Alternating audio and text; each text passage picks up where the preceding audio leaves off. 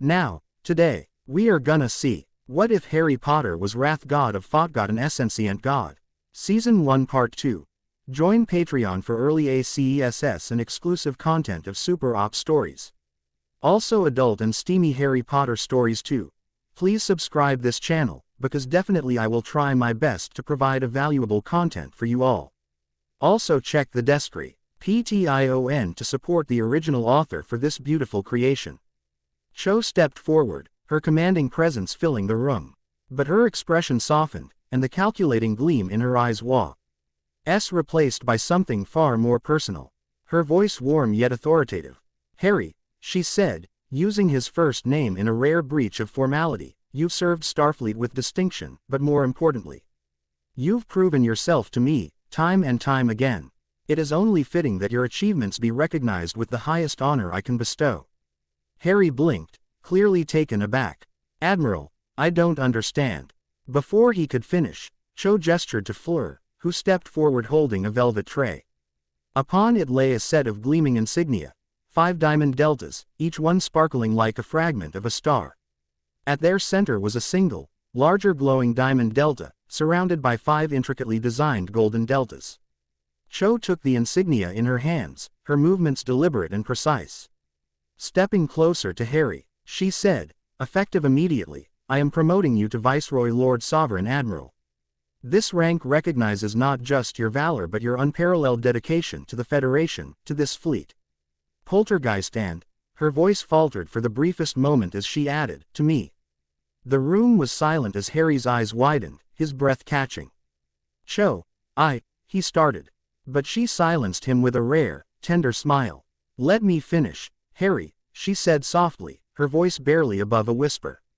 "You've carried the weight of command with honor, but I know the toll it has taken. This is not just a recognition of your service. It is a declaration of trust, my trust in you. Also, you will be leader of Poltergeist."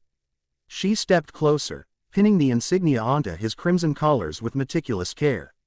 The diamonds caught the light, casting shimmering reflections across the room. When she finished, she stepped back to admire her work, her gaze lingering on him. "You look perfect," she said, her voice barely audible. Harry, still processing the gravity of the moment, found his voice. "Cho, I'm honored. But this," he gestured to the insignia, "this is beyond anything I could have imagined." Cho's lips curved into a gentle smile, and for the first time, her steely exterior seemed to melt entirely. "You've earned it, Harry. And if I may be honest, it feels right. Having you by my side. Not just as my second in command, but as..." She hesitated, her vulnerability showing for the briefest moment before she continued, her tone soft but firm. "As someone I deeply care for." Fleur and Luna exchanged knowing glances before stepping back toward the doors. Fleur spoke first, her French-accented voice smooth and amused. "We shall give you some privacy. Come, Luna." Luna, ever serene, added with her dreamy tone, "Love is a rare and beautiful thing. We wouldn't want to intrude." As the doors closed behind them, the room seemed to grow quieter, the air thick with unspoken emotions. Cho stepped closer to Harry, her gaze locking with his. "Harry," she said, her voice barely above a whisper now, "we've faced so much together, enemies, conspiracies, the weight of command. But in all of it, you've been my anchor. I want you to know that." Harry, his own emotions bubbling to the surface, reached for her hand. "And you've been mine," he admitted, his voice ice steady but laced with intense emotion. "I wouldn't have made it through without you." For a moment, neither of them spoke. Then, as if drawn together by an invisible force, Cho reached up, cupping his face gently, and pressed her lips to his, passionately kissing him as if there's no tomorrow. More importantly, it was a kiss that spoke of shared battles, unspoken feelings, and the promise of a future together. Even more any conflicts that will come their way, external or internal. When they pulled apart, Cho's eyes searched his, her voice soft but firm. "You're not just my second, Harry. You're my equal, and I'll do everything in my power to protect you, and us." Harry smiled, a rare, genuine loving smile that reached his eyes.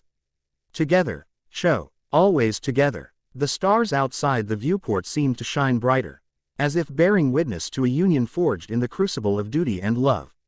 For the first time in a long while, both of them felt a glimmer of hope not just for the Federation, but for themselves.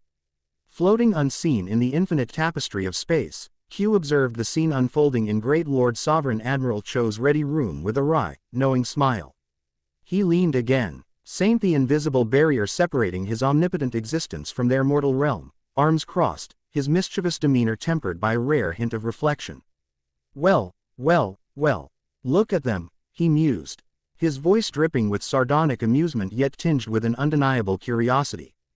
Two of Starfleet's finest, so blissfully unaware of the storm brewing just beyond their polished hull.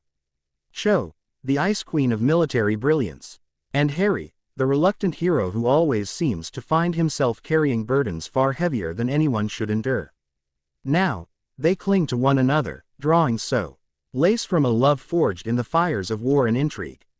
He tilted his head, his expression softening as Cho rested her head against Harry's chest, her crimson cloak flowing around them like a cascade of molten light. Harry's hand gently rested on her shoulder, his other brushing her raven black hair as if grounding himself in her presence. The heartbeat of a man who carries the Federation on his shoulders, Q murmured, his tone quieter now, and yet, it's that very heart that might betray him. Oh, Harry, you've made a choice to bind yourself to her, but have you considered the cost? Have either of you? Love is a powerful thing, dangerous, unpredictable. Even AQ knows that. His gaze shifted as he waved a hand, and the starry backdrop of space twisted and morphed into the shadowy depths of a secretive meeting room. There, agents of the Tal Shiar, the Obsidian Order, and Starfleet intelligence convened, their faces obscured by shadows and mistrust. Ah, and here we have the unholy trinity, Q said. His tone laced with mockery. The Tal Shiar, as ruthless and paranoid as ever, whispering schemes in the dark corners of the Romulan Empire. The Obsidian Order, cold and calculating. Their every move a blade in the back of someone unsuspecting. And Starfleet intelligence, oh, how the mighty have fallen. For all their talk of morality, they now conspire alongside their enemies, willing to sacrifice their own to maintain a grip on power. The scene in the meeting room became clearer. Holographic maps displayed Starfleet deployments, detailed schematics of Cho's fleet, and dossiers on Poltergeist team members. Divide and conquer, they say, Q continued, his tone mocking. They think themselves clever, plotting the downfall of Great Lord Sovereign Admiral Cho and her precious viceroy. As if their fragile alliance of distrust and mutual disdain could hold long enough to topple these two. He chuckled darkly. Oh, if only they knew the fire they're playing with. They think her tactical genius can be outmatched. That his unwavering loyalty can be exploited. But they underestimate the strength of a bond like theirs, a bond that's more dangerous than any fleet or phaser array. His gaze returned to the ready room. Harry had closed his eyes, his hand still gently tracing Cho's hair. She, in turn, allowed herself a moment of vulnerability, her breathing synchronized with the steady rhythm of his heart. And yet, Q mused, his tone turning contemplative, this love of theirs might also be their undoing. For as much as it strengthens them, it also makes them a target. And when the storm finally breaks, will they stand together, or will it tear them apart? Q straightened, his smile returning but now with an edge of mystery. Ah, but that's the beauty of it, isn't it? Watching mortals stumble through their grand dramas, hoping against hope that their choices will make a difference. You never fail to entertain me, Harry Potter and Cho. Let's see how you navigate this little chessboard I've laid out for you. With a snap of his fingers, the scenes vanished, leaving Q alone in the vastness of space. He chuckled softly, his voice echoing in the emptiness. Checkmate awaits, but whose will it be? Author's note. So the big question is, now the chessboard has been set and the pieces are in position, who will make the next move, or who will be next to fall? Do leave me a like, favorite and comment. Would really love to hear feedback from you. Here are the members of the Cho's personal Shadow Ops team. Captain Danko, Red Heat. Red Heat -1 by Nuance Art on DeviantArt. The Terminator X. The TX. Somewhere by Archelion on DeviantArt. Black Widow. Black Widow 2 by Kuda 1016 on DeviantArt. Captain Martin Walker, Spec Ops The Line. Match Ideas. Martin Walker by Chaos Servant 12345 on DeviantArt. Slade Wilson. Slade Wilson Doodle by The Fear Master on DeviantArt. Here's 2 songs to give you a hint to what's coming next. Harry Potter, in the end plus Wes. The game is afoot. On Knife's Edge. The hall is rented. The play is all set and ready. Grab your tickets everyone, you are in for a very long show, oh it might outlast your Coke and popcorn. On Knife's Edge. The chamber was cloaked in darkness, save for the dim glow of holographic displays that flickered against the cold, stone-like walls. It was a meeting place known only to the most clandestine operatives, far from prying eyes. Shielded by layers of encryption and secrecy, 3 figures stood at the triangular table, their faces partially illuminated by the ghostly light of their consoles. To the left was Commander Jiras of the Tal Shiar, her sharp Romulan features set in a mask of cold determination. Her black uniform bore no insignia, but her presence exuded authority and menace. Across from her, a Shad OWY figure in the traditional garb of the Obsidian Order, Gul Pretek, observed her with piercing, calculating eyes. His pale, Cardassian's visage was framed by the ridges of his people, and his voice carried the weight of quiet, menacing power. Between them, seated in the central chair, was a man shrouded in the anonymity of Starfleet intelligence. His uniform was nondescript, his face gaunt and pale from years of operating in shadows. He was known only as Director Wolf, though that was certainly not his real name. His calm demeanor masked the ruthless efficiency that had earned him his position. On the table before them hovered holograms of Great Lord Sovereign Admiral Cho and Viceroy Lord Sovereign Admiral Harry Potter, their respective files dissected and analyzed in agonizing detail. Red markers highlighted perceived weaknesses, potential vulnerabilities, and personal connections. Wolf's voice broke the silence, smooth and clipped. We all understand what these two represent. The Federation, as it stands, has always relied on balance. Cho and Potter upset that balance. Their rise is too meteoric, their influence too pervasive. Left unchecked, they will reshape Starfleet and the Federation to their image. Jiras tilted her head, her green-tinted lips curling into a smirk. The Tal Shiar sees their rise as an opportunity. A united Starfleet under their command poses a significant threat to the Romulan Star Empire. But it also presents opportunities for division, if exploited correctly. Pretek folded his hands on the table, his voice a low growl. The Obsidian Order agrees. These two have consolidated too much power too quickly. Their influence spreads like a disease, infecting Starfleet's chain of command with their ideals. They've even taken our Romulan general, a valuable asset, into custody. Wolf nodded, his icy demeanor unchanging. And now they hold the Borg device. A weapon of incalculable potential. The question is not whether they are dangerous but how we neutralize them without turning them into martyrs. Jiras leaned forward, her sharp eyes glinting in the dim light. You speak of neutralization. The Tal Shiar prefers disintegration. Their power lies not just in their ranks but in their image. Destroy their reputations, and the Federation will do the rest. Pretek interjected, his voice measured. Reputation alone will not suffice. Cho and Potter are symbols, yes. But they are also tacticians. They will not falter because of rumors. No, we must strike at their foundations, divide them, isolate them, and exploit their weaknesses. Wolf's lips curled into a thin smile. Precisely. And their weaknesses are clear. Cho's unyielding ambition blinds her to the human cost of her actions. Potter, for all his skill, is still deeply sentimental. He values loyalty, camaraderie, and trust, tools we can twist to our advantage. Jiras tapped a control on the table, bringing up a series of dossiers. Cho's relationship with Potter is new, fragile. It could be turned against them. Plant seeds of doubt. Make them question each other's motives. Use their subordinates, this so-called Team Poltergeist, to amplify the division. Pretek added, and then there's the Borg device. It's both their greatest asset and their Achilles heel. With the right sabotage, it could be made to look as though they've jeopardized the entire Federation. Public outcry would force Starfleet to remove them. Quote, Wolf steepled his fingers, his cold eyes gleaming. And while they're distracted by their personal and professional struggles, we strike.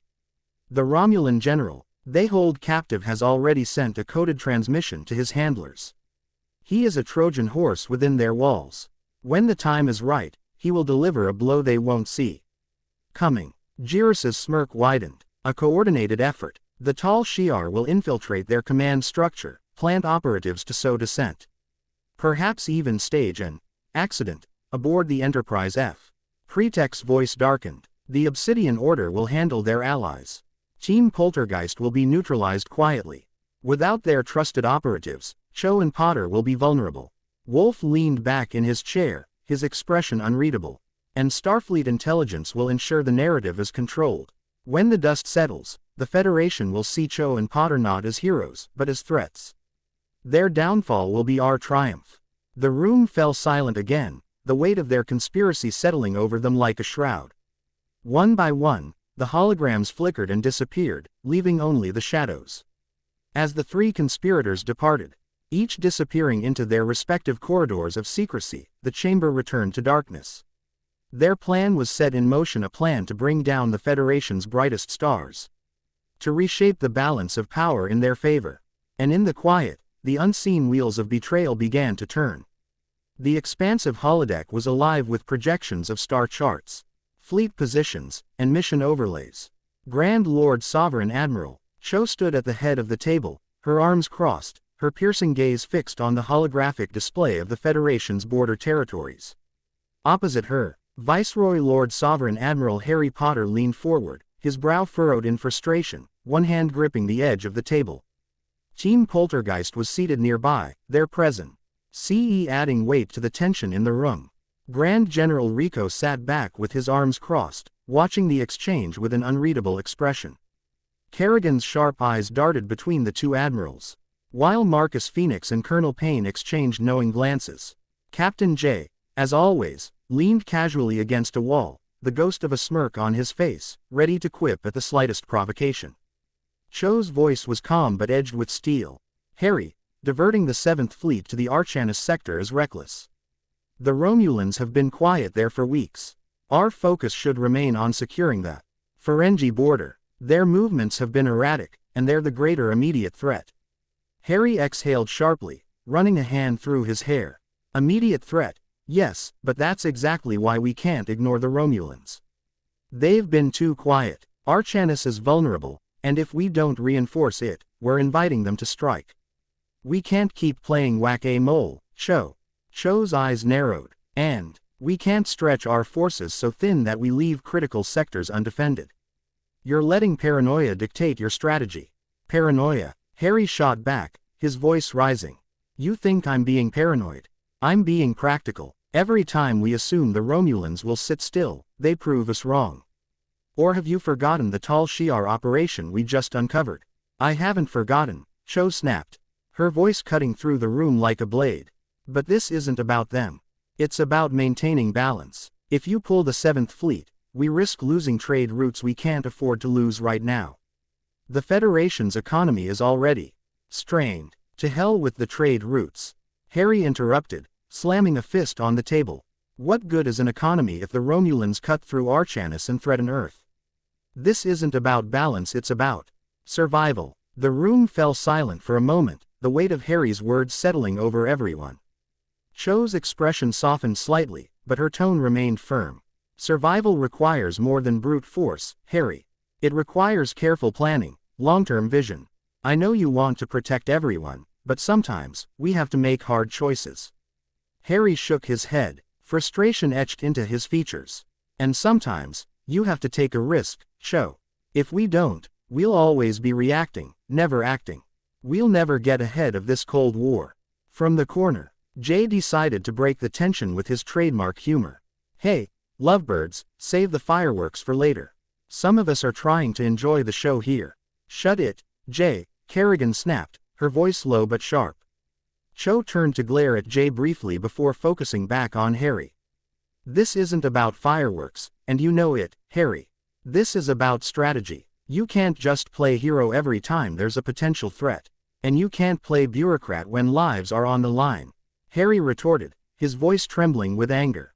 Cho's eyes flashed. I am not a bureaucrat. I'm trying to save this damn Federation while keeping it intact. And I'm trying to save it before it falls apart. The room was thick with tension, the silence deafening as the two locked eyes, neither willing to back down. Finally, Rico cleared his throat, his rough voice breaking the stalemate.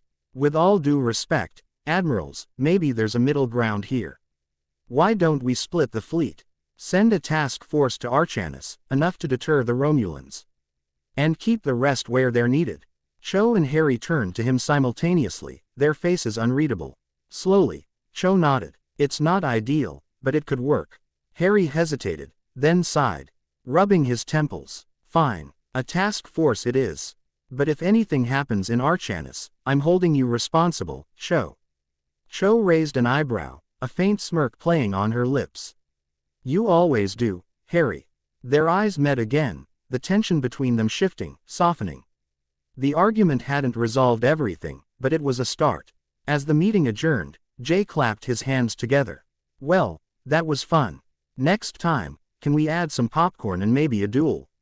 Really spice things up. Cho shot him a withering glare. Captain Jay, I suggest you focus on the mission briefing instead of your stand-up routine. Whatever you say, ma'am, Jay quipped, saluting with exaggerated flair. As the team filed out, Harry lingered for a moment, his gaze meeting Cho's once more. We're not done with this, he said quietly. I wouldn't expect us to be, Cho replied, her voice soft but firm. For all their disagreements, one thing was clear: they made each other stronger, even in the heat of conflict. The air in the room felt heavy, laden with unspoken tension. Holographic projections of the Borg device rotated in the center of the table, its eerie green glow casting strange shadows on the walls. To one side, the captured Romulan general's profile hovered, flanked by intelligence reports. Great Lord Sovereign Admiral Cho stood with her arms folded, her icy gaze locked on the display.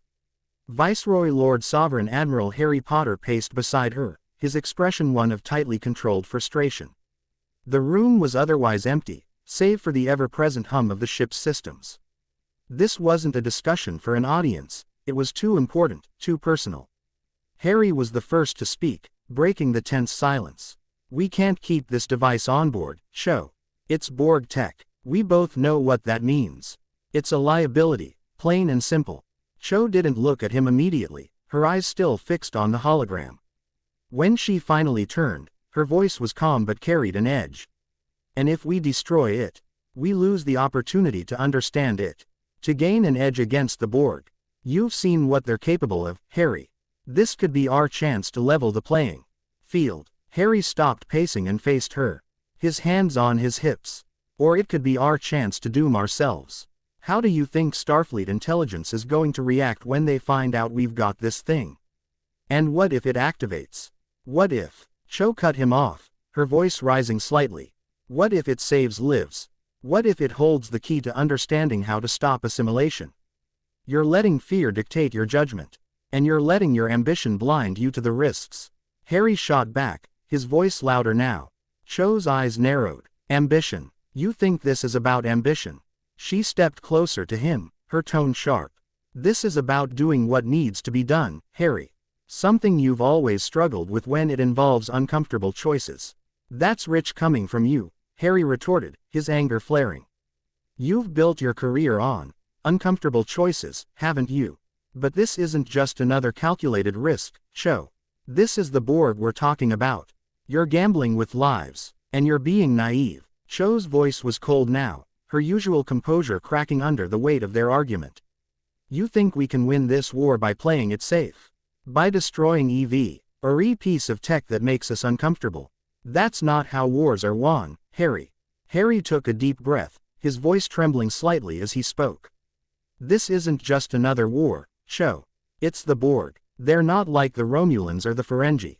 You can't outthink them, outmaneuver them. They adapt, they consume, they destroy, and that's exactly why we need to understand them. Cho countered, her voice rising. If we destroy this, we're giving up any chance of gaining an advantage. How many more people have to die before you realize we can't keep fighting them with outdated tactics and technology? Harry shook his head, his frustration boiling over. And what about the Romulan general? You want to keep him on board too? Let me guess, he's a resource we can't afford to waste. Cho's lips pressed into a thin line. He's a source of intelligence, Harry. If we can get him to talk, he could give us invaluable information about Romulan operations. Information that could save countless lives. And what happens when he escapes? Harry challenged, his voice hard. Because you know he'll try. And if he succeeds, he'll take everything he's learned about us back to his people. Have you thought about that? I've thought about everything, Cho snapped, her tone icy. Unlike you, I don't let paranoia dictate my decisions. Harry's jaw clenched, his voice dropping to a dangerous quiet. Paranoia, is that what you think this is? I call it caution, Cho. Caution that's kept us alive so far. The room fell into a tense silence, the two of them standing just feet apart, their emotions laid bare. Finally, Cho exhaled, her voice softer but no less firm. Harry, I understand your concerns. But sometimes, the greater risk is inaction. If we don't take these opportunities when they present themselves, we'll always be one step behind our enemies. And sometimes, Harry replied, his voice equally quiet, the greater risk is taking the wrong opportunity and paying the price for it later. They stared at each other, the tension between them a mix of professional conflict and the deep, unspoken bond they shared. After a long moment, Cho spoke again, her voice almost a whisper. We're not going to agree on this, are we? Harry shook his head, his expression softening slightly. No, but that doesn't mean I don't trust you, Cho. I need you to trust me, too. Her gaze softened, the steel in her eyes giving way to something warmer. I do trust you, Harry. But trust doesn't mean blind agreement. They stood there for a moment longer, the weight of their positions and their relationship hanging between them. Neither had won the argument, but neither had lost either. It was the nature of their partnership challenging, intense, but ultimately stronger for it. The third eve, Ning aboard the USS Enterprise F was meant to be quiet, at least for two of its most decorated officers. Vice Admirals Fleur Delacour and Luna Lovegood sat comfortably in Grand Sovereign Admiral Cho's opulent ready room. Its decor a masterpiece of elegance and authority. Soft golden lights illuminated walls adorned with Federation banners, the Starfleet insignia emblazoned with brilliant diamond inlays. And holographic art that seemed to shift subtly with every glance. The long mahogany dining table gleamed, set with dishes of vibrant Andorian delicacies and Terran cuisine, their aromas blending into an enticing medley. Luna, this Andorian fireleaf salad is delightful, Fleur remarked, her French accent laced with approval as she sipped a sparkling Badgeran spring wine. Cho certainly spares no expense when it comes to dining. Luna nodded, her serene demeanor slightly distracted as she carefully examined her plate. The texture's fascinating. It's almost as though the leaves whisper stories of their harvest. Before Fleur could respond, the doors to the ready room slid open with a hiss, and the serene atmosphere shattered. Cho stormed in first, her long crimson cloak sweeping behind her like a thundercloud. Her eyes blazed with fury, her voice sharp and commanding. Harry followed close behind, his face equally stormy, his stride purposeful. For the last time, Harry, the food on deck 4 is not that bad. Cho snapped, spinning around to face him. It's sustenance, not a luxury. 5-course meal. Harry threw his hands up, his voice rising to match hers. Oh, sure, says the person whose ready room is practically a floating palace. You think I can just eat that gray sludge they call nutritional paste? I'm not asking for decadence, just something edible. Fleur and Luna exchanged amused glances, each subtly leaning back in their chairs as the heated debate unfolded. Do you know what I had for breakfast on deck 2? Cho countered, her voice dripping with sarcasm. A ration bar, Harry. If I can manage that, you can handle deck 4's cafeteria surprise. Harry stepped closer, his eyes narrowing. A ration bar, you chose that, Cho. I don't see anyone forcing you to eat it. Meanwhile, I'm trying to keep my strength up to handle the chaos you keep throwing at me. Oh, chaos, Cho shot back. Last I checked, I'm not the one who insisted on wrestling with Klingons during downtime. That's training, not chaos. Their voices rose in a cacophony of indignation, the energy between them almost tangible.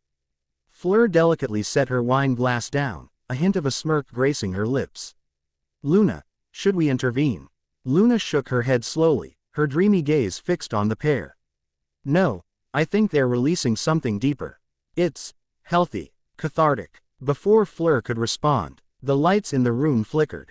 A sudden chill swept through the air, silencing all conversation. The atmosphere turned oppressive, and a low, guttural growl echoed from the shadows. What in the name of the stars? Harry began, but his voice faltered as the darkness in one corner of the room seemed to shift, coalesce, and take shape. From the depths of the void emerged a being unlike any they had seen before. Its form was amorphous, a roiling mass of inky blackness interwoven with faint, fiery tendrils. Its eyes or what passed for them glowed with an unnatural red light. And its very presence sent an almost paralyzing wave of terror through the room. "You meddle where you do not belong," the creature hissed, its voice like the grinding of stone. "The foe, our Godden ones, do not take kindly to your ascension. Your light shall be extinguished." Cho and Harry, so fierce in their earlier argument, now found themselves rooted to the spot, their breaths shallow as icy fear gripped their hearts. Even Fleur and Luna, veterans of countless battles, felt their hands tremble, their minds struggling to comprehend the creature's power. Then, without warning, a brilliant light erupted from Harry and Cho. It began as a soft glow radiating from their chests but quickly surged outward like a tidal wave of pure, blinding energy. The light filled the room, disintegrating the shadowy creature with a bone-chilling scream, leaving behind only silence. But the light did not fade. It clung to Cho and Harry, illuminating their faces like a divine aura. Their eyes met, and for a brief moment, they found strength in each other. "It's not over," Cho whispered, her voice steady despite the lingering chill. As if in response, the ship's alarms blared. The room's doors burst open, and a squad of Klingon Fekiri demons swarmed in, their monstrous humanoid forms snarling and shrieking with otherworldly rage. Harry reacted first, drawing his weapon with lightning speed. "Fekiri," he shouted, firing at the nearest demon. His phaser blasts burned through their shadowy forms, but for every one that fell, two more took its place. Cho stood beside him, her plasma phaser in hand, her movements precise and lethal. "Luna, Fleur, defensive positions," she barked, her command snapping the Vice Admirals into action. Luna's calm demeanor shifted into one of icy resolve, as she unleashed a burst of energy from her wrist-mounted disruptor, each shot striking true. Fleur moved like a dancer, her phaser a blur as she took down demon after demon. The Fekiri fought savagely, their claws rending through furniture and their howls shaking the walls. But the light emanating from Harry and Cho seemed to burn them, forcing the creatures to keep their distance. "We can't hold them off forever," Fleur shouted over the chaos, her voice tinged with urgency. Cho glanced at Harry, their earlier argument forgotten. "We don't need to hold them forever," she said, a fierce determination in her eyes. "Just long enough to show them why they should fear us." And together, they stood against the tide, their combined light pushing back the darkness, a beacon of hope in the face of overwhelming evil. The battle was far from over, but in that moment, they were unstoppable. The klaxon screamed through the hulls of the Enterprise F, the red alert lights casting the corridors in a hellish glow. Across every deck, chaos erupted as the Fekiri, a nightmarish legion of Klingon hellspawn, manifested in droves. Their forms, a grotesque blend of fire, smoke, and jagged bone, filled the air with an oppressive stench of sulfur and decay.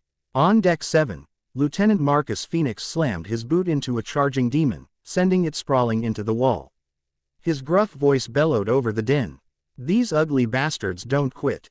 Rico, what's the plan?" In the heart of the ship, Grand General Rico stood on a makeshift command platform in the main armory, his voice cutting through chaos like a drill sergeant on a battlefield. "Team Poltergeist, you know the drill. Divide and conquer. Major Payne, take your squad to engineering. Colonel Kerrigan, secure the bridge. Phoenix, you, with me. Deck 9's crawling with these hell beasts." Major Payne grinned, his deep southern drawl filled with grim determination as he barked at his squad. "Move your butts, rookies. Let's show these demons what hell really looks like." Quote, Colonel Kerrigan, her calm yet commanding tone unshaken, rallied the security officers around her. "To the bridge, focus fire on their joints. They may be demons, but they bleed when you hit them hard enough." In main engineering, Colonel Payne led his team into the sprawling engine room, only to find it swarming with Fekiri reinforcements. The lead demon snarled, its massive, flaming axe raised high. "Looks like we've got ourselves a welcoming party," Payne shouted, his phaser rifle blazing. "Light 'em up." His team opened fire, the concentrated phaser blasts illuminating the dark, smoke-filled chamber. One of the creatures leapt toward a young ensign, its claws extended, but Payne intercepted it with a brutal kick, followed by a point-blank shot to its head. "You pickin' on my crew?" Payne growled. "Big mistake, demon boy." The engine's core throbbed ominously, and Payne noticed a cluster of demons attempting to sabotage it. "Oh, no, you don't," he yelled, hurling an explosive charge into their midst. The resulting blast sent fire and ash cascading through the chamber, the core safe for now. On the bridge, Colonel Kerrigan's squad burrs onto the bridge to find Captain Hermione Granger locked in a standoff with 3 towering Fekiri warriors. Her plasma staff was a blur of motion as she deflected their fiery attacks. "Reinforcements, finally," Hermione called, her British accent steady despite the chaos. Kerrigan nodded, her disruptor rifle snapping to life. "Cover her. Take out the flanks." The squad moved in a synchronized dance of precision and firepower. Hermione used her agility to keep the demons occupied, while Kerrigan's tactical prowess dismantled their ranks. As the last of the bridge invaders fell, Hermione wiped sweat from her brow. "Thank you, Colonel. The bridge is secure, but this isn't over." Kerrigan tilted her head, listening to the constant reports flooding in. "You're right. We need to link back up with Rico and Harry. The real fight's just beginning." Meanwhile on Deck 9, Rico and Phoenix fought back to back, their combined strength mowing through waves of Fekiri. Phoenix let out a guttural as he blasted a demon into a molten puddle. "Starting to feel like home, Rico," he quipped. "Save the jokes for later, Phoenix," Rico barked, unloading a grenade into a cluster of advancing demons. "We've got civilians to protect on this deck. Get your head in the game." The pair pushed forward, rallying the terrified crew with shouts of encouragement. "If you can hold a weapon, stand your ground," Rico commanded. "This is our ship, not their playground." In the midst of the inferno, Cho and Harry moved like twin storms, their brilliant light a shield against the encroaching darkness. They fought together with unmatched precision, their movements almost a dance as they obliterated anything in their path. "These things are everywhere," Harry shouted, his voice raw from exertion. "We need to regroup." Cho's voice cut through like a blade. The crew was scattered were their only hope of survival. "Focus, Harry, we can't falter now." Suddenly, a piercing howl echoed through the ship, and the air grew heavier. From the shadows emerged the larger, stronger Fekiri brethren towering monstrosities with molten blades and jagged armor. The largest among them pointed its burning sword at Cho and Harry. Its voice a guttural snarl. "You cannot win. Your light will fail." Harry's grip on his weapon tightened, and he stepped forward. "You don't know us very well, do you?" Cho raised her plasma rifle, her eyes blazing with determination. "Let's show them why they should fear the Enterprise F." As word of Cho and Harry's defiance spread, the crew rallied. Poltergeist's example ignited courage in every officer and ensign. From the armory to the medical bay, together, they pushed back the darkness, their unity shining brighter than any weapon. But the battle was far from over. The Fekiri were relentless, their hatred a palpable force. And as the ship trembled under the weight of the assault, one thing became clear: this was a fight not just for survival but for the soul of the Federation itself. The Enterprise F trembled as the Fekiri's relentless assault intensified. Across every deck, the crew fought valiantly, but the Fekiri commanders and their veteran demons brow a new level of fury and cunning to the fray. In the armory, Fleet Commodore Hermione Granger hunched over a console, her brow furrowed in concentration. The air crackled with tension as she worked to recalibrate the phaser settings. Her engineering staff surrounded her, their movements frantic as the sound of distant explosions grew louder. "Commodore, we're losing containment on Deck 12. An ensign reported, her voice trembling. Hermione didn't look up, her fingers flying across the controls. "Tell Poltergeist to hold their ground. These new Fekiri are adapting too quickly to standard phasers. If we don't get this split beam enhancement online, they'll overrun us within the hour." Behind her, Colonel Kerrigan stood guard, her disruptor rifle aimed at the entrance. "They're not going to give us an hour, Granger. Hurry it up." Suddenly, the bulkhead doors buckled, and with a deafening roar, a squad of Fekiri veterans stormed in. Their grotesque forms were covered in spiked, blackened armor, and their glowing red eyes burned with malice. At their head was a Fekiri commander, wielding a massive, flaming halberd that radiated unholy energy. "Commodore, incoming," Kerrigan shouted, opening fire. The split-second warning allowed Hermione to dive behind a console as the first blast of the halberd scorched the ground where she had been standing. "I need 2 more minutes," she yelled, her voice tinged with urgency. Kerrigan's voice was ice-cold and focused as she barked orders to the security officers flanking her. "Suppressive fire. Keep them away." From the Commodore, phaser fire filled the room. But the Thackeray veterans were faster and more coordinated than their predecessors. They weaved through the barrage, their hellish weapons slicing through cover and walls alike. One demon lunged at Kerrigan, its claws aimed for her throat. She sidestepped with practiced precision, driving the butt of her rifle into its jaw before unloading a burst of disruptor fire into its chest. "These aren't grunts, they're veterans. Stay sharp." Hermione peeked over her cover, her sharp mind racing. The Thackeray commander locked eyes with her, its guttural voice booming. "Your technology cannot save you, mortal. We are eternal." Hermione's lip curled in defiance. "Eternal or not, you're about to have a very bad day." She slammed the final sequence into the console and shouted, "It's done." Phaser arrays across the ship are now split beam capable. The nearest security officer adjusted his weapon and fired. The beam split into 3 precise arcs, striking multiple demons simultaneously. The Thackeray reeled, their defenses faltering for the first time. Kerrigan grinned, her tone sharp and confident. "Nice work, Commodore. Let's see how they like the new settings." The Thackeray commander snarled, raising its halberd, "You will not escape judgment." Before it could strike, the doors behind the demons blasted open, revealing Marcus Phoenix and Colonel Payne.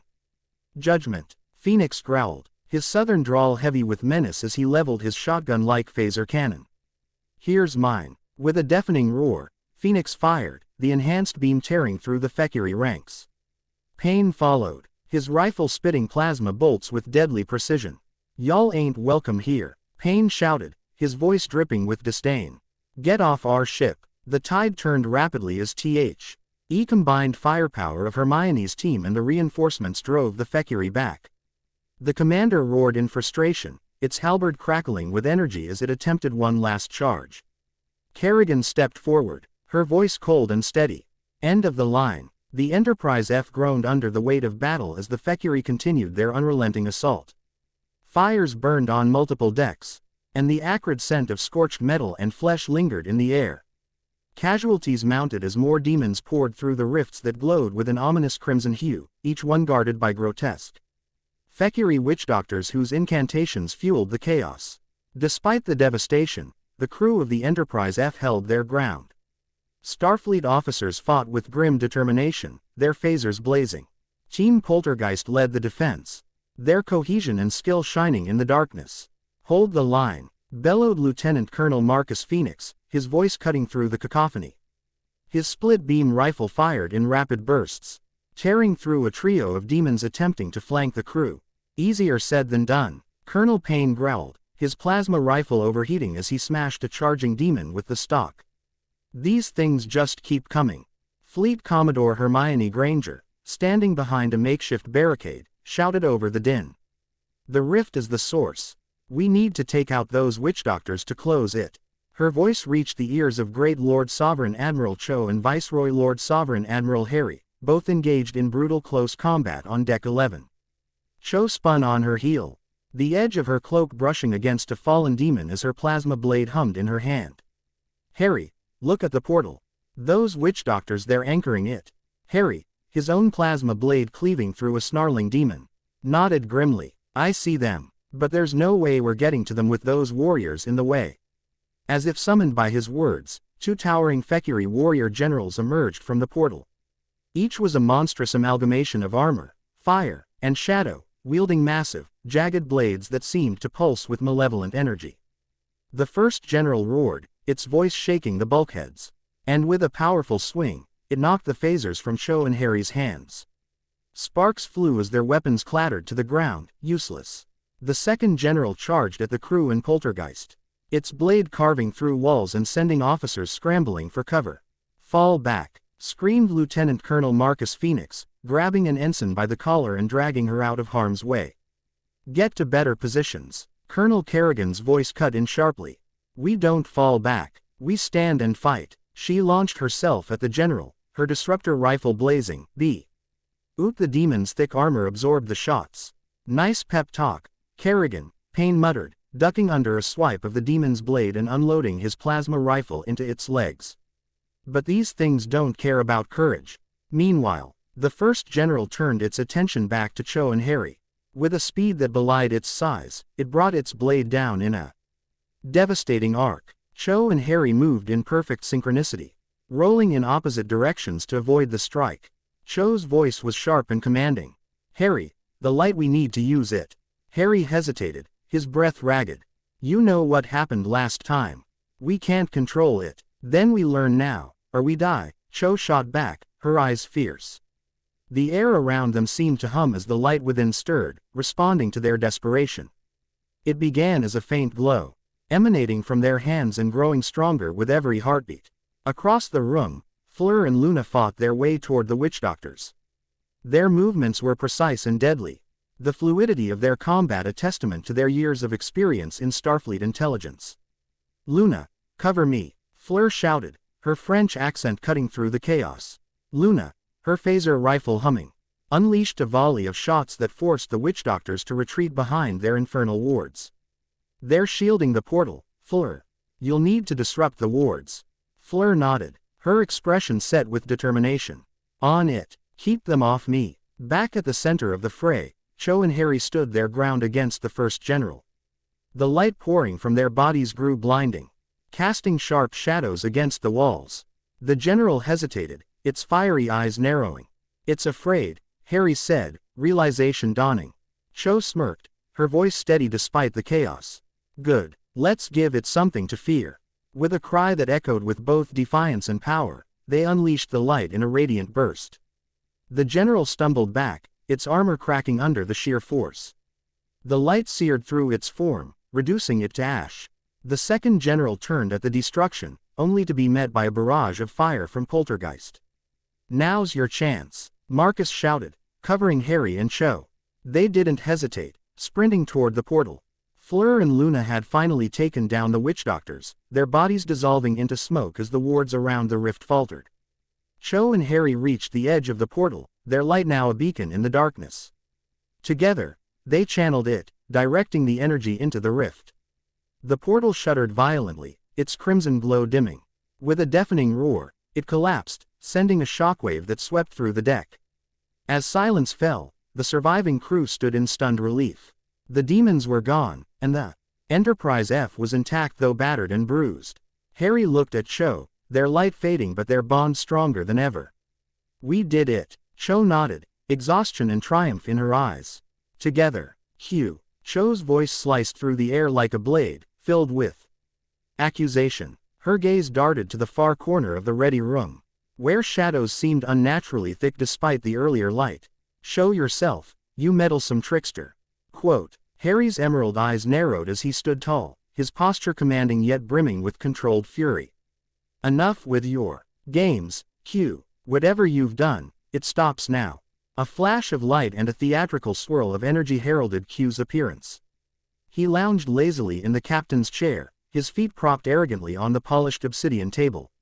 He wore a bemused smile, his usual smugness radiating in waves.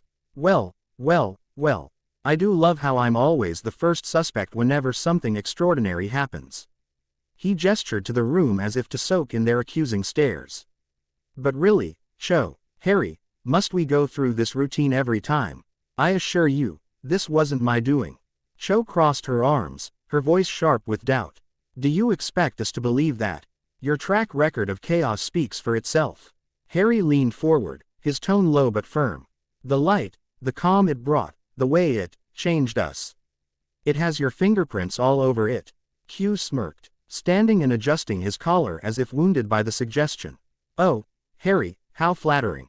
But no, this wasn't me. I'd never be so subtle.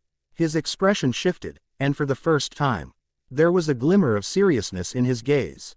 No, my dear star-crossed admirals, what you experienced came from far beyond even my considerable power. Cho's brow furrowed, her skepticism unwavering. Beyond you. What game are you playing now, Q? Not a game, Q replied, his tone uncharacteristically solemn. He took a step toward them, his usual mockery replaced with an edge of caution. What touched you? What transformed you? Is something older than time, older than space, older than this very universe itself. Even I tread carefully around such forces. Harry exchanged a glance with Cho, his hand instinctively brushing the faintly glowing delta on his collar. What are you saying? That we've been chosen? Q chuckled dryly. Oh, Harry, always so eager to put a label on things. Chosen is too simplistic. Let's just say you've been noticed. Noticed by what? Cho demanded, her voice icy. Q's smile faded, and for the first time, he seemed almost reluctant to answer. By Poe, words that exist beyond the petty squabbles of mortals and immortals alike. Powers that see you as instruments or perhaps experiments. Forces that weave the threads of existence itself. Cho's expression hardened. If what you say is true, then what's the cost? Such gifts never come without strings attached. Q's eyes sparkled with a strange mixture of amusement and respect. Ah, Cho, always the sharp one. You're correct, of course. There's always a cost. And this gift you've received, this living starlight coursing through your very being, will demand a price. What that price is, however, remains to be seen. Harry stepped forward, his voice firm. If you know something, Q, you need to tell us now. We won't be your pawns. Q shrugged, spreading his arms in mock innocence. Oh, Harry, oh, you think I'm the one pulling the strings this time? How quaint. His tone grew serious again, his eyes narrowing. But take my advice. Tread carefully. This power, this light within you, will burn brighter than you can imagine. But even stars can collapse into black holes. The room fell silent, the weight of his words settling over them like a heavy cloak. Cho, her voice steady, broke the silence. If we're to pay a price, we'll face it on our terms. Nothing will dictate our fate.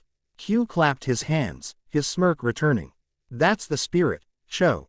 Bold, defiant, utterly predictable. He sighed theatrically. Well, I've done my part. Consider this your warning, free of charge. For now, I'll leave you to bask in your newfound brilliance. With another flash of light, Q vanished, leaving behind an uneasy stillness. Harry turned to Cho, his jaw tight. Do you believe him? Cho's gaze lingered on the spot where Q had stood, her expression unreadable.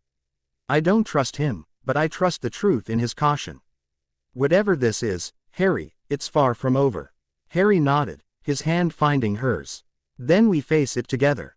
No matter the cost. Their grips tightened, the faint glow of their cloaks casting a soft radiance between them as they prepared to confront whatever awaited them in the unknown depths of their shared destiny.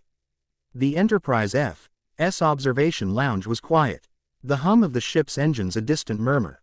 Through the panoramic windows, the Bajoran wormhole shimmered in the distance, its serene beauty a stark contrast to the chaos brewing in the sector. Great Lord Sovereign Admiral Cho stood at the head of the conference table, her arms crossed, the glowing golden light emanating from her face casting long shadows across the room.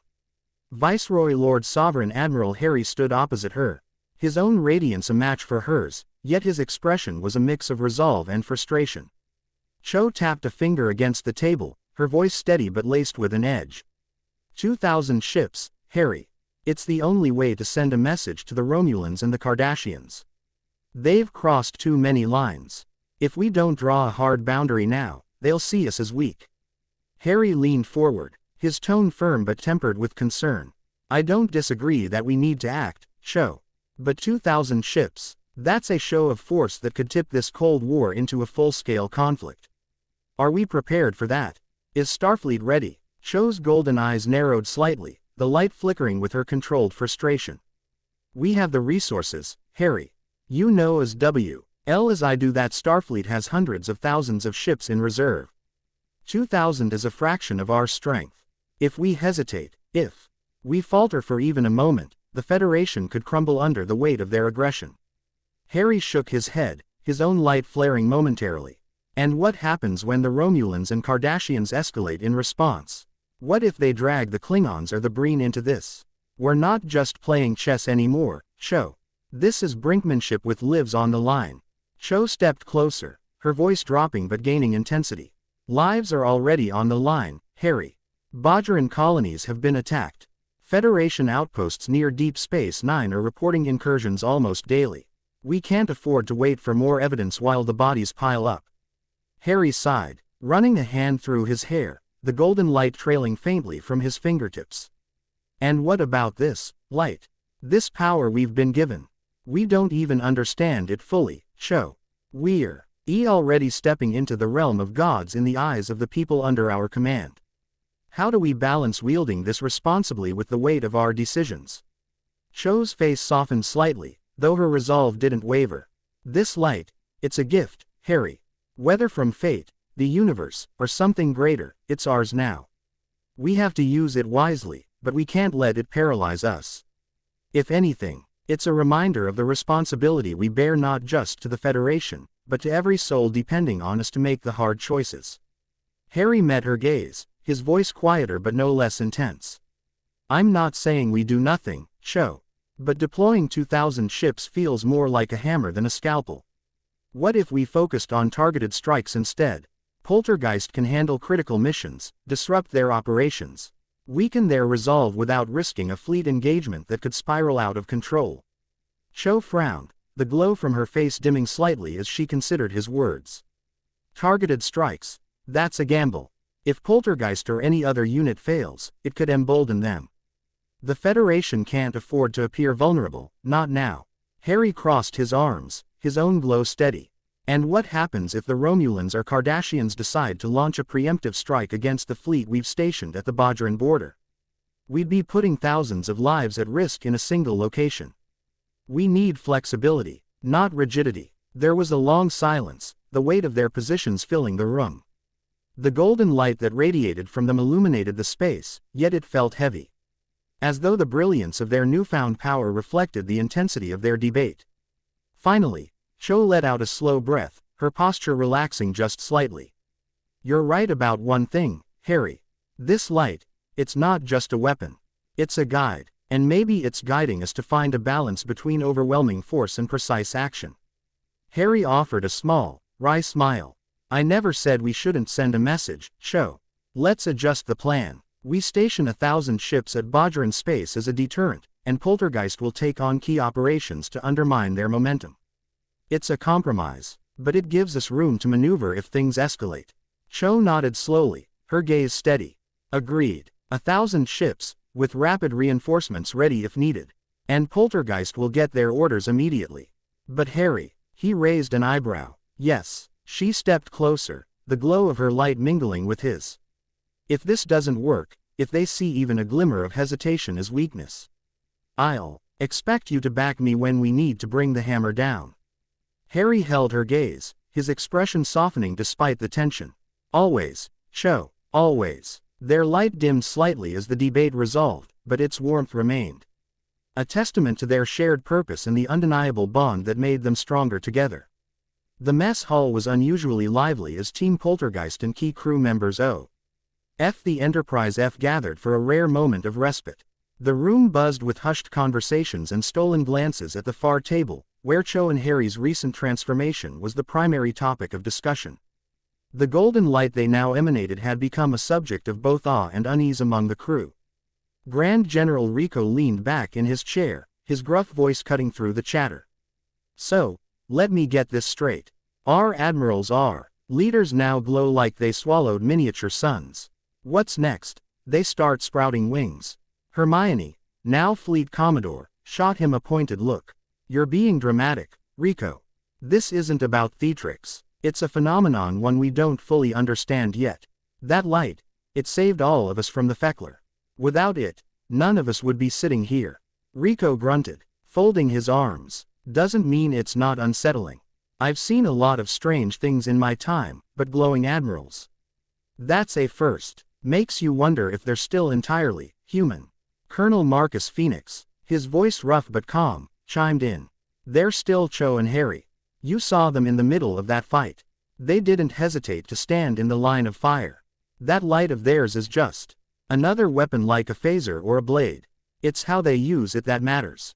Sarah Kerrigan, now a colonel herself, tapped her fingers on the table, her tone thoughtful. It's more than a weapon, though. That light, it felt alive. When it flared up, I swear I could feel it, not just the heat or the brightness, but something deeper. It wasn't just power. It was purpose. Captain J, his voice laced with his usual charm, smirked. Purpose? Huh. All I know is, I wouldn't mind borrowing a bit of that glow for my next mission. Might make me look even better under the spotlight.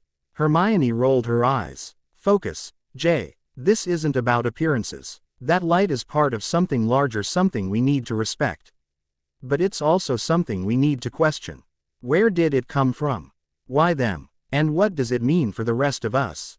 Colonel Payne, ever the pragmatist, interjected with his deep, no-nonsense tone. It means we follow orders, same as always. Cho and Har, why have proven themselves time and time again. Whether they're glowing or not, they've earned our loyalty. Period. A lieutenant commander nearby, emboldened by the conversation, spoke up hesitantly. Quote, but what if this light changes them? What if it starts to affect their judgment? They're already under immense pressure. Could this, whatever it is, make them less like the leaders we know and more like? Hermione cut him off, her voice firm but kind. More like what? Gods, heroes, monsters. They're still Cho and Harry. If anything, this light has amplified who they already are. Cho's strategic brilliance, Harry's unwavering sense of justice, they've only become more pronounced. But yes, there's risk. That's why we stay vigilant. Not out of mistrust, but out of respect for the weight they carry. Kerrigan leaned forward, her eyes narrowing slightly. And what happens when that weight becomes too much? What happens if the light burns too brightly and blinds them or us? The group fell silent, the weight of the question settling over them. Rico finally broke the silence, his voice quieter than usual. Then we do what we've always done. We stand together. Poltergeist doesn't just follow orders, we protect each other. If that light becomes a danger, we deal with it together. Until then, we do our damn jobs. Marcus nodded, his expression grim but resolute. And we trust them. They've earned that much. The conversation turned contemplative, the crew reflecting on the challenges ahead. Yet, beneath the unease and uncertainty, there was an unshakable sense of loyalty and debt. Emanation, a belief that no matter how bright the light, they would stand as a team, ready to face whatever came next. The hum of conversation in the mess hall suddenly dropped into a heavy silence. All eyes turned toward the far corner, where a figure stepped out of the shadows, his presence commanding and unmistakable. High Fleet Admiral Benjamin Sisko, veteran of the Dominion War, emissary of the Prophets, and a living legend within Starfleet. His uniform bore the scars of countless battles in the form of pristine medals, but it was his piercing gaze that silenced the room. Sisko's voice was steady, measured, but it carried the weight of authority. You all have quite the conversation going here. He glanced around, his eyes landing on the key figures of Team Poltergeist and the senior crew of the Enterprise F. It seems the topic of Cho and Harry's light has you divided.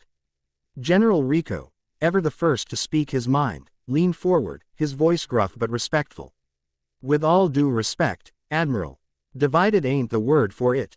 We're trying to figure out if this light of theirs is a blessing, a weapon, or a damn liability.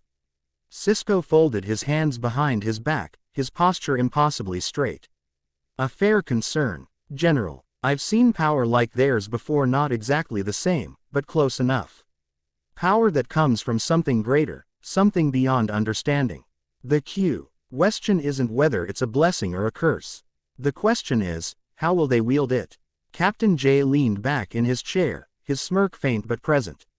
You've been around, Admiral. Seen some wild stuff, I bet. So, what's your take?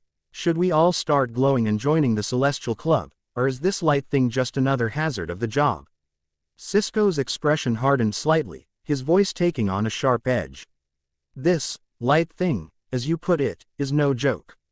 Power changes people, Agent. It magnifies what's already there.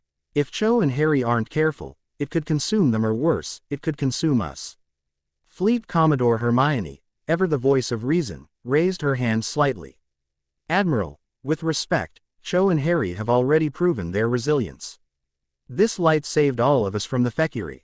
It's not just power, it's something more. Something pure. Sisko's gaze softened, but only slightly. Purity doesn't make it safe, Commodore. The prophets taught me that even The most sacred forces can be destructive if mishandled. Cho and Harry may have the best intentions, but intention doesn't always translate to wisdom. Colonel Kerrigan, her voice cold but calm, interjected. And yet, Admiral, you of all people should know that power doesn't always corrupt. Sometimes, it refines, it sharpens. Cho and Harry aren't just wielding this light, they are the light. That's not something you walk away from lightly. Sisko stepped closer to the table, his voice dropping to a near whisper that forced everyone to lean in. You're right, Colonel, they can't walk away from this. But you've all seen what happens when power blinds its bearer. It creates cracks, and cracks are all the enemy needs. Colonel Marcus Phoenix, his gruff voice steady, responded. With all due respect, Admiral, they've been through hell and back. If anyone can handle this, it's them. And if they stumble, Poltergeist will catch them. That's what we're here for. Sisko's gaze lingered on Phoenix for a moment before nodding slightly. Good, because they'll need you more than ever. And not just for battle. They'll need people who can remind them who they are, who they were before all of this. Grand General Rico grunted, crossing his arms. So, what's your solution, Admiral?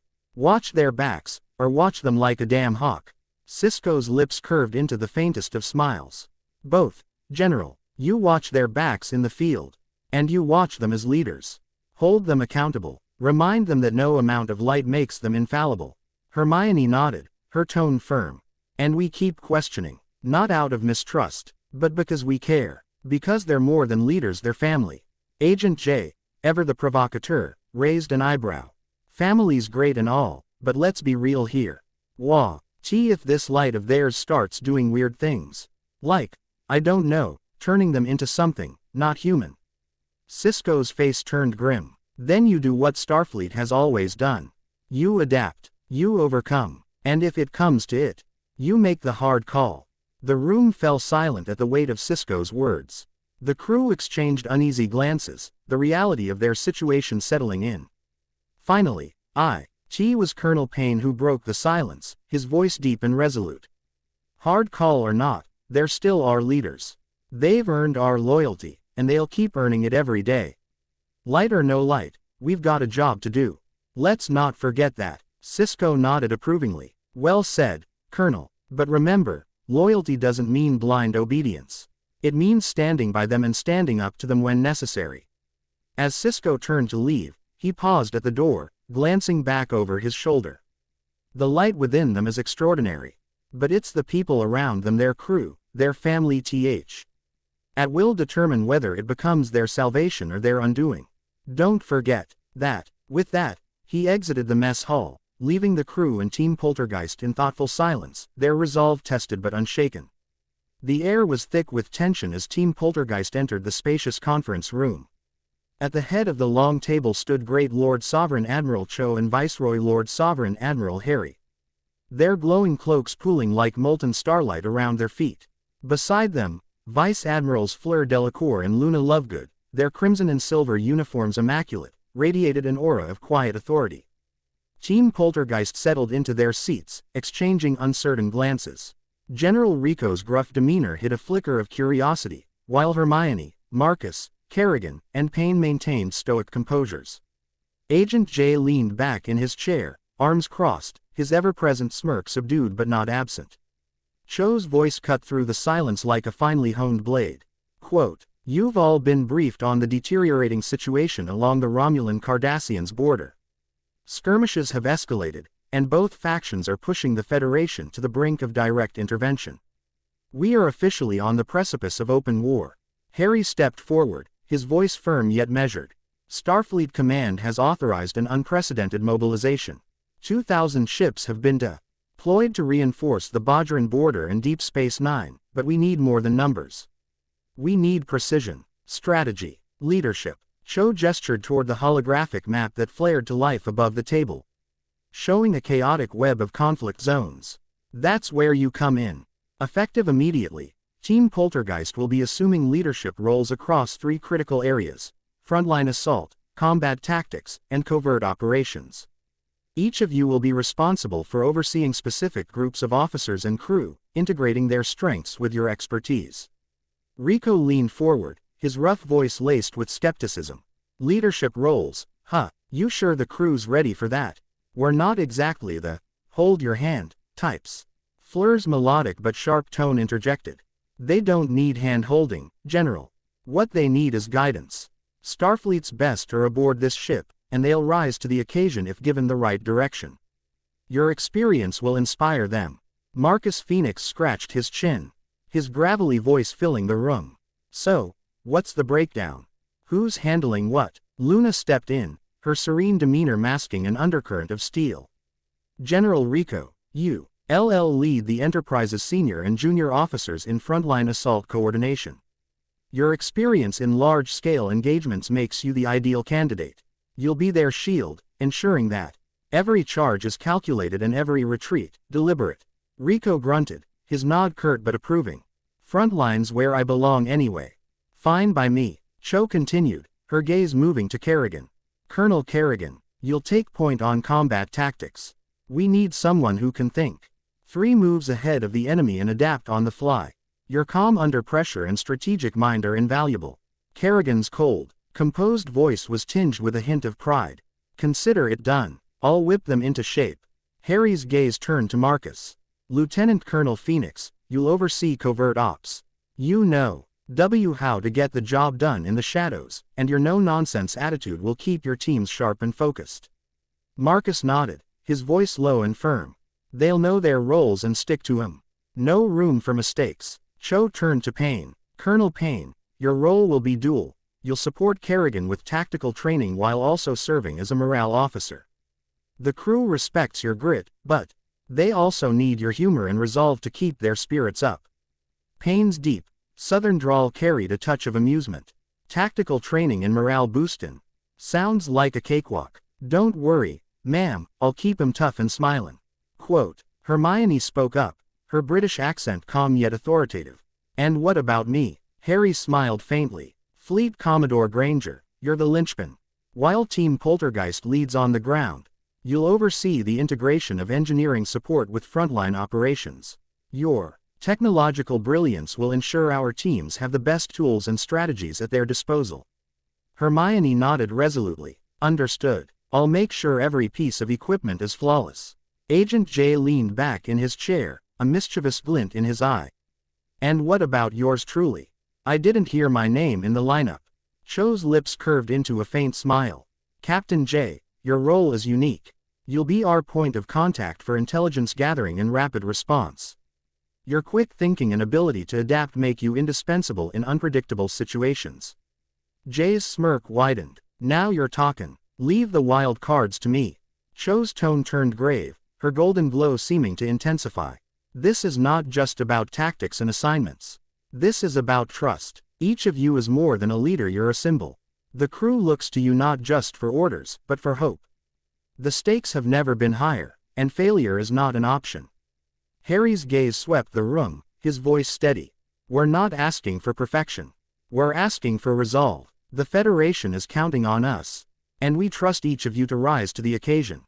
The room fell silent as the weight of their words sank in. Finally, Rico broke the tension with a gruff chuckle. Well, looks like we've got our work cut out for us.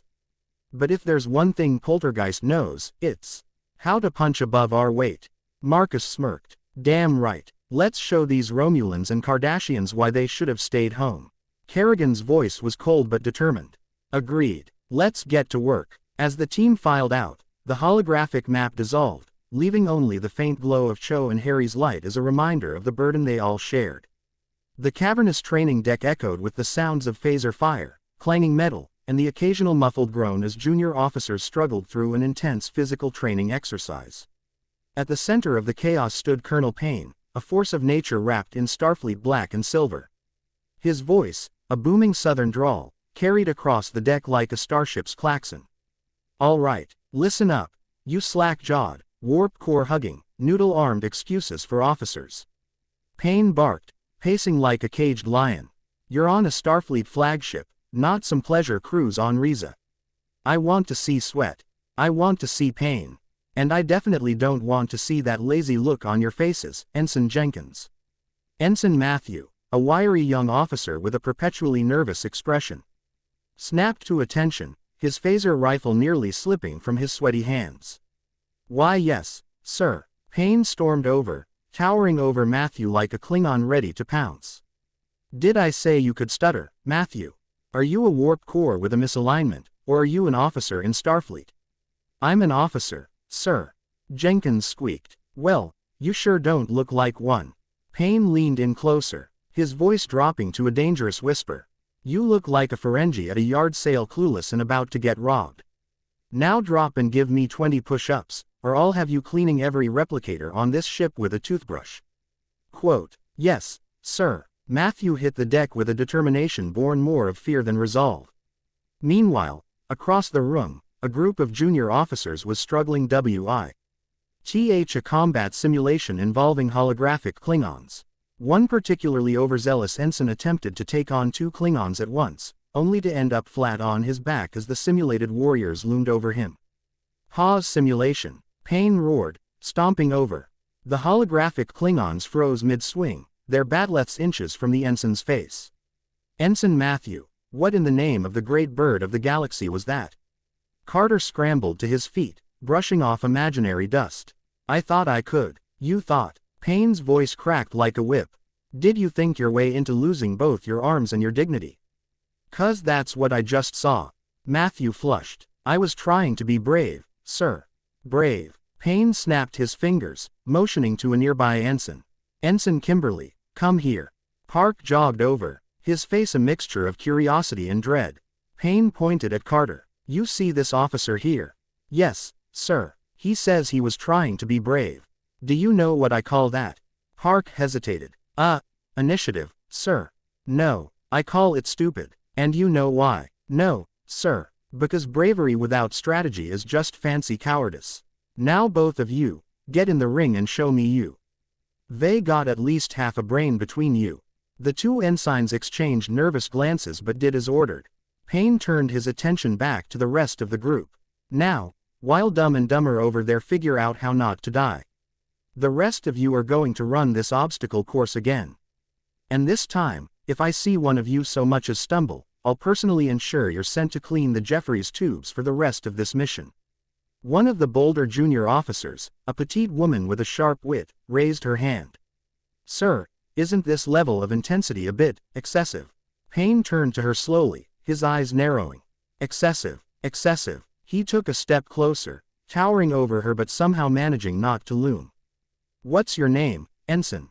Ensign Kimberly, sir. Well, Ensign Vega, let me tell you something about excessive. Excessive is what the Romulans are gonna bring down on our heads if you don't learn to hold that phaser straight. Excessive is the Klingons ripping thrug. Your shields 'cause you hesitated for 0.2 seconds. And excessive is me having to explain to Admiral Cho why half this ship's junior officers got themselves killed because they didn't think training was important. So, tell me, do you still think this is excessive? Kimberly gulped. No, sir. Good. Now get moving before I have you run laps around the ship in an EV suit. The room buzzed with activity as the officers scrambled to obey. Despite the grueling pace and Payne's relentless critiques, there was a grudging respect in their eyes. He pushed them hard, but he was also fiercely committed to their success. As the training session wound down, Payne stood at the center of the deck, surveying his exhausted but determined charges. All right, listen up, he bellowed. You're not there yet. Hell, some of you are barely halfway to being useful. But I see potential, and if I have to drag it out of you kicking and screaming, then by Collis, that's what I'll do. Now hit the showers, and be ready for round 2 tomorrow. Dismissed. Quote, as the officers filed out, Jenkins limped past Payne, muttering under his breath, this guy's worse than a Klingon targ. Payne smirked. What was that, Jenkins? Nothing, sir. Jenkins bolted. Payne chuckled, shaking his head. These kids are gonna give me gray hairs. He turned to Agent J, who had been watching from the sidelines. J smirked. Man, you're something else. You sure you're not part Klingon? Payne snorted. Nah, just a southern boy who knows how to get results. The cavernous training deck was alive with chaos. Phaser blasts zipped through the air. Combat drones fired harmless but intimidating projectiles, and junior officers scrambled in every direction, their movements as disorganized as a Ferengi at a Vulcan logic seminar. At the Center of it all stood Grand General Rico, his rugged frame and battle-hardened demeanor making him a commanding presence. His booming, gravelly voice echoed through the room, drowning out the cacophony. "What in the name of Colossus left boot are you lot doing?" Rico bellowed, his voice cutting through the chaos like a disruptor beam. A group of junior officers froze mid-step, their phasers held awkwardly. One ensign, a wiry young man named Trask, managed to trip over his own feet and collapse into a crate of training equipment. Rico stormed over, his boots thudding ominously on the metal floor. "Ensign Trask, did I tell you to practice your acrobatics, or did I tell you to hold the line?" Trask scrambled to his feet, saluting awkwardly. Sorry, sir, I was sorry," Rico interrupted, leaning in until their noses were almost touching. "Do you think the Romulans are gonna accept an apology when you trip over yourself on the battlefield?" "Oh, excuse me, Commander Romulan, I'm just a little clumsy today." "No, they'll gut you faster than a targ in a butcher shop." Trask swallowed hard. "Understood, sir." Rico turned, his sharp eyes scanning the rest of the group. "And the rest of you? What the hell was that formation? You're supposed to be a team, not a herd of blind Vulcans stumbling around in the dark." A brave or perhaps foolish ensign raised her hand. "Sir, we were trying to." Rico rounded on her, his tone dripping with mock disbelief. "Oh, you were trying. Well, Ensign George, let me tell you something about trying. The Dominion tried to crush Starfleet. Did they succeed? No, because we didn't try, we succeeded." George snapped to attention. "Yes, sir." Rico smirked, though his tone remained sharp. "Glad we're clear on that. Now let's see if you can do more than try when you're under fire." He spun on his heel and shouted toward the observation deck. "Activate Level 5 simulation." A voice crackled over the intercom. "Level 5, sir, that's..." "Did I stutter?" "Activate it," Rico barked, his tone brooking no argument. The lights on the training deck dimmed, and the sound of alarms filled the air. Suddenly, holographic Romulan and Cardassian soldiers materialized, their weapons drawn. Phaser fire erupted, and the junior officers scattered in every direction. "Hold your ground," Rico roared. "You think the enemy's gonna wait while you figure out where your legs are? Form up, damn it." Quote. One officer, a tall, lanky ensign, hesitated as a Romulan hologram advanced on him. Rico stormed over, grabbing the ensign by the collar. "What are you waiting for? An invitation? Fire that phaser or hand it to someone with a spine." The ensign fumbled but managed to fire, the beam hitting the hologram square in the chest. The simulation fizzled out, and Rico released him with a grunt. "About time. Now do it again, and this time, don't look like you're about to faint." As the chaos continued, Rico's voice rang out, sharp and relentless. "Ensign Jordan, if I see you duck one more time without firing, I'm assigning you to janitorial duty on Deck 9. Ensign Jordan, you call that a crouch? I've seen Klingon grandmothers with better form." Despite the barrage of insults, a sense of determination began to grow among the junior officers. They moved more decisively, their shots landing with greater accuracy. Even Rico's sharp tongue couldn't hide the slight nod of approval he gave when a group of ensigns successfully neutralized a wave of holographic enemies. Agent J, who had been watching from the sidelines, leaned against a bulkhead and smirked. "Man, Rico, you've got a real talent for motivational speaking. Ever think about writing a self-help book?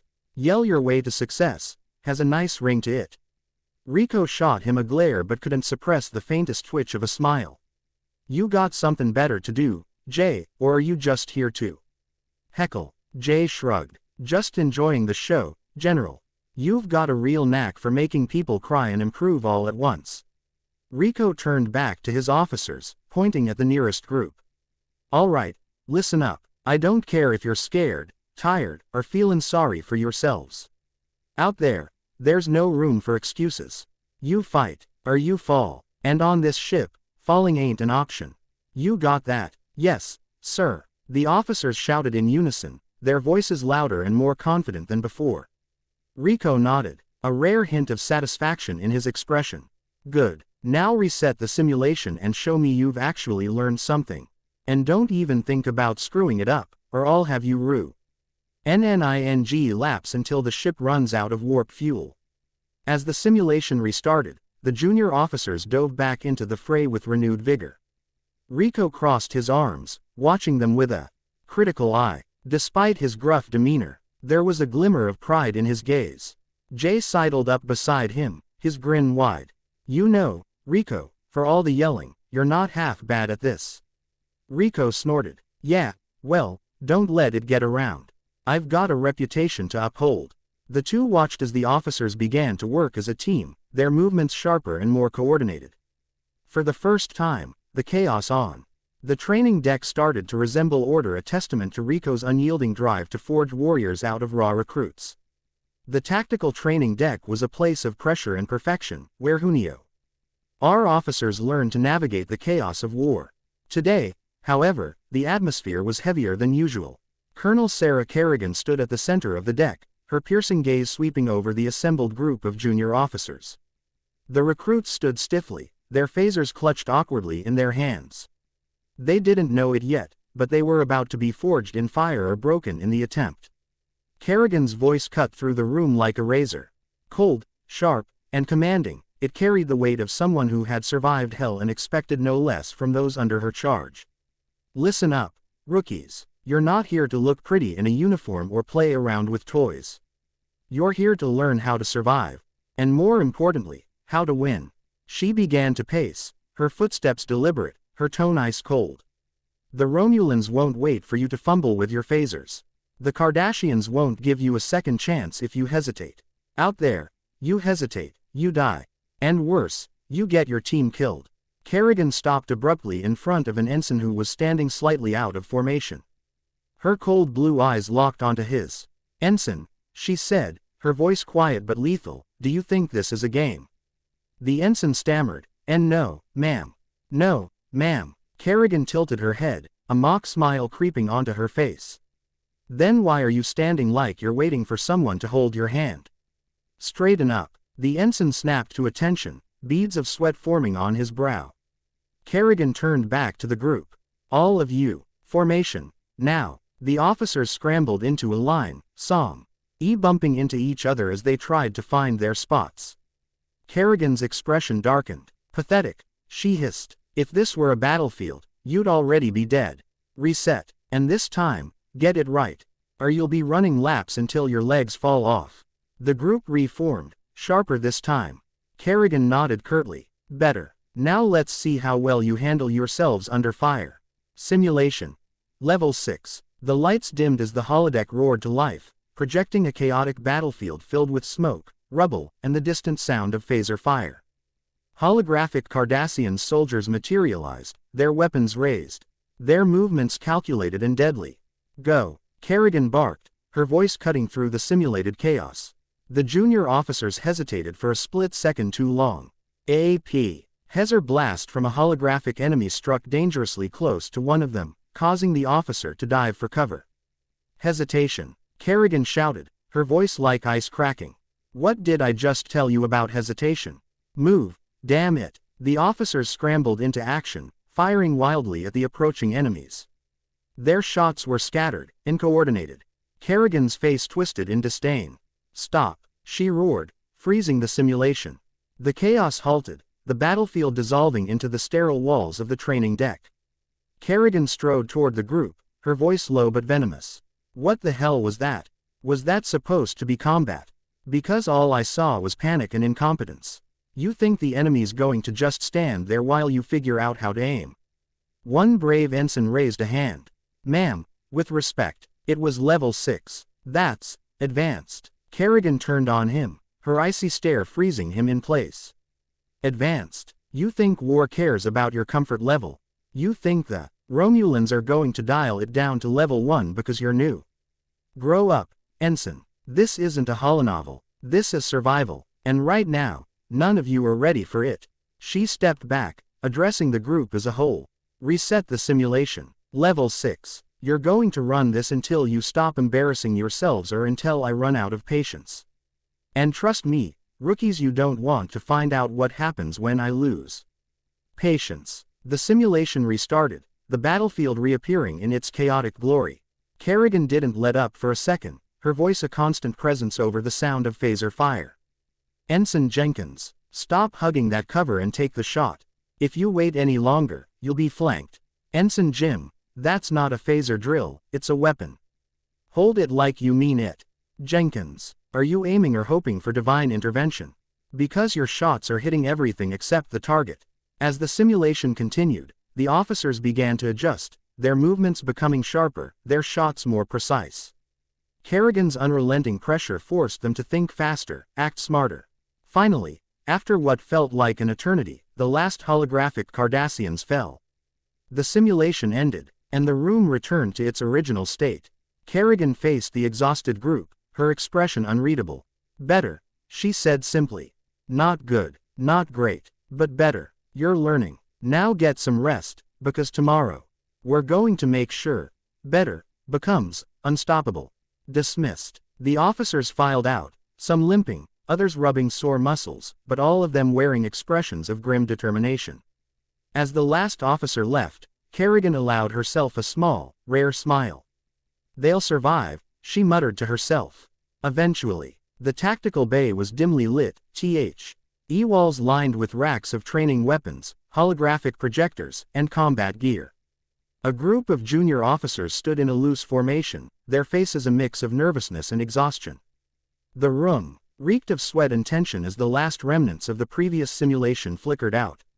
At the center of the room stood Colonel Marcus Phoenix, his massive frame silhouetted against the flickering lights of a malfunctioning console. His gruff demeanor and ever-present scowl made him an imposing figure, and the air around him seemed to crackle with barely contained intensity. All right, listen up, you bunch of starry-eyed cadets. Phoenix's gravelly voice barked, cutting through the hushed murmurs. You think just because you're wearing those fancy uniforms and holding a phaser, you're ready for combat.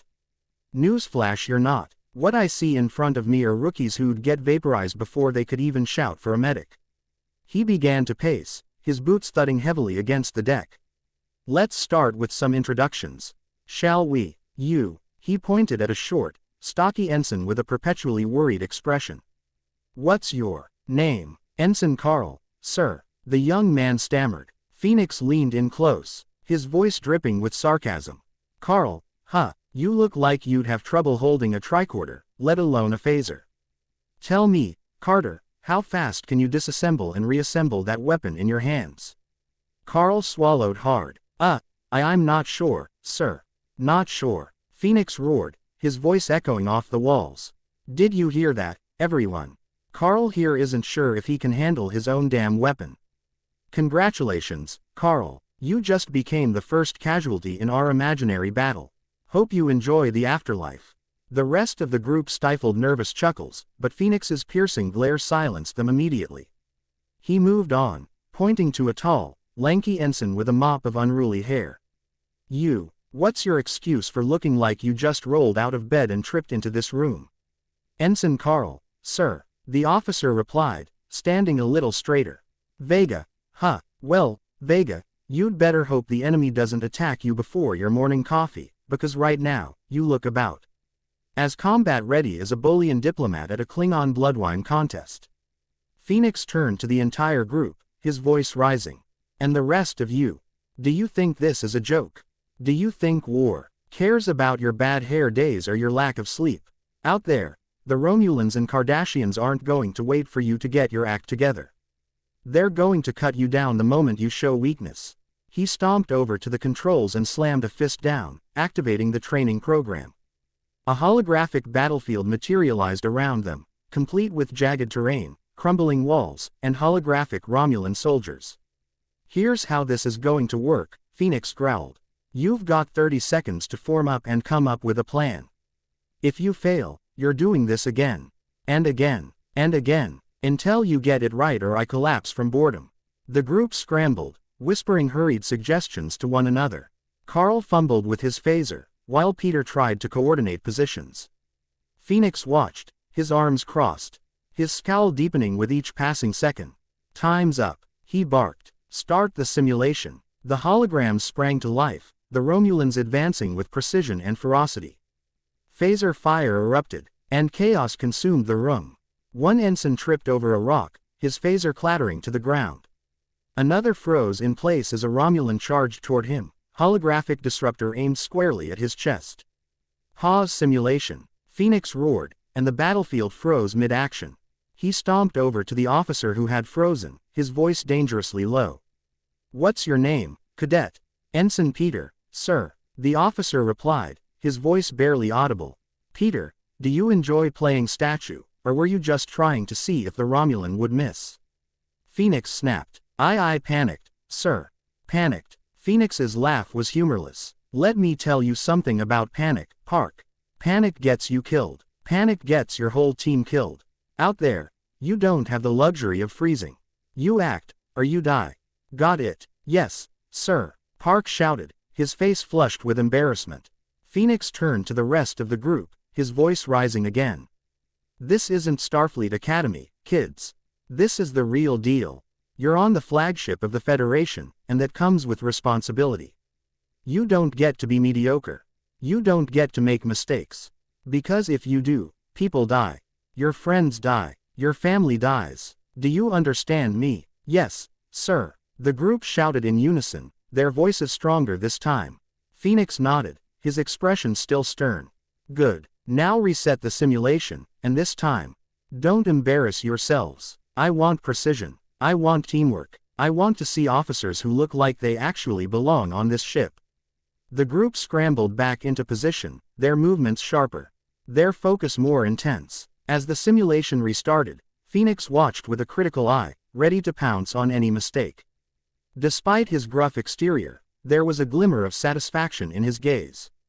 "They'll get there," he muttered to himself. "One way or another." The air on Konos was thick with the scent of fire and metal, the towering spires of the Klingon capital casting long shadows under a sky filled with blood-red clouds.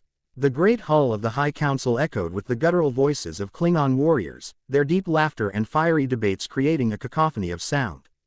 At the head of the chamber sat Chancellor Gowron, his piercing gaze scanning the room like a predator assessing its territory. The doors to the hall creaked open, and a hush fell over the gathered warriors. Great Lord Sovereign Admiral Cho and Viceroy Lord Sovereign Admiral Harry Potter strode in, their crimson cloaks trailing behind them, gleaming with a brilliance that seemed almost out of place amidst the rugged grandeur of the hall.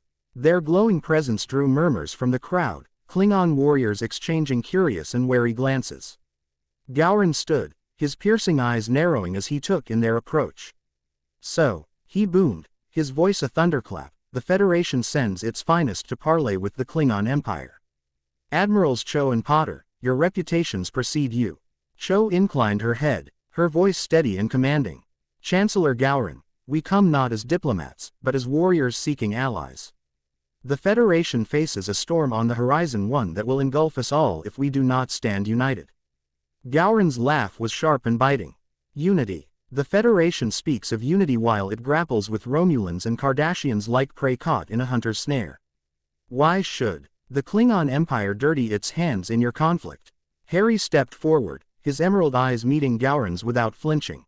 "Because it's not just our conflict. The Romulans and Cardassians won't stop with the Federation. They'll turn their sights on the Empire next. Divide us, conquer us, and claim both our territories for their own." Gowron's expression darkened, and he descended the steps of his throne, coming to stand directly before them. His imposing frame loomed over Harry, but the young admiral stood firm. "You speak boldly for one so young, Potter. Do you think the Empire fears these would-be conquerors?" "No," Harry replied, his voice calm but firm. "But you are not fools. You know the strength of the Romulan fleet, the cunning of their spies.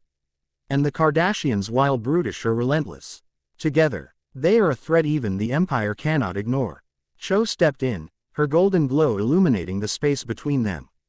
"Chancellor, we do not ask the Klingon Empire to fight our battles.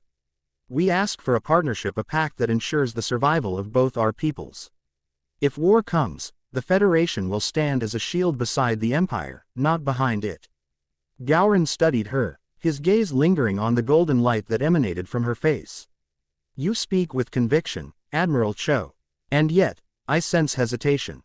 Tell me, what does the Federation offer in return for this alliance?" "Glory, honor." Cho's voice remained steady, We offer strength. Together, we can bring the Romulans and Cardassians to their knees. Alone, we risk falling, one by one. The room erupted in murmurs. Klingon warriors debating the implications of her words. Gowron raised a hand, silencing them. He circled the two admirals, his gaze probing. And what of you, Potter? What would you offer the Klingon Empire? Harry met his gaze unflinchingly. Respect. The Federation has long admired the courage and honor of the Klingon people. This alliance would not be one of convenience, but of mutual respect and shared purpose. Gowron's laughter rang out again, this time less mocking. You speak well, both of you. But words are wind. The Empire does not make decisions based on words alone. Cho nodded. Then let our actions speak. We invite the Klingon High Council to observe our fleet's readiness. See for yourselves that the Federation is not weak, that we are prepared to fight and die for what we believe in. Gowron's gaze softened slightly, a hint of respect gleaming in his eyes. You offer a challenge, Cho. One I find intriguing. Very well. The High Council will consider your proposal. But understand this. If the Federation falters, the Klingon Empire will not hesitate to carve its own path. Harry inclined his head. We wouldn't expect anything less, Chancellor. Gowron stepped back to his throne, his booming voice addressing the hall. These admirals have spoken well. Their light burns brightly, but we shall see if it can endure the fires of war. Until then, the Klingon Empire remains watchful. As Cho and Harry turned to leave, the hall erupted in debate, the warriors' voices rising once more. The two admirals exchanged a glance, their expressions resolute. Do you think they'll agree? Harry asked quietly as they stepped into the shadowed corridors. They'll agree when they see the stakes clearly, Cho replied, her tone measured. But Klingons value strength above all else. We'll need to show them more than words. Harry nodded, his gaze firm. Then we'll give them a reason to stand with us. The fires of Konos burned brighter that night, a reflection of the embers of an alliance that had yet to ignite. Chancellor Gowron stood on the dais of the Great Hall, his sharp eyes fixed on the massive doors that had just closed behind Admirals Cho and Harry. The echoes of their retreating footsteps lingered in his mind, much like the glow of their ethereal light still danced in the shadows of the chamber. Around him, the murmurs of the Klingon High Council swirled, opinions and debates clashing like blades in the air. Some called the Federation's pleas weak, others saw the strategic merit in what had been said, but Gowron barely heard them. His mind as preoccupied with the two figures who had stood before him moments ago. Gowron's lips curled into a faint, almost imperceptible smile as he thought of her. She was unlike most Federation officers he had encountered, a being of poise and power wrapped in a shroud of cold precision. The golden light that emanated from her was not just a phenomenon but a statement. She carried herself with the authority of a Klingon warrior. Her words sharp and deliberate, her tone commanding respect even from the most hardened of his counselors. Great Lord Sovereign Admiral Cho, he muttered under his breath, testing her name. There was strength in it, an almost regal weight. She reminded him of Kallus in her unwavering resolve, her refusal to back down even under his scrutiny. Yet, there was a calculating edge to her that set her apart from Klingons. Cho was a strategist, a chess master in a game of warriors. But does she have the fire of a warrior? Gowron mused to himself. Or is she merely a tactician, content to manipulate others to fight her battles? Her light fascinated him, though he would never admit it openly. There was something ancient, something primal in it. It was a reminder of the prophets, the Q, and other entities that transcended mortal understanding. But Gowron did not fear the unknown, he welcomed its challenge. Cho's light was a weapon, and weapons could be wielded. The question was, who would wield whom? Gowron's smile faded as his thoughts shifted to Harry. The younger admiral's presence was a stark contrast to Cho's. Where Cho exuded ice-cold authority, Harry burned with a quiet intensity. His light was no less brilliant, but it carried a warmth that spoke of resolve, of unshakable loyalty. Viceroy Lord Sovereign Admiral Harry Potter, Gowron said aloud, his tone carrying a mix of amusement and respect. A name that sounds almost too soft for a warrior. Yet, Gowron could not deny the strength behind the name.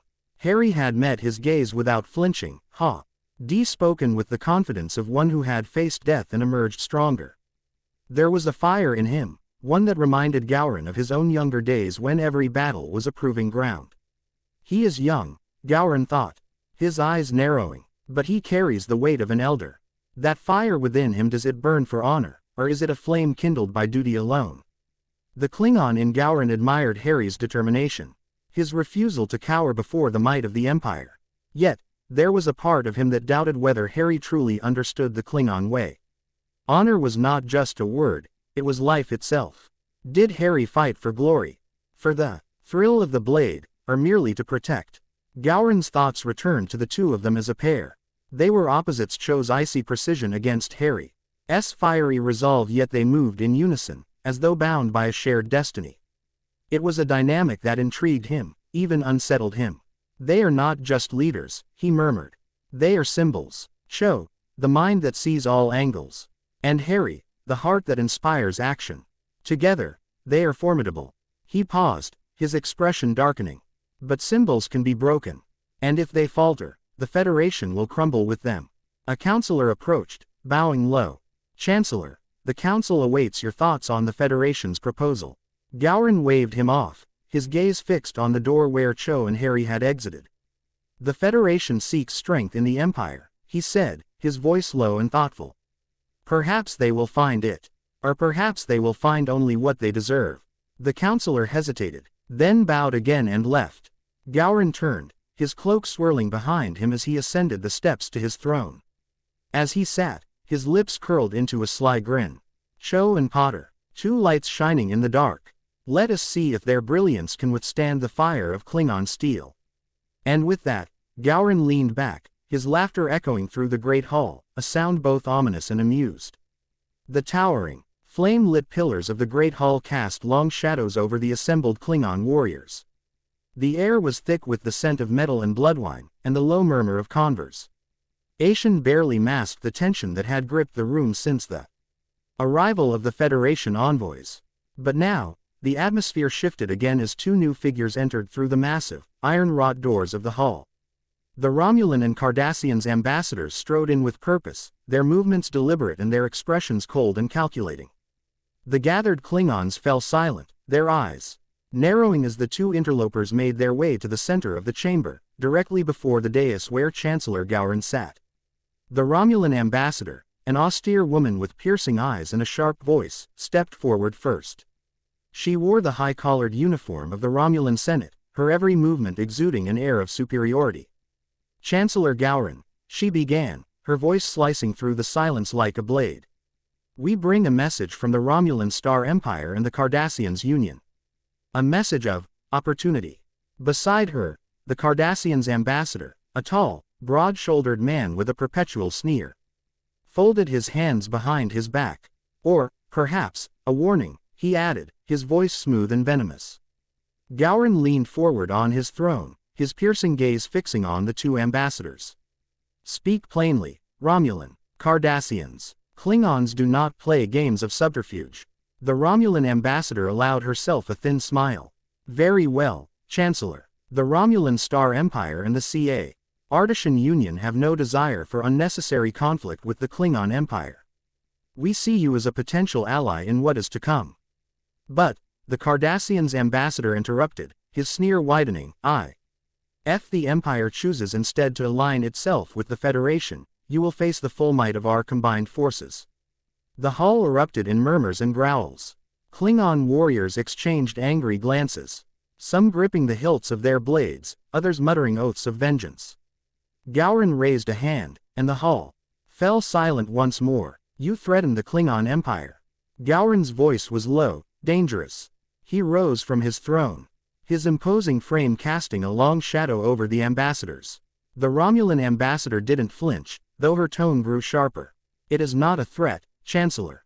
It is reality. The combined fleets of the Romulan Star Empire and the Cardassians Union outnumber your forces.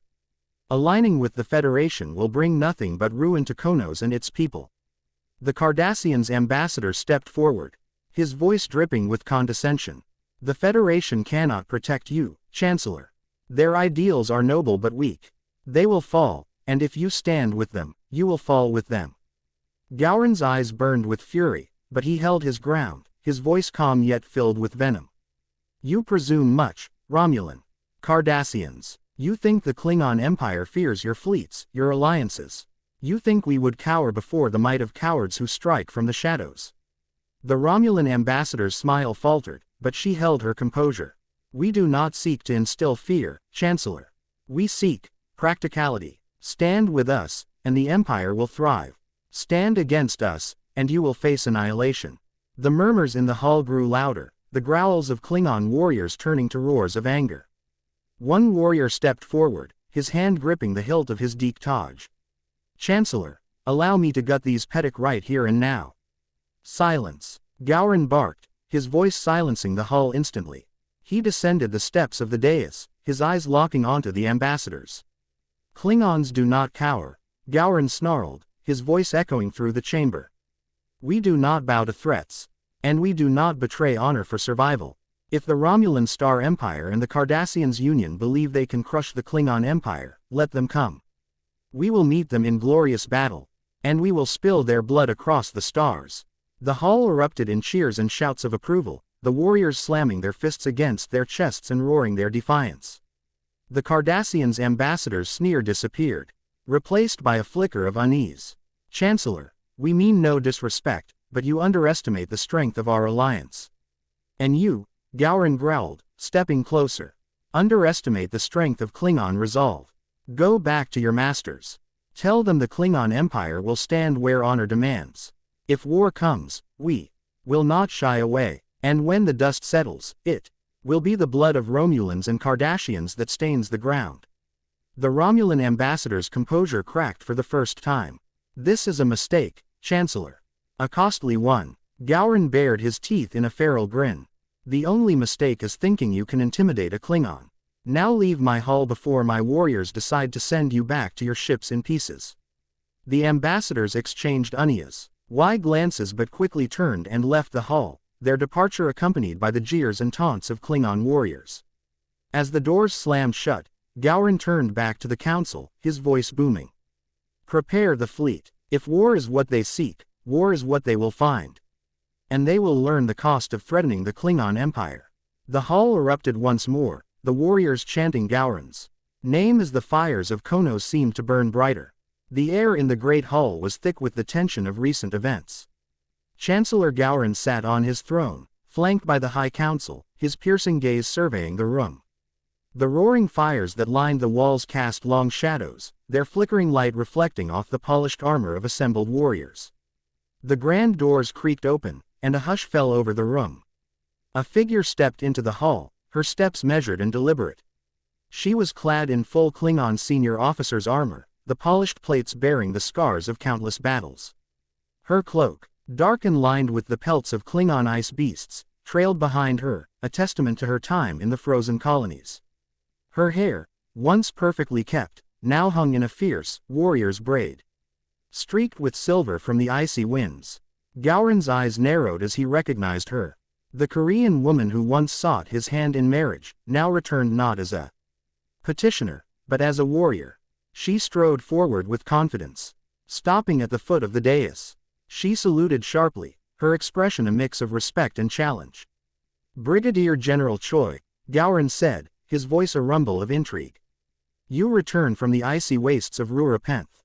I see the frost did not claim you. Era straightened, her voice strong and unwavering. Chancellor Gowron, the frost claimed many, but it did not claim me. I endured, I thrived, and I return not as a dreamer of peace, but as a warrior of the Empire. Murmurs rippled through the council. Gowron leaned forward, a grin tugging at his lips. A warrior, you say? Tell me, General Choi, what brings you back to the Great Hall? Surely, you do not seek my hand once more. Ara's eyes flashed with determination. No, Chancellor, I seek not your hand, but your ear. The Romulans and Cardassians conspire to bring the Empire to its knees. While I trained in the icy wastes, I saw firsthand the treachery of those who would see us fall. I have come to offer my blade, my strength, and my strategy to ensure that they do not succeed. Gowron stood, descending the dais with deliberate steps. The warriors in the hall shifted, their eyes locked on the two figures. You offer much, General. But the last time you stood in this hall, it was with a plea for alliance through marriage. Why should I believe your blade is true now? Era did not flinch. Because the woman who stood here before was blind. She thought alliances were forged through bonds of kinship. The woman before you now knows that alliances are forged through blood, fire, and victory. I have seen battle, I have shed blood, and I have earned my place among the warriors of the Empire. Gowron studied her, his grin widening. You speak boldly, General. Perhaps the frost hardened more than your resolve. Tell me, what would you have me do with this newfound strength of yours? Choi stepped closer, her voice rising with passion. Allow me to lead the assault against our enemies. Romulans and Cardassians believe the Empire weak, divided. Let us show them our strength. Give me warriors, Chancellor, and I will carve a path through their fleets that will make even Kallus himself roar with pride. The hall erupted in shouts of approval, Klingon warriors pounding their fists against their chests and shouting her name. Gowron raised a hand, silencing them, though his grin had turned predatory. You seek command, General, a dangerous ambition, but ambition is the heart of a true Klingon. Very well, you shall have your warriors. Prove to me, to the Council, and to the Empire that your words are not hollow. Lead the charge, and may your blade find glory. Era saluted again, her voice steady. Kopla, Chancellor, I will bring honor to the Empire, or I will die with it. Gowron stepped back to his throne, his laughter echoing through the hall. Then go, General, show me that the Frost truly forged a warrior worthy of the Empire. As Era turned to leave, the warriors parted for her, their murmurs of respect and admiration following her steps. The fires of Konos seemed to burn brighter, reflecting the resolve in her eyes. The icy wastes had hardened her, but the gray at Hall would test her in ways even the frost could not. Here's 2 songs for you to enjoy. I am uploading 2 chapters at one time and my Christmas break is long over and I am back to work, so here you go, enjoy. 2 WEI, Tommy Prophet. Fleury, Mad World official epic cover, Harry Potter, Mad World. The Drums of War. Here we are now, my dear readers, this is where it has led and what has been buoy. LDING up to this point I guess you knew, so do enjoy this one. Do not pity the dead, pity the living and above all those who lived without love. The Drums of War. The President's office was a place of quiet grandeur. The walls were adorned with holographic murals depicting pivotal moments in Federation history: the founding ceremony, first contact with the Vulcans, and the signing of the Khitomer Accords. The wide window overlooked the gleaming spires of Paris, the vibrant green of Earth's gardens spreading out beneath a pale blue sky. It was a room designed to inspire reflection and decisiveness, a fitting venue for the pivotal meeting that was about to take place. President T'Rena, clad in her elegant Vulcan robes of silver and blue, stood at the center of the room, her hands clasped neatly in front of her. Her expression was as unreadable as ever, her piercing gaze focused on the 2 figures standing before her. Great Lord Sovereign Admiral Cho and Viceroy Lord Sovereign Admiral Harry Potter were a striking pair. The golden glow that emanated softly from their faces seemed to lend an otherworldly quality to their crimson uniforms and majestic cloaks. They stood, straight and unwavering, their eyes locked on the President, waiting for her to speak. T'Rena studied them for a moment longer before breaking the silence. Admirals Cho and Potter, you are here because the Federation stands at a crossroads. The decisions we make today will shape not only our immediate future but the destiny of every Federation world. Cho inclined her head slightly, her voice calm but firm. Madam President, we are prepared to serve in whatever capacity the Federation requires. Harry nodded in agreement. We understand the weight of this moment. We're ready to do what needs to be done. T'Rena stepped forward, her hands still clasped, her tone measured and deliberate. The Federation faces unprecedented challenges. The Romulan Star Empire and the Cardassians Union have escalated their aggression. Skirmishes have increased along our borders, and the intelligence reports suggest that open war is no longer a question of if, but when. Our enemy's combined strength threatens to outmatch our own. Cho's gaze sharpened. The Federation is not without its strength, Madam President. Our fleets are vast, our officers dedicated. What we need is unity and decisive leadership. T'Rena raised an eyebrow. Precisely why you are here. Great Lord Sovereign Admiral Cho, your strategic acumen and unyielding resolve have made you the most capable leader Starfleet has ever seen. The Federation, Council and I agree that it is time for you to take full command of Starfleet. Not just as an admiral, but as its ultimate authority. You will answer directly to this office, and your decisions will shape every aspect of Starfleet's operations. Harry glanced at Cho, the flicker of a smile crossing his face before he turned back to Terena.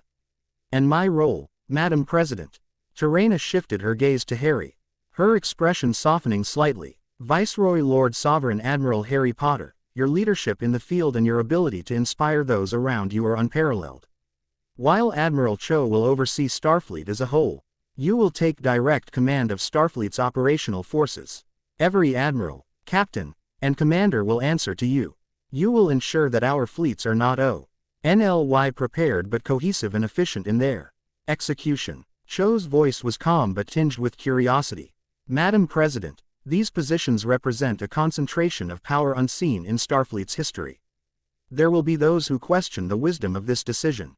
Terena nodded slightly, her tone unflinching. Indeed, that is why we chose you both. Admiral Cho, your reputation as a strategist and visionary leader precedes you. And Admiral Potter, your moral compass and connection to the ideals of the Federation ensure that this power will not be wielded recklessly. Together, you embody the balance that Starfleet needs in this moment of crisis. Harry's expression turned serious. This balance you speak of, it won't be easy to maintain. There will be resistance, challenges from within Starfleet and without. Terena stepped closer, her voice lowering but gaining intensity. Which is why I am granting you the authority to override Starfleet command when necessary. You will have the tools you need to act decisively. However, this authority comes with a grave responsibility. The Federation's faith is not given lightly. It must be earned, day by day. Cho nodded, her golden light flickering softly. We understand the responsibility, Madam President. We will not falter. Terena allowed a faint smile, a rare gesture for the Vulcan leader. I know you will not.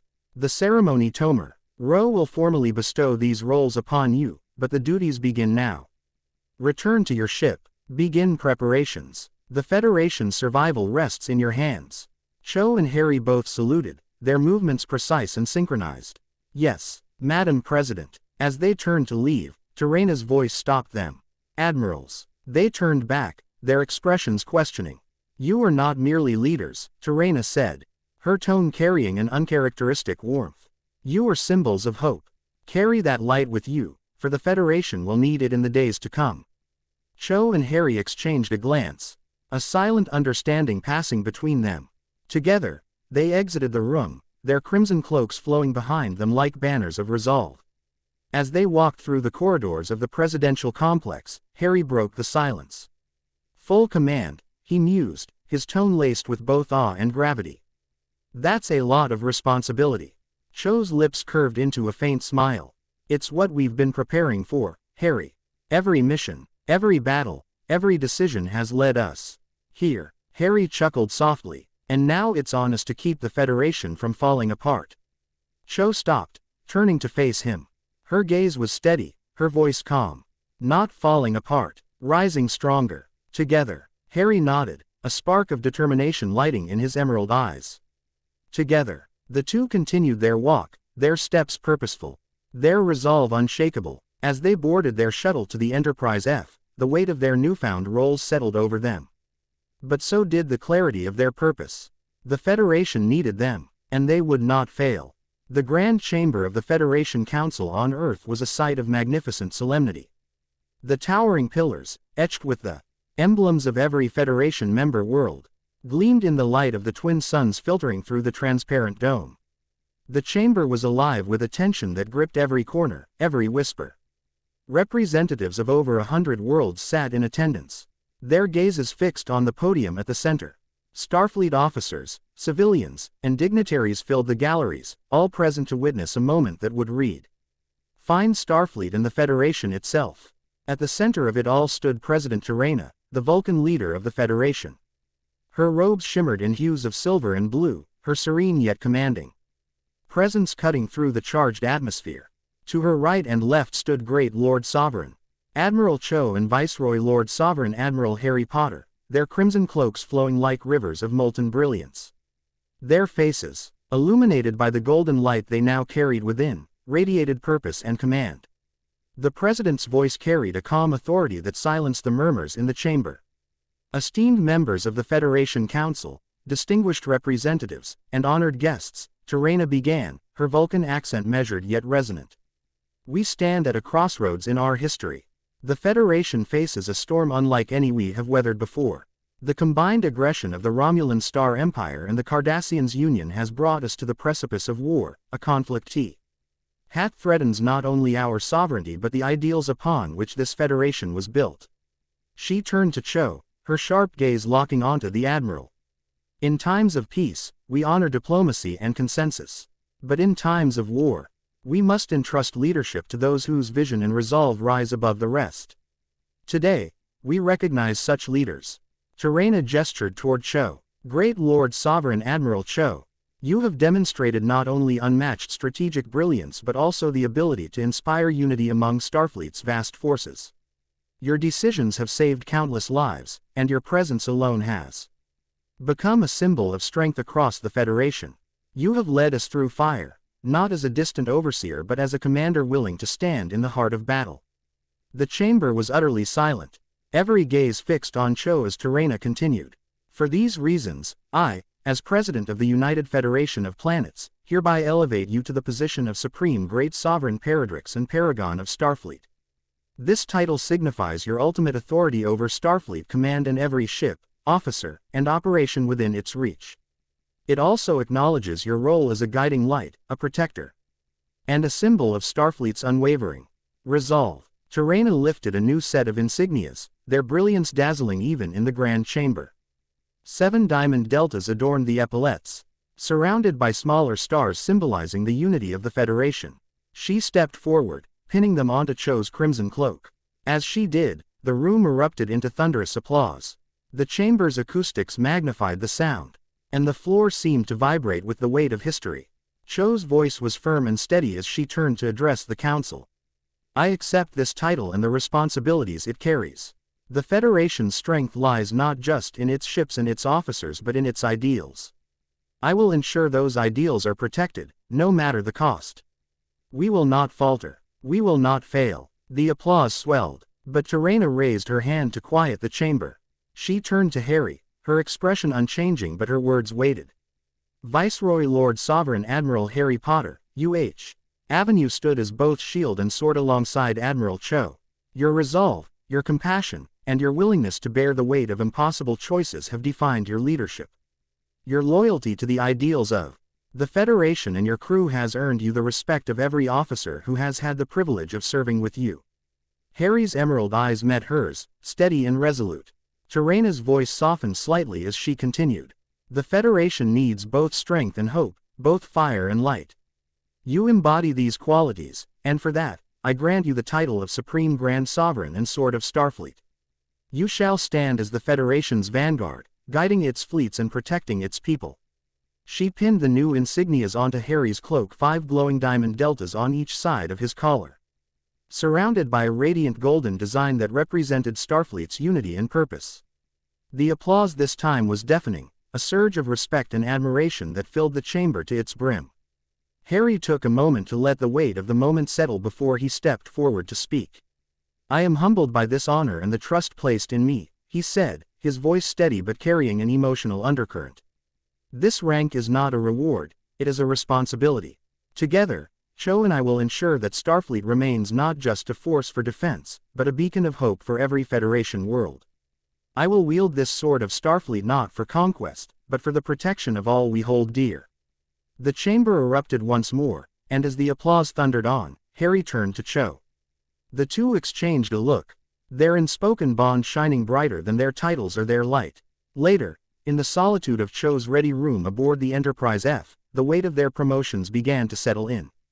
The room was a haven of elegance and power, its walls adorned with Federation banners and mementos of Starfleet's storied history. The soft hum of the ship's engines was the only sound. As Cho poured 2 glasses of deep red Vulcan wine, Supreme Great Sovereign Paradrix, Harry said, his tone half teasing, half awed. A title fit for a queen. Cho smirked, raising an eyebrow as she handed him a glass.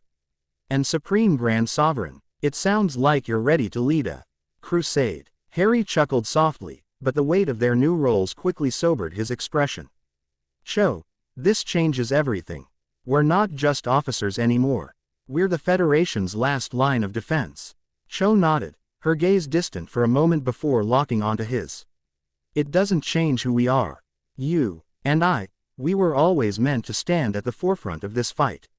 Titles don't define us, our actions do. Harry raised his glass. To actions, then, and to not losing ourselves in the process. Cho raised hers as well, her golden glow softening as she allowed a rare, genuine smile. To the Federation, and to the fight ahead. Their glasses clinked softly, the sound a quiet but resolute promise. To each other and to the galaxy they were sworn to protect. The observation deck of the Enterprise F was aglow with the light of distant stars, their brilliance dim compared to the figures standing at the center of the room. Gathered were the senior officers, crew, and members of Team Poltergeist, all awaiting the arrival of Supreme Great Sovereign Paradrix Cho and Supreme Grand Sovereign Harry Potter. The room was hushed, a reverent silence settling over the assembled crowd as the sound of the main doors sliding open drew all attention. Cho and Harry entered side by side, their new uniforms. A sight that caused even the most battle-hardened officers to pause in awe. Their outfits were pure white, radiant as if they had been spun from the light of 1,000 suns. The sleek, high-collared jackets were fitted perfectly, with subtle silver piping tracing the edges, emphasizing their commanding presence. Each jacket bore a single glowing Starfleet delta over the heart, its gentle light a symbol of their commitment to the Federation. The capes and cloaks they wore flowed behind them, identical in design and length, touching the ground with an elegance that made them seem like celestial beings rather than officers. The outer fabric of both the cloak and cape shimmered with a soft, almost ethereal glow, as though the fabric itself was alive with energy. Beneath the shimmering surface, faint patterns of constellations could be seen, shifting as they moved, a tribute to Starfleet's exploration of the galaxy. Each cloak was fastened with a platinum clasp at the collar, designed as a large Starfleet delta encircled by smaller ones, representing unity and their shared leadership. Their boots and gloves matched the pristine white of their uniforms, with subtle silver accents that completed the design. As they approached, the crowd instinctively parted, making way for the two admirals. The light emanating from their cloaks and uniforms seemed to warm the space around them, casting gentle glows on the faces of those gathered. Lieutenant Colonel Marcus Phoenix broke the silence first, his gravelly voice carrying a note of gruff admiration. "Well, damn. If that ain't the most impressive thing I've ever seen, I don't know what is." Colonel Payne, never one to shy away from humor, leaned closer to Agent J. "I tell ya, Jay, they're so bright, we don't need a warp core, just stand next to the engines and let 'em power the ship." Jay smirked, crossing his arms. "Don't give engineering any ideas, Payne. Hermione might actually try it." Fleet Commodore Hermione, standing nearby, rolled her eyes but couldn't suppress her own smile. "They certainly do look like paragons. Fitting, considering their titles." Colonel Kerrigan's cold, analytical gaze softened for a moment as she studied the two figures. "They don't just look the part. They are the part. We're fortunate to have them."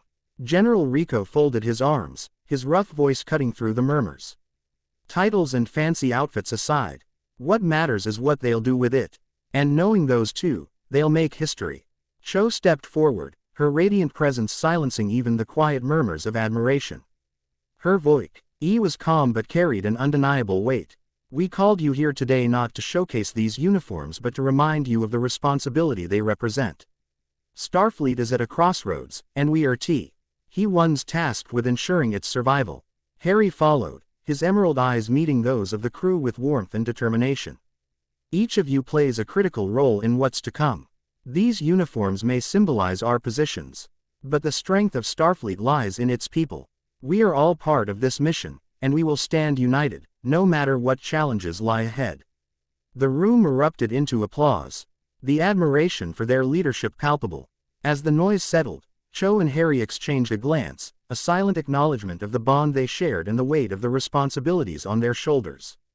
Cho turned back to the crowd, her voice softer but no less resolute. "Prepare yourselves. The storm is coming, but together, we will weather it and emerge stronger." With that, the two turned. their glowing cloaks sweeping behind them as they exited the room, leaving the crew inspired and ready to face whatever lay ahead. The ready room was cloaked in a gentle twilight, lit on by the glow of the stars streaking past the wide observation window. The quiet hum of the ship's engines was a soothing backdrop, a constant reminder of their shared journey. Cho sat at her sleek, elegantly designed desk, her white cloak draped over the chair, its glowing fabric catching the faint light like a veil of starlight. Harry stood nearby, leaning against the edge of the window, his arms crossed. His face turned toward the void beyond. There was a comfortable silence between them, the kind that only years of shared experiences could foster. Yet, tonight, the air was heavy with unspoken words, a weight neither could ignore. Cho broke the silence first, her voice soft, almost wistful. "Do you ever think about the Endeavor?" Harry turned to look at her, his emerald eyes reflecting a mix of emotions. He nodded slowly. "Every day. That ship was more than just a command to me. It was home." Cho smiled faintly, though her eyes carried a distant sorrow. "It was where everything began, wasn't it? Where we first met. I still remember that first mission, how you stood up to that Cardassian's ghoul even though you were just a lieutenant." Harry chuckled softly, the sound warm and nostalgic. "And I remember how you cut through their fleet like it was nothing. The crew started calling you the Ice Queen, after that." Cho raised an eyebrow, a teasing glint in her usually serious gaze. "I recall disliking that nickname." Harry grinned. "You didn't say a word about it, though. You just let them think you didn't care." Classic Cho. She leaned back in her chair, her fingers tracing the edge of her desk absent-mindedly. "I couldn't let them see that it bothered me. Command requires composure, even when..." She paused, her voice faltering for just a moment. "Even when everything around you feels like it's falling apart." Harry moved from the window, stepping closer. His voice was softer now, touched with empathy. "You carried us through, Cho. Every battle, every crisis. The crew followed you because they believed in you. I believed in you." Cho's gaze met his, her golden light flickering faintly as if reflecting the vulnerability she rarely showed. "And I believed in you, Harry. You always had this fire. No matter how dire things became, you never wavered. Even when..." She trailed off, her expression clouding with memories too painful to voice. Harry sat in the chair across from her, leaning forward slightly. "When I stayed behind on the Endeavor during the containment breach." Cho looked away, her jaw tightening. "I told myself it was the right call. That your sacrifice saved the crew and the ship. But I hated it. I hated losing you." Harry's expression softened, a mixture of regret and gratitude. "I didn't want to leave, Cho. But in that moment, there was no other choice. And now, somehow, I'm here. With you. It feels like a second chance." Cho's eyes returned to his, the intensity of her gaze holding him captive. "It is a second chance, Harry. And I won't waste it." For a moment, the room was silent again, but it was a silence filled with understanding and unspoken promises. Cho reached for the decanter of Vulcan wine on her desk, pouring 2 glasses with practiced precision. She slid one across to Harry, her lips curving into a faint smile. "To the past," she said, lifting her glass, "and to the choices that brought us here." Harry took the glass, raising it in return. "To the future, and to whatever comes next." They clinked their glasses, the sound soft but resonant, like a bell marking the end of one chapter and the beginning of another. As they sipped in quiet companionship, the weight of their shared history hung in the air, a reminder of how far they had come and how much they still had to face. Outside the window, the stars stretched endlessly, a tapestry of possibilities waiting to be written. Together, they would face them, drawing strength from the bond forged in the fires of their past. The ready room's tranquil atmosphere seemed to hold its breath, wrapping around the 2 figures within as if it too understood the significance of the moment. The stars outside the observation window continued their endless march, but the infinite galaxy felt secondary to the quiet, charged space shared by Supreme Great Sovereign Paradrix Cho and Supreme Grand Sovereign Harry Potter. Cho sat at her desk, her usual stoic mask softened, her glowing features illuminated by the faint starlight. Her white cloak, radiant as the first light of dawn, hung over the back of her chair, a symbol of her station and the weight she carried. Across from her, Harry leaned slightly forward, his hands loosely clasped around the glass of Vulcan wine she'd just handed him. His emerald eyes, often filled with resolve, now held a vulnerability he rarely allowed anyone to see. Cho broke the silence first, her voice quieter than usual, tinged with a mix of nostalgia and something deeper. It feels like lifetimes ago, doesn't it?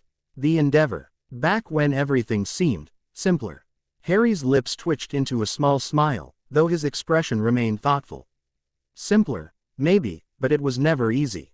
The Cardassians' raids, the diplomatic crises, the emergencies, you made it look easy, though. Cho tilted her head slightly, the faintest hint of amusement crossing her face. You mean I made it look cold, detached?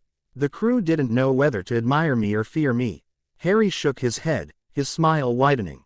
They admired you, Cho. Even if they were scared half the time. And honestly, so was I, back then. You had this presence. This ability to command a room with just a look. It was intimidating. Her brow arched, and she leaned back in her chair, her fingers tracing the rim of her glass. Intimidating. You, of all people. Harry Potter I remember didn't seem intimidated when he questioned my tactics in front of the entire senior staff. Harry laughed softly, the sound warm and full of reminiscence. I thought you were going to airlock me after that. Cho allowed herself a rare chuckle, the sound low and musical. I considered it, but then you explained yourself, and damn it, you were right. I hated that. Harry's smile softened into something more reflective. You never let me see that, though. You just nodded and said, noted, Lieutenant Potter. I thought I was going to get demoted for insubordination. Cho's gaze grew distant, her voice quieter. I didn't let it show because I couldn't. Command doesn't allow for doubt, Harry. Not then, and not now. The crew needed to see certainty, even if I didn't feel it myself. Harry leaned forward, his voice gentler. You carried it all, didn't you? The pressure, the decisions, the sacrifices.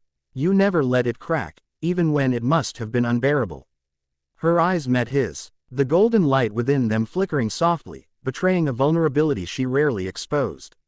I had to. There was no one else to shoulder it. And then, when I lost you on the Endeavor, I thought I'd failed.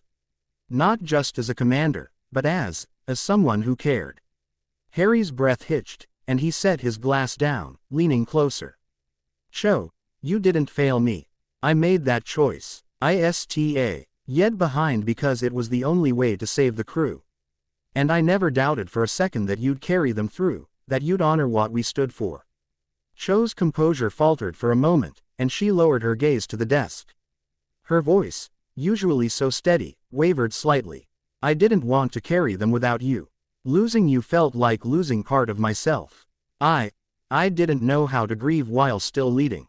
Harry reached across the desk, his hand resting gently on hers. The touch was grounding, a tether between them. You never lost me, Cho. And now I'm here, and we're stronger together.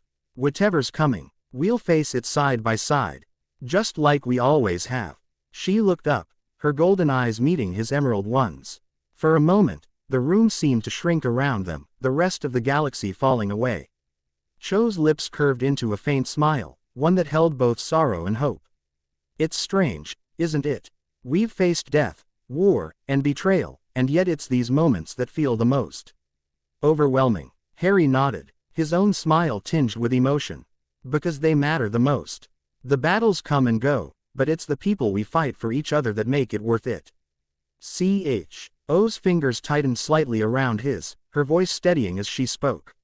You've always been my balance, Harry. Where I see cold logic, you find warmth. Where I see strategy, you see hope. I don't know what I would do without you. Harry's grip was firm but gentle. You'll never have to find out, Cho. I'm here, always. The weight of the moment hung between them, a fragile yet unbreakable bond forged through years of shared trials and triumphs.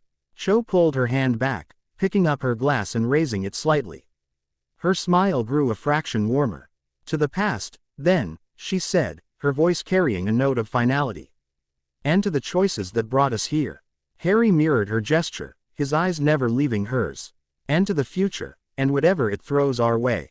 The soft chime of their glasses filled the room as they sipped in quiet companionship.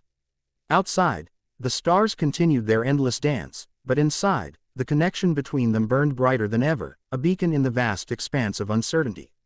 Together, they would face the unknown, their bond unshaken by time, loss, or the challenges to come. The soft hum of the Enterprise F engines filled the luxurious ready room. A space that radiated authority and elegance. The polished metallic walls shimmered faintly under the golden light cast by the two commanding figures seated near the grand desk. Supreme Grey, T-Sovereign Paradrix Cho leaned forward slightly, her hands clasped, the glowing white of her cape and cloak pooling around her chair like a luminous aura. Across from her, Supreme Grand Sovereign Har Rai Potter rested against the edge of the desk, his arms crossed, his emerald eyes fixed on the two women standing before them. Vice Admirals Fleur Delacour and Luna Lovegood were striking contrasts, yet they both carried an undeniable presence. Fleur, with her platinum hair cascading over her shoulders and her pristine Starfleet uniform, exuded an icy elegance.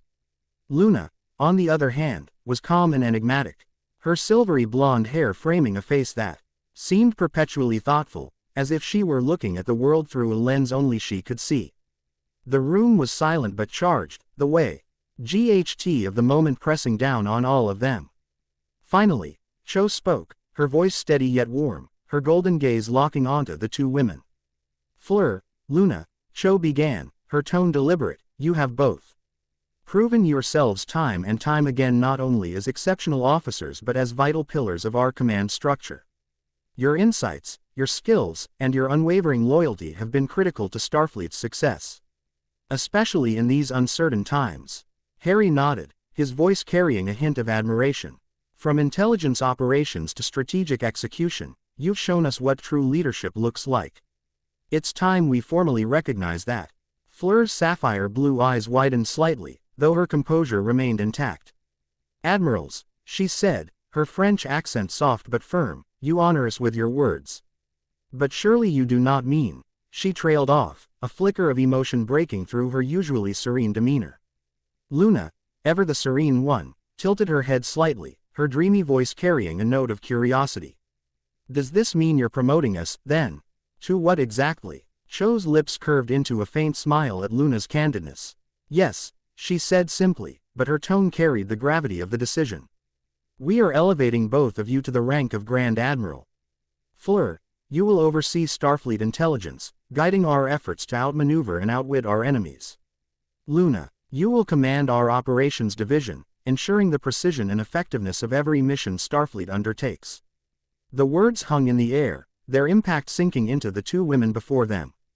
Fleur's hands clenched subtly at her sides, the only sign of the emotion she was working to contain. Luna's gaze drifted, momentarily, as if she were processing the weight of the responsibility in her own unique way. Harry stepped forward, his voice warm but firm. You've earned this, both of you. This isn't just about titles or ranks. It's about trust. We trust you to help us steer Starfleet through this storm. To stand by us as equals in this fight. Fleur's composure cracked slightly, and she placed a hand over her chest, her voice trembling despite her best efforts to maintain control. It is an incredible honor. I never thought. She paused, drawing in a deep breath before continuing. Thank you. I will not disappoint you. Luna's gaze refocused, her expression softening into a rare smile. I've always believed in following where the stars lead, and now, it seems, they've led me here. Thank you, both of you. This is unexpected, but it feels right. Cho stood, her radiant oak flowing like liquid light as she moved. She approached Fleur first, holding out a new insignia, two interlocking platinum deltas encrusted with diamond-like crystals that shimmered in the room's light. She pinned it onto Fleur's collar with deliberate precision, her gaze never wavering. Fleur Delacour, from this moment forward, you are Grand Admiral of Starfleet Intelligence. Your brilliance in deciphering the hidden moves of our enemies has saved countless lives. Continue to guide us with your wisdom and vigilance. Fleur straightened, her eyes glistening as she saluted sharply. I will serve with all my strength, Admiral Cho. You have my word. Cho stepped to Luna, holding the second insignia. As she pinned it onto Luna's collar, her voice softened but lost none of its weight. Luna Lovegood, from this moment forward, you are Grand Admiral of Starfleet Operations. Your ability to see connections others miss To strategize with both logic and intuition will be our greatest asset. Lead us with your clarity and courage. Quote. Luna tilted her head slightly, her serene smile widening. I'll do my best, Admiral Cho. Though, I think I might need a bigger desk for all the charts I'm planning to draw. Harry couldn't help but laugh, shaking his head. You haven't changed a bit, Luna.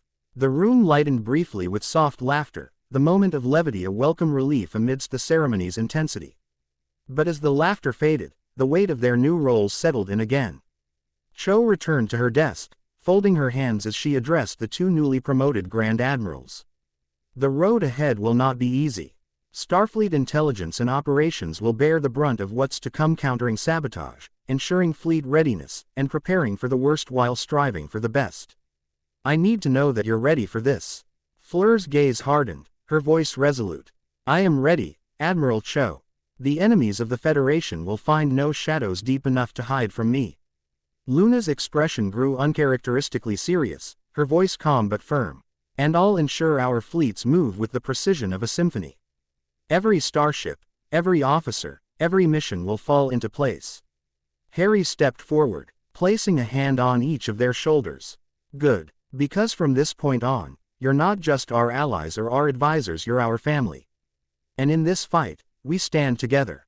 The four of them exchanged glances, a silent understanding passing between them. This was more than a promotion, more than a ceremony. It was a pact, a shared commitment to the survival and prosperity of the Federation. As the meeting concluded, Fleur and Luna left the room, their minds racing with thoughts of their new responsibilities. Fleur's heart swelled with determination. She had always been a perfectionist. But now, she would channel that drive into safeguarding the Federation. Luna, meanwhile, walked with a serene confidence, already envisioning the maps and plans she would craft to ensure Starfleet's success.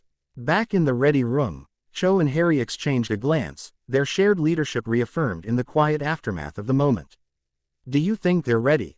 Harry asked, his tone contemplative. Cho's golden eyes flickered softly as she considered his question. No one is ever truly ready for what's ahead. But Fleur and Luna, they'll rise to the occasion. Just like we did. Harry nodded, a small smile tugging at his lips. Together, we'll make sure of it. The stars outside the window continued their endless dance, a reminder of the vastness of the galaxy and the challenges still to come. But in that room, there was no doubt they were ready to face it all. Together, the room was abuzz with a mix of curiosity and tension. Team Poltergeist, Elan, G with Grand Admirals Fleur Delacour and Luna Lovegood, had gathered for a rare informal discussion. The news of Supreme Great Sovereign Paradox Cho and Supreme Grand Sovereign Harry Potter's new positions had swept through the Enterprise F like wildfire.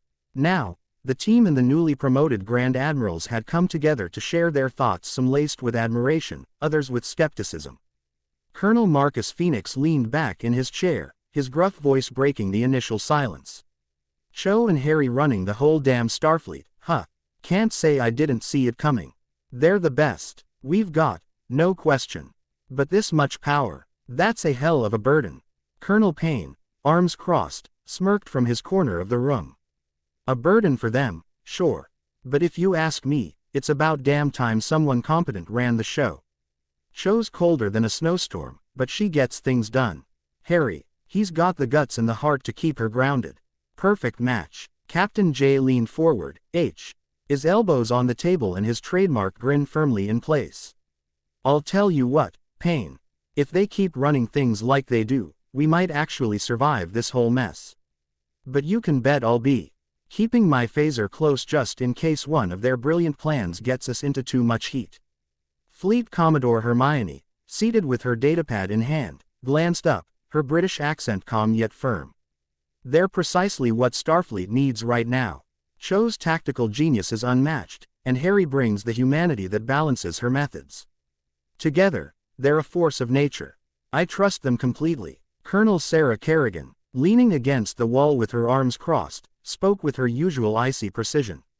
Trust isn't the issue. Control is. They're running Starfleet now, but with that kind of power. Every decision they make will face scrutiny from the enemy, from Starfleet intelligence, even from us. They'll need to be flawless. Grand Admiral Fleur Delacour, seated elegantly beside Luna, nodded in agreement. Her French accent carried a hint of warmth as she spoke. They will be flawless. They always are. Cho is meticulous, and Harry, he has the courage to do what is right, even when it is not easy. Together, they will lead us to victory. Luna, sitting cross-legged and seemingly lost in thought, finally chimed in, her voice as serene as ever. They're more than leaders now. They're symbols, not just for us, but for the entire Federation. Their light, it's something unique. It will guide us, even when things seem darkest. General Rico, who had been silent until now, cleared his throat. His gruff voice carrying an authoritative edge. Symbols are all well and good, but symbols don't win wars. Decisions do. And Cho and Harry, they've made the hard calls when it mattered. I'll fight under their command any day of the week. Agent J leaned back, a sly grin spreading across his face. You're all pretty starry-eyed about this, huh? Don't get me wrong, I like them, but let's not pretend they're perfect. Even the best leaders screw up. He paused, then added with a chuckle, besides, someone's gotta keep Pain from writing love poems to them. Pain shot him a glare. Watch it, Jay, or I'll make sure your next mission involves latrine duty. The room erupted into a wave of laughter, the tension easing for a moment before Hermione brought them back to focus. Jokes aside, they're the right choice. We've seen what they can do, and we've all trusted them with our lives. That's not going to change now. Phoenix grunted in agreement, his deep voice resonating. Yeah, well, as long as they remember where they came from and keep looking out for the people on the ground, we'll be fine. Cho's got the strategy, Harry's got the heart. Together, they'll either lead us to victory or go down fighting. Either way, I'm in. Kerrigan's icy demeanor thawed slightly, and she nodded. We all are. They're the best chance the Federation has, and we're here to make sure they succeed. Fleur raised her glass of replicated wine, a small smile playing on her lips. To Cho and Harry, may they lead us to glory. Luna followed suit, her dreamy smile softening the moment. To their light, and to all of us who will follow it. One by one, the others joined the toast, their glasses clinking together in a rare moment of unity. Despite their differing opinions and concerns, one thing was clear. They were ready to stand with Cho and Harry, through the storm and beyond. Starfleet Command Headquarters, San Francisco. The grand conference room at Starfleet Command was abuzz with a cacophony of voices. The tension almost palpable. Admirals, senior captains, and division leaders from across the Federation had gathered, some present in person while others attended via holographic projection. The room's massive windows overlooked the iconic Golden Gate Bridge, but few noticed the view. All eyes were focused on the announcement that had shaken the very foundation of Starfleet, Supreme. Great Sovereign Paradrix Cho and Supreme Grand Sovereign Harry Potter had been elevated to the highest ranks in Starfleet's history. At the head of the room stood Fleet Admiral Catherine Janeway, her steely gaze sweeping across the gathered officers. As a seasoned leader who had seen the darkest depths of space and survived, her presence alone commanded silence as she raised her hand. Enough, she said sharply, her voice cutting through the noise. We're here to discuss what these promotions mean for Starfleet, not to indulge in petty bickering. Admiral Nechayev, seated to her left, leaned forward, her piercing gaze fixed on the hologram of Admiral Ross. The creation of these titles Supreme Great Sovereign Paradrix and Viceroy Lord Sovereign Admiral effectively concentrates unprecedented power into the hands of two individuals. This isn't just about leadership. It's about control. Ross, his holographic form flickering slightly, folded his arms. And who better to wield that control than Cho and Potter? You've all read the reports. Cho's strategic mind is unparalleled, and Potter's ability to inspire is second to none. Together, they've turned the tide in more battles than I can count. Admiral Paris, seated at the far end of the table, nodded. Their track record speaks for itself. If we're going to face a potential war with the Romulans and Cardassians, we need leaders who can unify Starfleet and act decisively. Quote, Admiral Jellicoe, however, wasn't convinced. He leaned back in his chair, his expression skeptical. Unify Starfleet, or divide it. Their power bypasses this very command structure. What happens when their decisions conflict with what this council deems necessary? Fleet Admiral Nakamura, a quiet but influential presence, finally spoke. That's a valid concern, but we have to consider the bigger picture. Starfleet has always relied on a chain of command, but in times of crisis, we've made exceptions. Think of Admiral Kirk during the Genesis incident or Janeway's authority in the Delta Quadrant. Janeway gave a small nod, her voice steady. Nakamura is right. We've faced unprecedented challenges before, and we adapted. Cho and Potter represent Starfleet's ability to evolve. They're not just commanders, they're symbols of what Starfleet can achieve. The room fell silent for a moment as the weight of her words settled over the gathered officers. Finally, Admiral Cornwell, joining via hologram, broke the silence. Symbols are all well and good, but let's not forget that symbols can also be targets.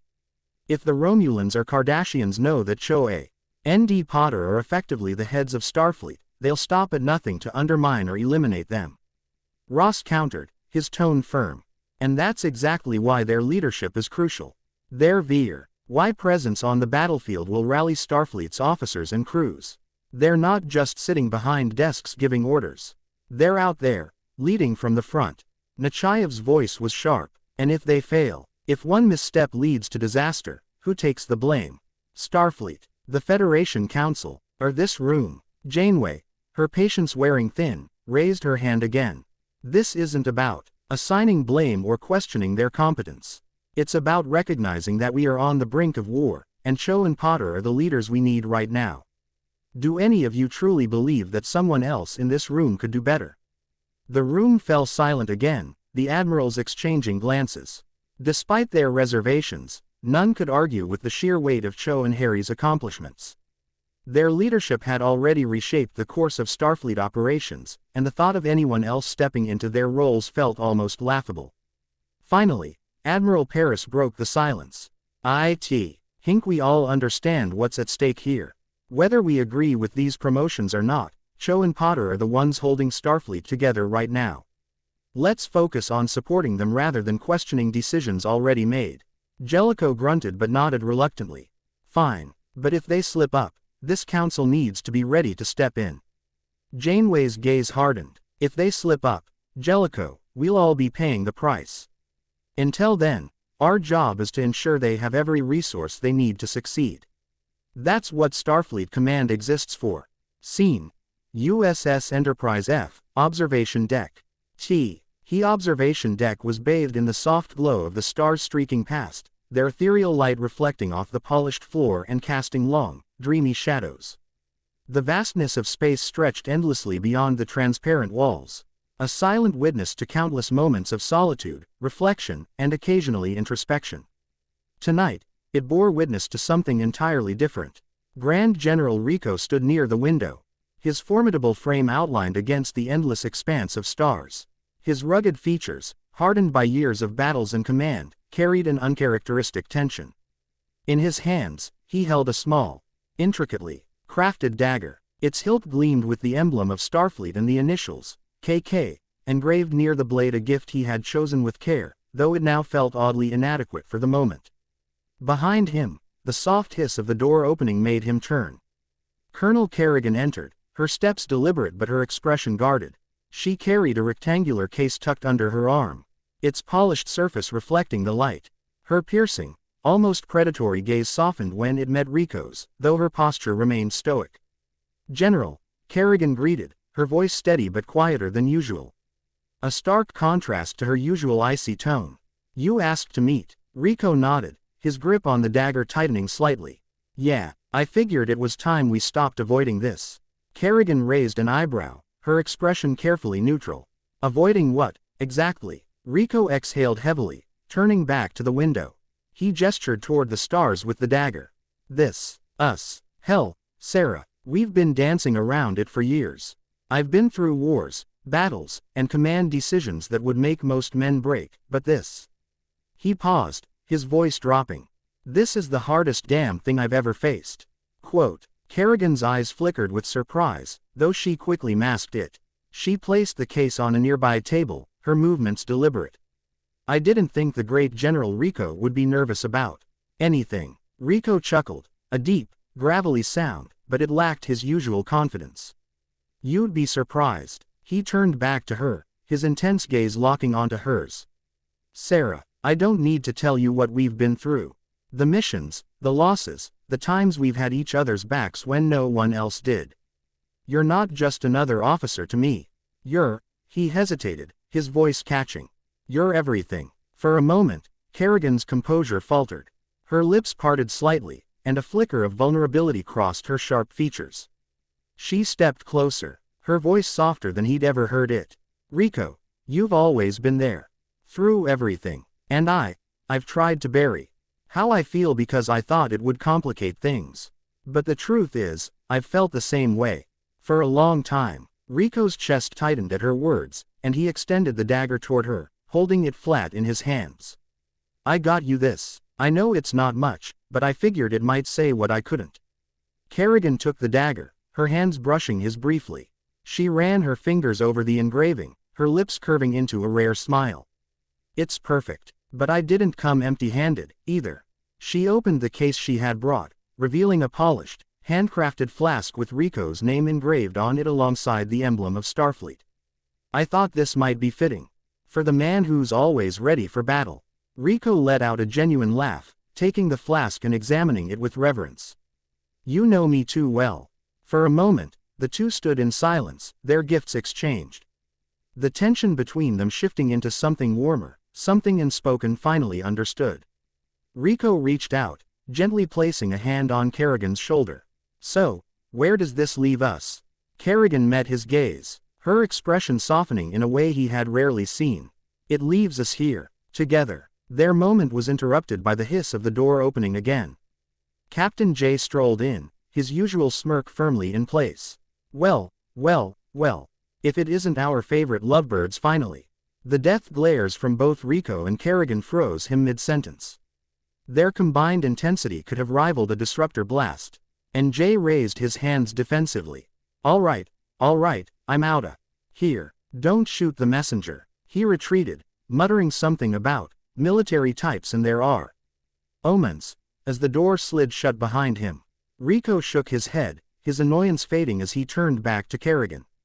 He's lucky I didn't have my phaser on me. Kerrigan smirked, stepping closer. You let him off easy. Rico's expression softened, and he reached for her hand.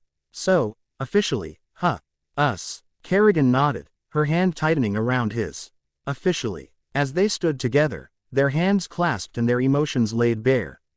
The stars outside seemed to burn brighter, as if the universe itself was acknowledging the bond between them. For Rico and Kerrigan, this was more than a confession, it was a beginning. One forged in the fires of battle and tempered by the unshakable trust they had in each other. The private dining suite aboard the Enterprise F was an oasis of tranquility, reserved for rare moments when Starfleet officers could indulge in fleeting moments of normalcy. The ambient lighting was dim, casting a warm glow over the elegantly set table. A single vase held a delicate 8-white flower, Kerrigan's subtle choice, an unexpected nod to her softer side. Grand General Rico and Colonel Kerrigan sat across from each other, their starkly different yet equally commanding presences softened in the intimate atmosphere. Rico, in his pressed uniform adorned with the insignia of his rank, exuded rugged confidence, while Kerrigan, with her sharp features and calculating gaze, was a picture of composed strength. But tonight, the masks they wore as warriors were set aside. The meal between them was simple but thoughtfully prepared, a shared indulgence in dishes from Earth and Tarsinus, Kerrigan's homeworld. For once, they were not talking strategy or tactics. Instead, the conversation meandered through lighter topics, stories of past missions, and, surprisingly, moments of genuine laughter. Rico leaned back, the edges of his mouth curling into a rare grin. You know, I think this might be the first time we've sat down together like this without discussing combat reports or infiltration tactics. Kerrigan smirked, raising her glass of deep red wine. Don't get used to it, General. You might find out I have other interests beyond plasma rifles and battle formations. Rico chuckled, raising his own glass. I'm not sure I'd survive the shock. As their glasses clinked softly, the sound echoed through the room, a quiet testament to their newfound connection. But before the moment could settle, the dining suite's doors hissed open abruptly. There they are, the mighty Grand General and the fierce Colonel. The booming voice was unmistakable, Chancellor Gowron strode into the room, his warrior's frame and wild eyes dominating the space. His flowing ceremonial robes swirled around him, and the ever-present growl in his voice carried both challenge and camaraderie. Rico and Kerrigan exchanged a brief, incredulous glance before standing, their military reflexes kicking in. Rico saluted out of instinct, his voice carrying a mixture of respect and exasperation. "Chancellor Gowron, I wasn't expecting company." Gowron waved a hand dismissively, his toothy grin as fierce as it was genuine. "Bah, formalities are for those without honor. I heard whispers of this romantic liaison and decided to see it for myself." He strode to the table, examining the setting with an approving nod. "Good. A warrior's feast. You should always celebrate victories, even small ones." Kerrigan crossed her arms, her icy demeanor barely hiding her amusement. "And what victory are we celebrating, Chancellor?" "My patience for interruptions." Gowron threw his head back and let out a booming laugh. "Ha, your tongue is as sharp as your blade, Colonel.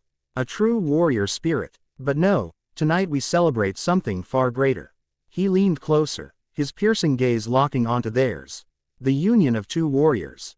You both have fought countless battles, shed blood for the Federation and Starfleet. And yet, here you are, finding strength not just in battle, but in each other. That is worthy of honor."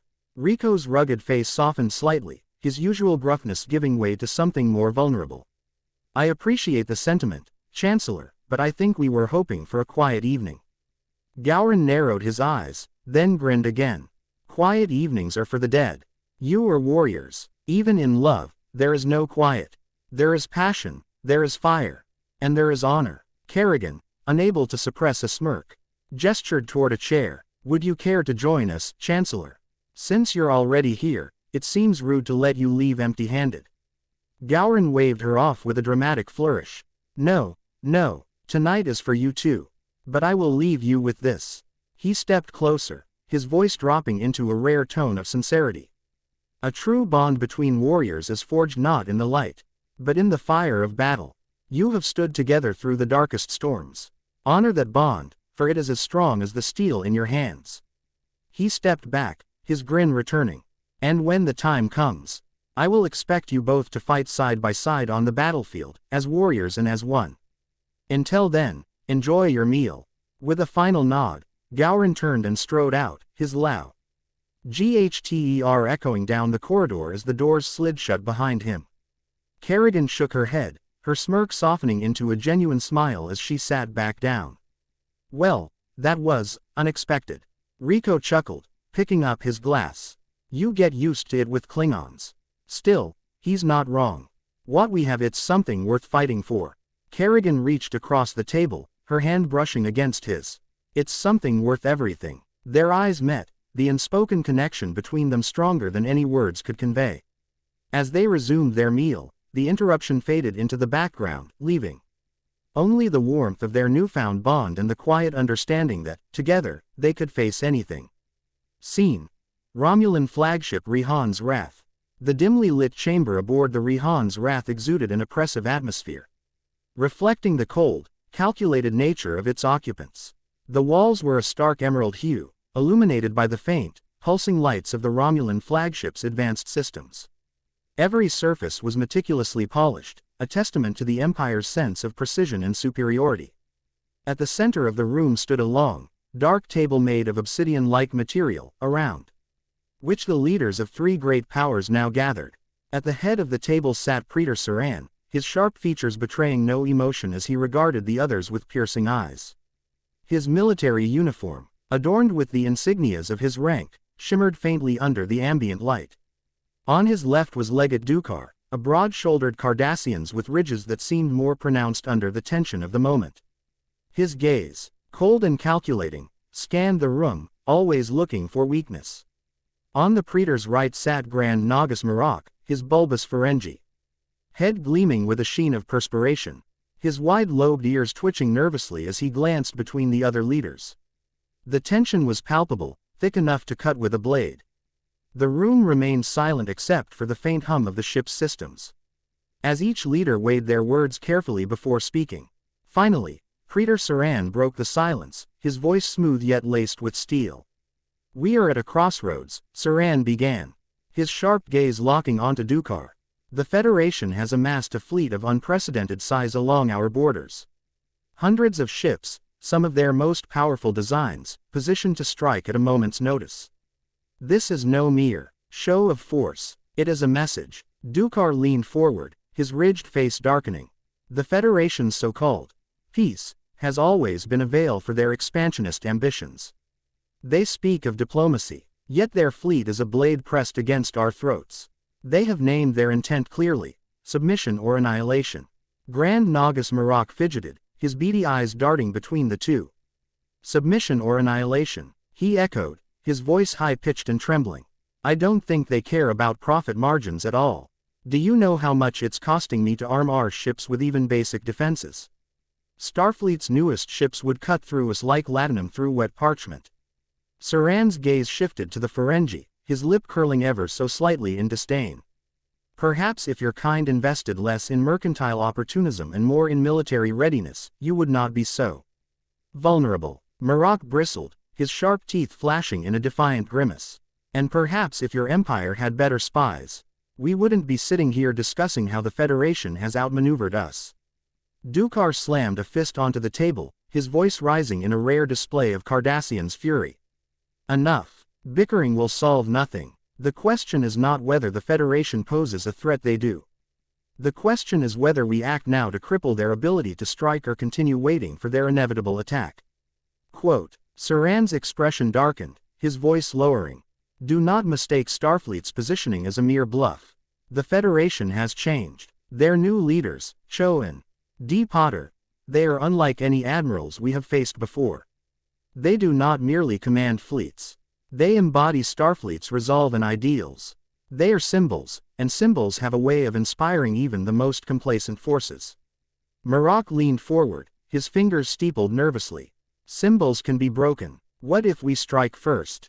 A coordinated attack across their borders could cripple their supply lines, scatter their fleets, and shatter their morale. Imagine the profit margins we could achieve by exploiting their resources during the chaos. Dukar's lips curled into a predatory smile. Finally, something we agree on. A preemptive strike is the only logical course of action. The Federation's fleets are vast, yes, but they are spread thin across multiple fronts. If we strike decisively, we see and carve a path straight to Earth itself before they can regroup.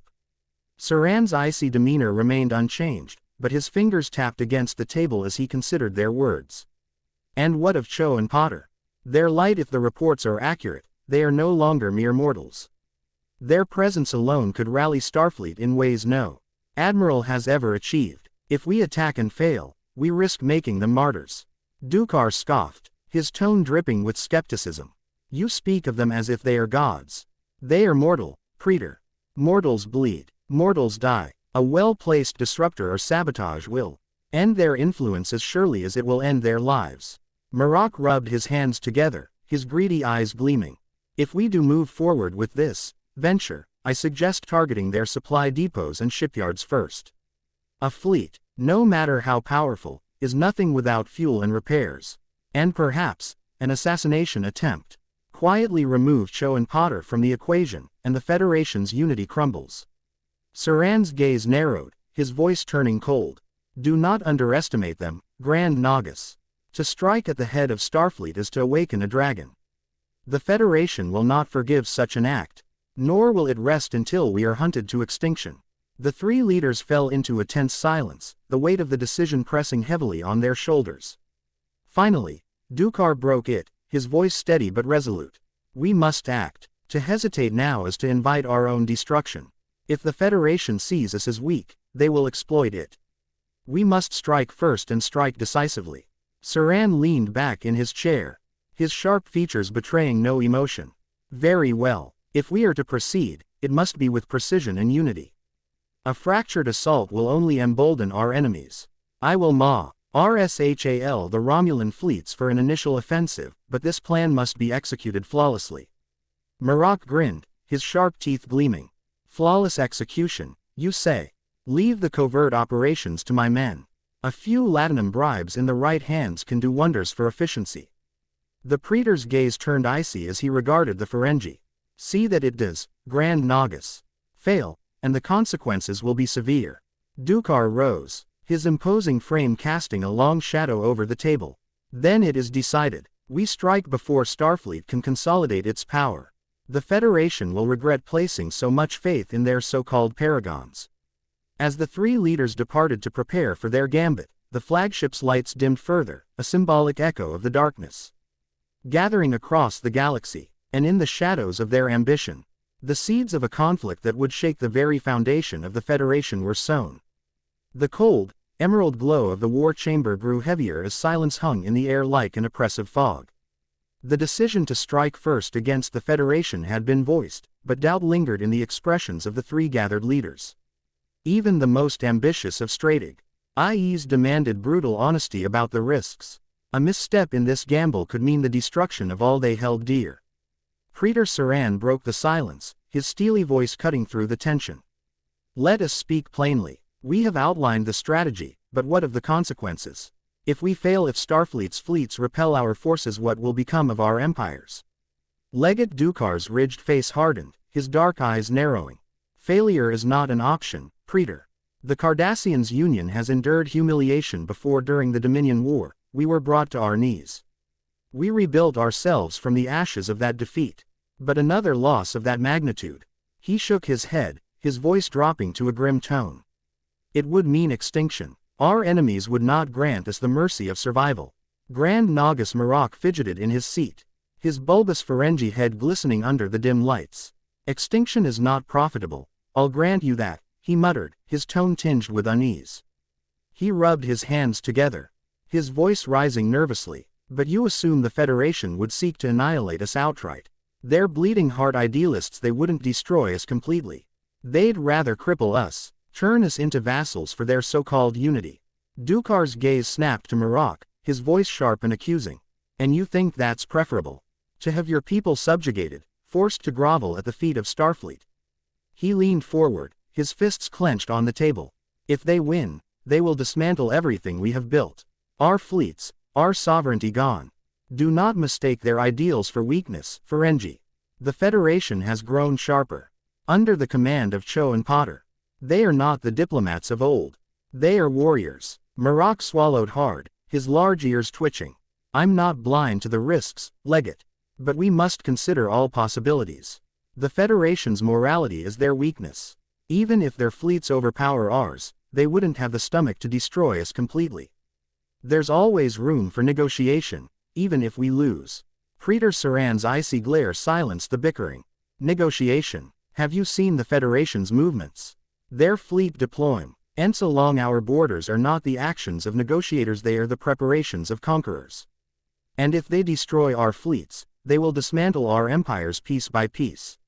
Your bribes and tricks will not save you then, Nagus. Saran stood, his commanding presence filling the room. Let us not delude ourselves with the notion of survival in defeat.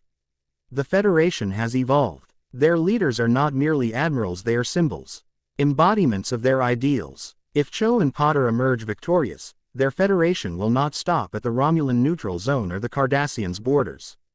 They will push outward, claiming everything we hold sacred in the name of their unity. Dukar leaned back, his voice a low growl. You speak as if defeat is inevitable, Praetor. Do you lack faith in our forces? Saran's gaze locked onto Dukar, his voice turning cold. Faith has no place in war, Legate. Only calculation. And the calculation is clear. If we fail, our empires will fall. Marrok's voice trembled slightly, though he tried to keep it light. Then perhaps we should reconsider this entire endeavor. A preemptive strike is a bold move, but boldness often leads to disaster. Perhaps there's another way, something less risky. Dukar sneered. You would rather sit and wait while the Federation tightens the noose around our necks. That is not strategy, it is cowardice. Marrok bristled, his voice rising in indignation. Cowardice. I'm trying to ensure we don't lose everything. You think Starfleet's fleets can be defeated so easily? Have you seen their Achilles-class heavy cruisers?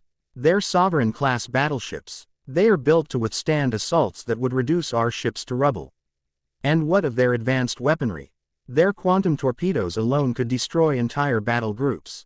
The room fell silent again as Marrok's words sank in. The fear that had been lingering beneath the surface was now laid bare.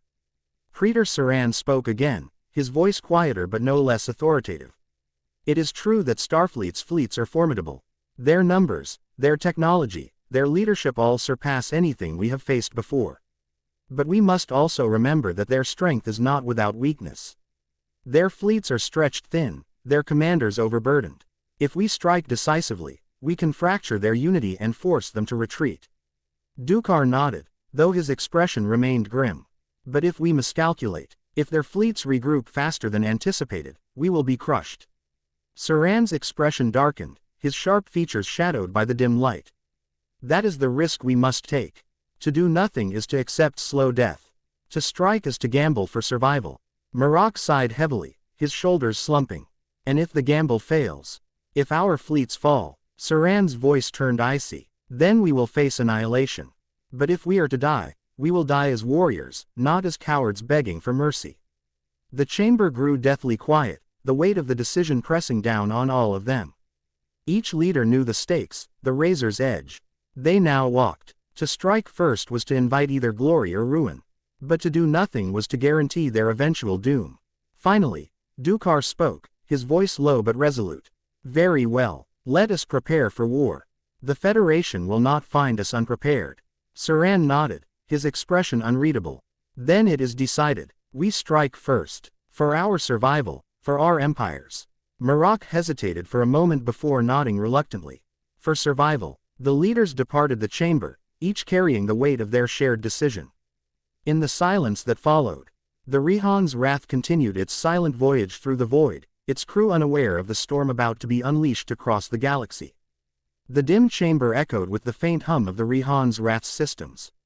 Though the mood within was far from tranquil, the leaders of the Romulan Star Empire, the Cardassians Union, and the Ferengi Alliance sat once more at the obsidian table, but the tension was now undercut by a simmering anger and thinly veiled frustration. The topic of discussion had shifted from Starfleet's growing threat to the devastating blow recently dealt to the Tal Shiar. The Romulan Empire's once feared intelligence agency. Praetor Saran's face was a mask of carefully controlled fury. His long fingers tapped rhythmically against the dark surface of the table as he addressed the others. The Federation's recent covert strike has left the Tal Shiar crippled. Their timing was precise, their execution flawless. Critical intelligence hubs have been destroyed, key operatives eliminated, and our networks compromised. Recovery will not be swift. Legate Dukar, the Cardassians' representative, leaned forward, his brow furrowing as he studied Saran. I warned you, Praetor. The Federation has been perfecting their tactics for decades.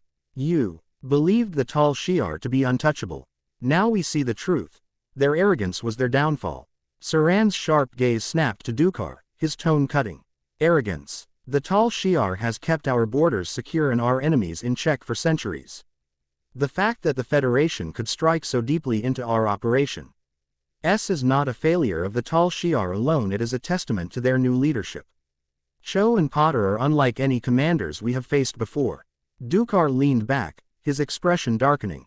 Do know, mistake me for one of your subordinates, Praetor. I do not deny their capabilities. But the failure remains yours.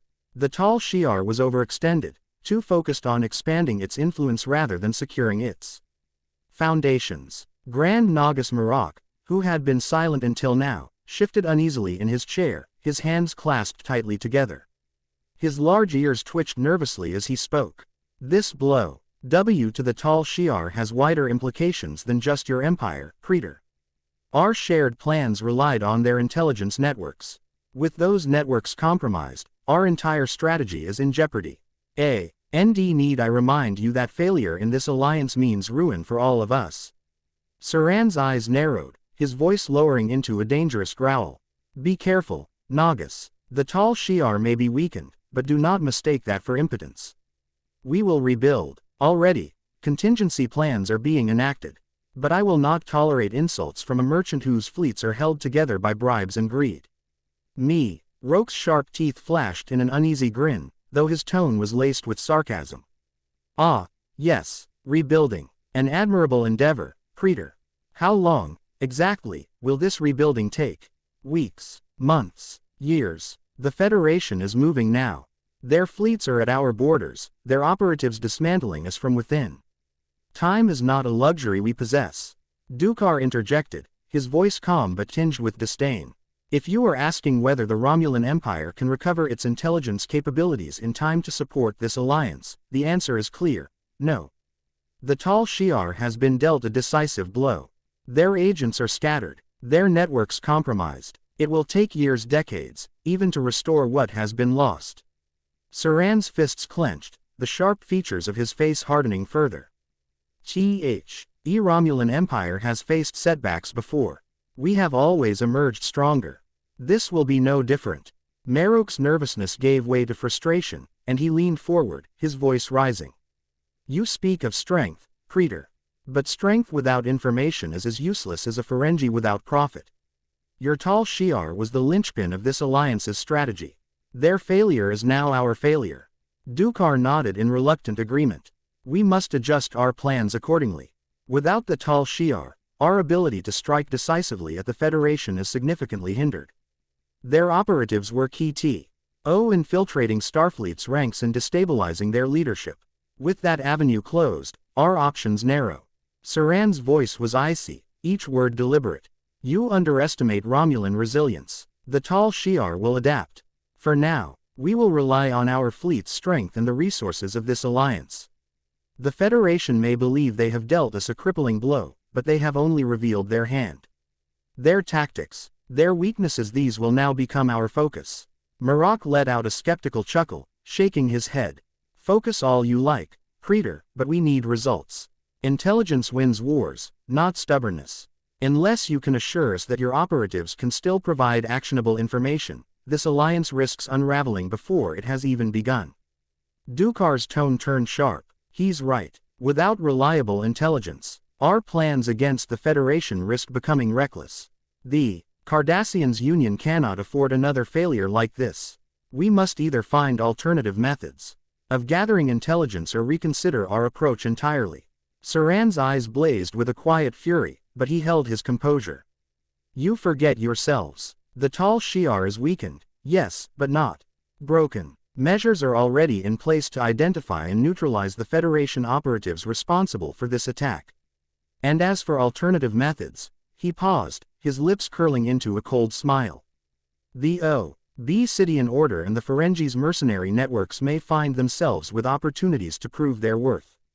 Dukar's brow furrowed, his suspicion clear. You expect the Obsidian Order to compensate for your failings. Bold, considering the Tal Shiar's history of treating our operatives as pawns in their schemes.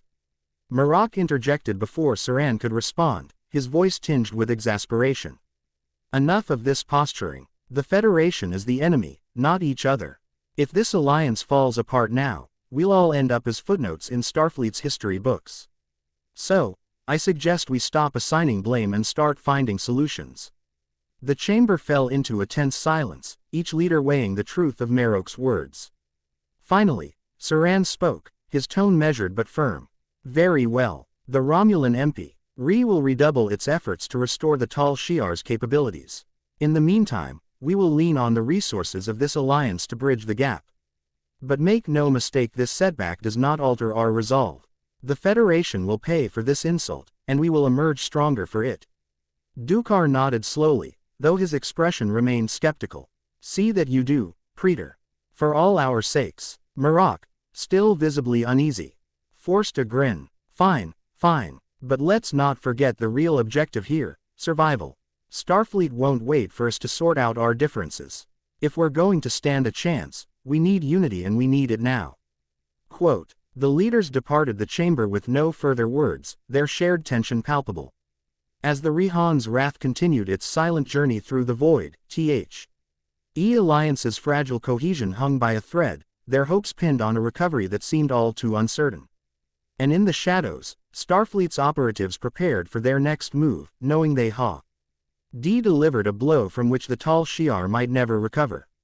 The War Council chamber aboard the Rihan's wrath was a starkly illuminated space, its obsidian table reflecting the cold, calculated demeanor of the leaders seated around it.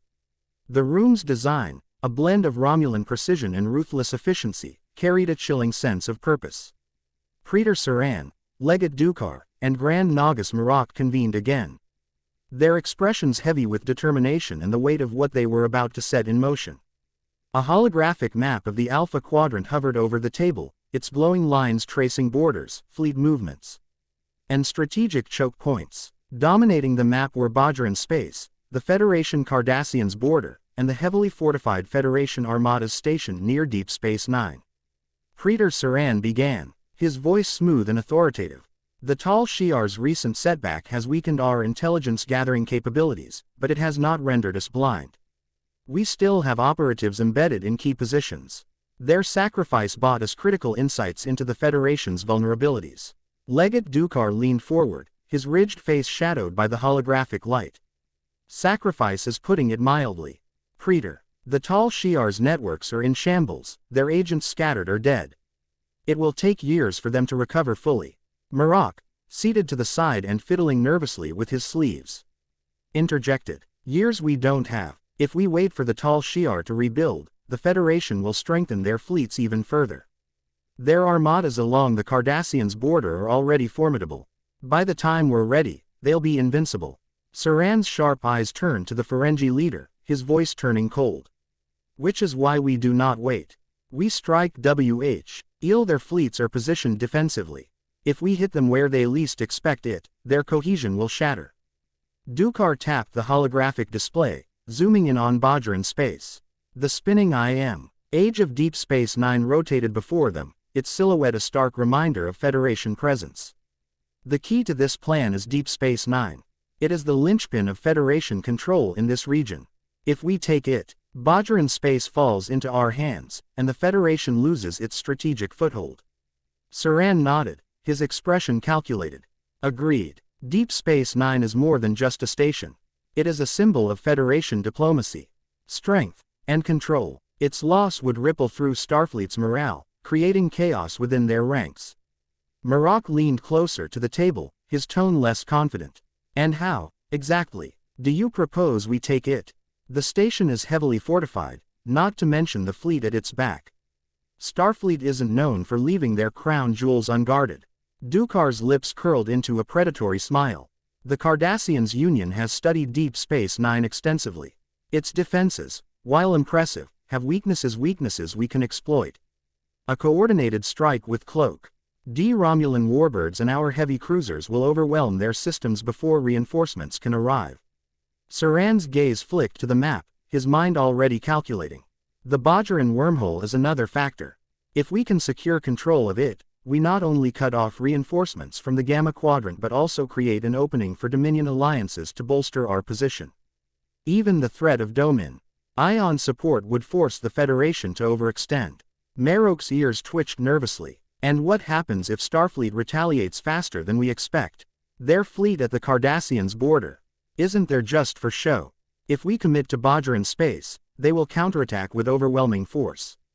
Dukar's tone darkened, his voice laced with conviction. That is where the second phase of the plan comes into play. Once Deep Space Nine is under our control, we launch simultaneous offensives along the Cardassians' Federation border. Divide their forces, stretch their resources thin.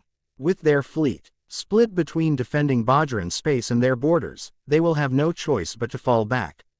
The holographic map shifted, highlighting key Federation fleet positions.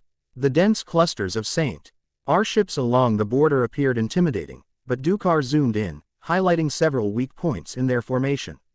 Here, he continued, pointing to a segment near the Calendra system. The Federation's fleet is strongest at the central border, but their flanks are vulnerable. If we feint a full-scale assault, they'll reposition their ships, creating gaps we can exploit. The Romulan fleet's cloaking technology will ensure surprise, while Cardassians' heavy cruisers provide the firepower to punch through. Marrok fidgeted, his voice rising with skepticism. And the Ferengi, what role do we play in this grand strategy? Surely you're not expecting us to go toe-to-toe with Federation warships. That would be unprofitable. Saran's expression tightened, though he managed to keep his disdain in check. The Ferengi Alliance has always excelled in sabotage and disruption. Your privateers and mercenaries will target Federation supply lines and communication relays. Cut off their logistics, and even the mightiest fleet will falter. Marok tilted his head, considering the plan. Disruption. Sabotage. Yes, I see the value in that. And, of course, there will be compensation for our efforts. Dukar growled lowly, but Saran raised a hand, silencing him. You will be compensated, Grand Nagus. The spoils of war will ensure the Ferengi Alliance profits handsomely from this campaign provided you deliver results. The room fell into a heavy silence again as the map zoomed out, showing the entirety of the projected warfront. The three leaders studied the hologram, the enormity of their plan sinking in. Saran's voice broke the quiet, his tone grim yet resolute. This is a gamble, yes. But it is a gamble we must take. If we succeed, we fracture the Federation and secure dominance in this quadrant. If we fail, he paused, his eyes narrowing, then our empires will fall, and the Federation will write the next chapter of galactic history without us. Dukar leaned back in his chair, his gaze sharp and unwavering. Then we will not fail. Victory is the only option. Marok's ears twitched nervously, but he nodded, his voice hesitant. Victory, or extinction, a sobering choice. The Praetor straightened, his commanding presence filling the chamber. Prepare your fleets. Deep Space Nine will be the first step in reshaping the galaxy. The Federation's strength lies in its unity. We'll shatter that unity and leave them in chaos. As the leaders departed the chamber, the holographic map flickered and faded, leaving the room in shadow. Outside, the Rihan's wrath drifted silently in space, a predator poised to strike. The galaxy stood on the brink of chaos, and the first moves in this deadly game of strategy and survival had been set. Praetor Saran sat alone in his quarters, dim lighting casting long shadows across the room. The space was Spartan yet elegant, befitting a leader of his stature.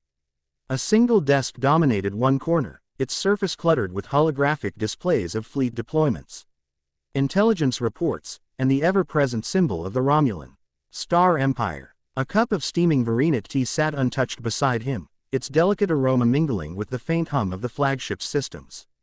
The Praetor leaned back in his chair, his sharp features etched with an uncharacteristic weariness. For all his outward resolve during the council meeting, his mind was a storm of conflicting thoughts. The decision to launch a preemptive strike against the Federation was not one he had made lightly, but its implications gnawed at him. The neutral zone, Saran murmured, his voice barely audible over the quiet hum of the room. A fragile boundary built on trust that no longer exists. The treaty with the Federation, signed decades ago, had been a cornerstone of interstellar stability. It was an agreement that had kept two superpowers from tearing each other apart, a pact that Saran's predecessors had upheld with a mixture of pragmatism and reluctance. But now, as he stared at the glowing maps of fleet positions, that treaty felt like an antiquated relic, an idealistic promise in a galaxy that had grown far darker. He tapped a control on the desk, NGING up a historical record of the treaty. The text hovered in the air, its carefully chosen words outlining the neutral zone's purpose, to prevent escalation, to maintain peace. Saran's lips twisted into a bitter smile. Peace, he muttered, his tone laced with irony. A noble concept, but one that has outlived its usefulness. The Federation's recent actions had eroded any semblance of trust. Massing of their fleets along Romulan and Cardassian's borders was not the act of a nation committed to peace. It was a declaration of strength, a veiled threat.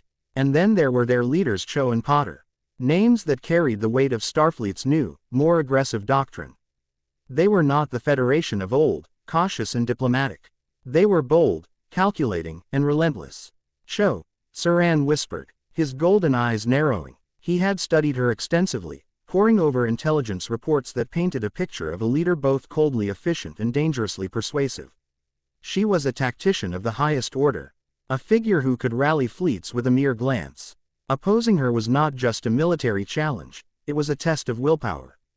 And then there was Potter, her counterpart. His reputation as a symbol of hope and resilience grated on Saran's nerves. The Federation had always been adept at cultivating figures who embodied their ideals, but Potter's rise was different. He wasn't merely a symbol, he was a weapon, wielded with precision to inspire and unite. Saran's hands clenched into fists. Symbols can be broken, he growled. And treaties can be rewritten.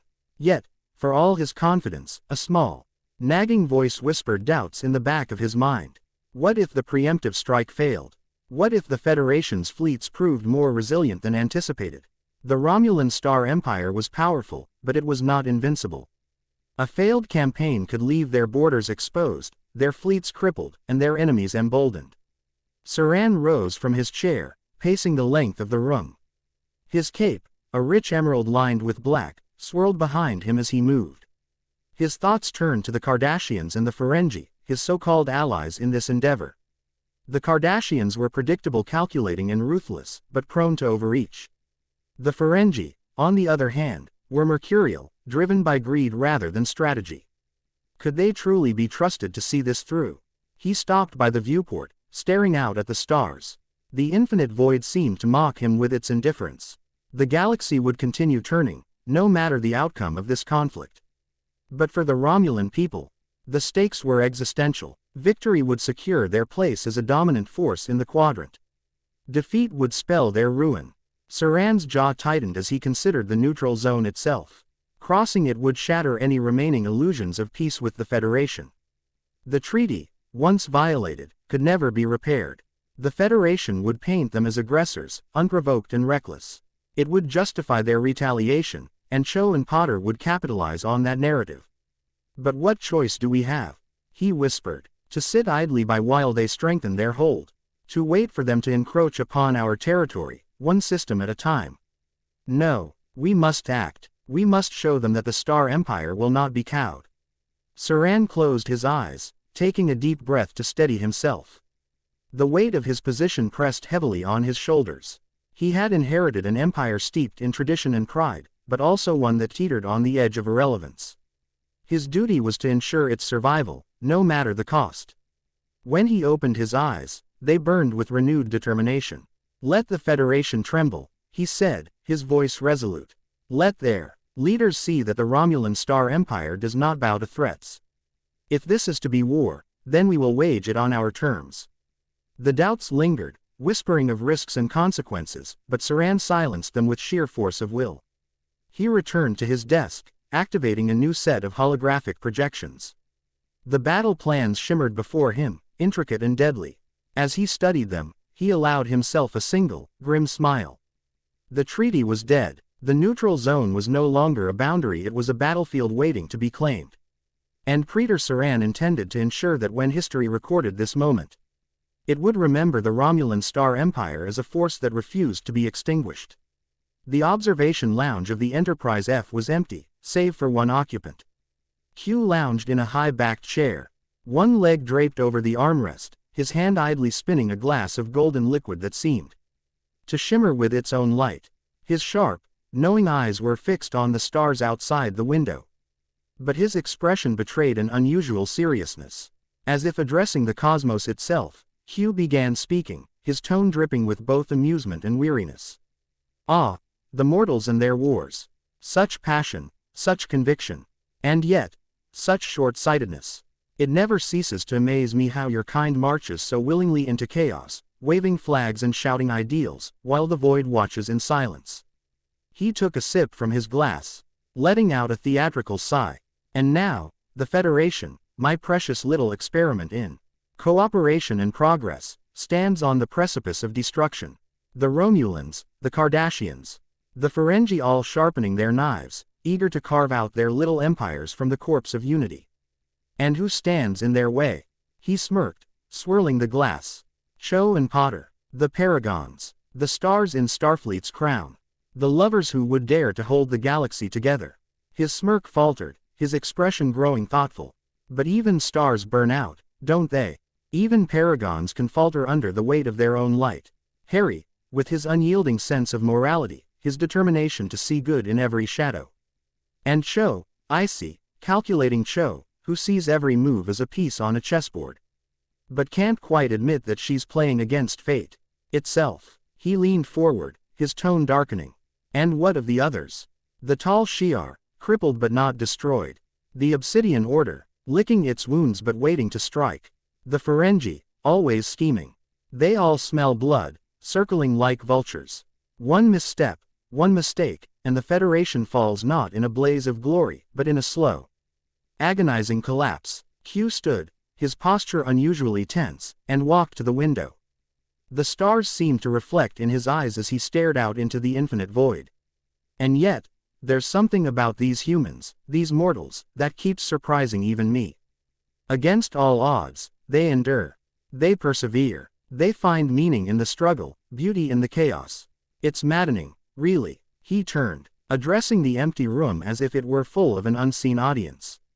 So, what do I do? Do I step in, snap my fingers, and fix it all?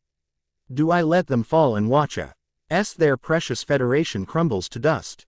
Or do I do what I always do, sit back, observe, and see if they can find their own way out of the mess they've created? He shrugged, his trademark smirk returning, though it lacked its usual mischief. Decisions. Perhaps I'll pay Cho and Potter a little visit. Stir the pot, as it were. After all, what's the fun of being omnipotent if you don't meddle every now and then? With a snap of his fingers, the glass in his hand disappeared, and Q vanished in a flash of light, leaving the room empty once more. The stars outside continued their eternal dance, indifferent to the struggles of mortals and omnipotent beings alike. USS Enterprise F, Cho's private quarters. The dim glow of the observation window filled Cho's quarters, casting long, faint shadows across the polished floor. Stars passed in steady streaks as the Enterprise F cruised along the Federation Cardassian's border. The grandeur of her quarters' high ceilings, Federation insignias etched into metallic panels, and the soft hum of advanced systems did nothing to lighten the weight on her shoulders. Great Lord Sovereign Admiral Cho stood near the window, her glowing white CL oak pooled around her feet like a second skin of light. Her reflection in the glass stared back at her stoic, composed, but undeniably weary. She clasped her hands behind her back, her golden eyes gazing into the void. The silence of the room amplified the storm raging within her mind. So, it has come to this, Cho thought, her jaw tightening. The edges of her cloak seemed to shimmer faintly as if echoing her inner turmoil. She closed her eyes briefly, letting out a slow, measured breath. Her thoughts came fast, sharp as blades. The Romulans, the Cardassians, and the Ferengi all united by their fear of the Federation. They've chosen aggression over diplomacy, war over compromise. I cannot say I am surprised. Fear is a powerful force, one that clouds judgment and fuels recklessness. She turned from the window, pacing the length of her quarters. The soft click of her boots on the metallic floor was the only sound. Her mind lingered on the intelligence reports strewn across her desk. Final communiques from Romulan diplomats, Cardassians emissaries, and Ferengi traders. Each was a confirmation of severed ties, a silent declaration of hostility. They've closed every channel, rejected every overture for peace. They believe their strength, their numbers, will overwhelm us. But they underestimate the Federation. They underestimate me. Her hands tightened into fists as her pacing slowed. The memory of the Dominion War flickered in her mind, a war that had scarred the Alpha Quadrant, a war where countless lives were lost on all sides. We swore never again. Never again would the Federation be caught unprepared. Never again would we underestimate the resolve of our enemies. Yet here we are, on the precipice of another galactic war. Her gaze flicked to the reports detailing the enemy fleets, Romulan warbirds, Cardassians heavy cruisers, Ferengi marauders. Their combined strength was formidable, but Cho knew the Federation's fleets were ready. She had overseen the deployments herself, every ship, every formation meticulously planned. Still, the doubt lingered. What will this war cost us? How many lives will we sacrifice to hold the line? And will it be enough? The Romulans and Cardassians are desperate. And desperation breeds brutality. They will strike wherever they believe is weakest. Bajoran space, the Cardassians' border, perhaps even Earth itself. Her thoughts shifted to Harry, Fleur, and Luna, the leaders who stood beside her, their unwavering support her greatest strength. And then to Poltergeist, the fearless team that had already risked everything for the Federation. We are prepared, but are we ready? The question hung in her mind, unanswered. She moved to her desk, her hand brushing over the surface of a pad displaying the latest fleet deployments. The numbers were strong, thousands of ships ready to defend the Federation. Yet numbers alone would not determine the outcome. Victory will not come from brute strength. It will come from strategy, from resolve, from unity. Our enemies are fractured, bound only by their shared fear of us. That will be their undoing. But unity demands sacrifice, and sacrifice demands courage. Her thoughts grew darker as she considered the inevitability of what lay ahead. I can see the battles already. The chaos, the bloodshed. Planets reduced to rubble, lives torn apart. And for what? Because fear and greed blind them to reason. Because they see the Federation not as a beacon of hope but as a threat to their power. She straightened, her golden light intensifying as resolve replaced doubt. So be it. If they want war, they will have it. But they will learn that the Federation does not falter, does not break. They will learn that our strength lies not only in our fleets but in our ideals. And they will learn that I, Cho, am not a commander to be underestimated. Her gaze returned to the window, her reflection now sharper, more determined. I will not let their war destroy the Federation. Whatever the cost, we will endure. We will rise. And when this war ends, it will not be the Federation that lies in ashes. The soft chime of the calm broke the silence, pulling her from her thoughts. Harry's voice came through, steady and calm. Cho, the senior staff is ready for the briefing. Shall we proceed? She took a final glance at the stars before replying. I'll be there shortly. As she left the quarters, her cloak trailing like a banner of light, her resolve was unshakable. The war was inevitable, but so was her determination to ensure the Federation would not just survive but emerge stronger than ever. But before she could reach the turbolift, her comm badge was interrupted by a frantic call from the bridge, his voice urgent. The dimly lit quarters aboard the Enterprise F exuded an air of serenity. A rare refuge amidst the unrelenting tensions of war. Great Lord Sovereign Admiral Cho sat on the edge of her bed, her luminous white cloak draped over the nearby chair, its faint radiance casting soft shadows on the walls. Viceroy Lord Sovereign Admiral Harry Potter stood by the expansive window, his eyes fixed on the vast expanse of space beyond, the stars glinting like scattered diamonds. The day had been grueling, a series of strategy meetings, diplomatic communications, and a never-ending flood of reports. The Enterprise F served as the nerve center of Starfleet's operations near the Romulan neutral zone. And the weight of command never truly lifted. Yet here, in this moment, they allowed themselves a fleeting sense of normalcy. Cho glanced over at Harry, her golden eyes softened by exhaustion. It's strange, isn't it? She said, her voice quieter than usual. Moments like this feel so fragile. Like the calm before a storm. Harry turned from the window, his emerald eyes meeting hers. That's because it is, Cho. Every moment of quiet we get is borrowed time. He walked over and sat beside her, his presence a steadying force. But we'll handle whatever comes, like we always do. Cho managed a faint smile, her hand brushing against his. Always. They were about to turn in for the night when a sharp, insistent chime shattered the stillness. The ship's emergency alert system blared to life, its crimson lights flashing ominously. Both of them were on their feet in an instant, their exhaustion forgotten. Bridge to Admirals Cho and Potter. Captain Hermione's voice came through the comm system, laced with urgency. We're under attack. Romulan warships have crossed the neutral zone multiple waves, 2,000 ships strong. They're engaging the fleet. Cho's golden eyes narrowed, her voice cutting through the chaos. Acknowledged. Admiral Luna, raise shields. Return fire. All hands battle stations. We're at war. Here's 2 songs for you and what is coming next. The game of chess is on, let's see which pieces fall first, shall we? Courtyard Apocalypse Battle of Hogwarts theme Epic Battle version Harry Potter Dynasty. Clash of Titans. His chapter. I can hardly tell if I should laugh or cry myself after many rewrites and debating what works best for this one. Nevertheless, I do think you'll enjoy it very much. We're starting small as the war has begun. But no less will have its fill of drama and so much more, but in a fun way, yet with a very, very serious tone to it which I didn't miss not one bit, so enjoy. Clash of the Titans. The USS Enterprise F, flagship of the Federation, stood at the tip of the Federation's 7th Armada, its sleek form gleaming under the harsh starlight. Around it, the immense fleet moved with precision, forming the intricate lines of the Delta attack formation. The void of the neutral zone was alive with energy, as 2 titanic fleets, the Romulan and Federation forces, prepared to clash. The Romulans had brought their best. A swarm of bird of prey frigates, Valdor-class battlecruisers, and the massive D'Deridex-class battleship-type warbirds surged forward, their green hulls shimmering ominously. The IR weapons lit up like emerald fireflies, discharging disruptor blasts and plasma torpedoes in a coordinated volley. On the Enterprise F's bridge, Supreme Grand Sovereign Admiral Harry Potter stood at the central console, his green eyes sharp and focused. Beside him, Supreme Great Sovereign Admiral Cho, composed as always, observed the tactical displays, her voice cutting through the tension like steel.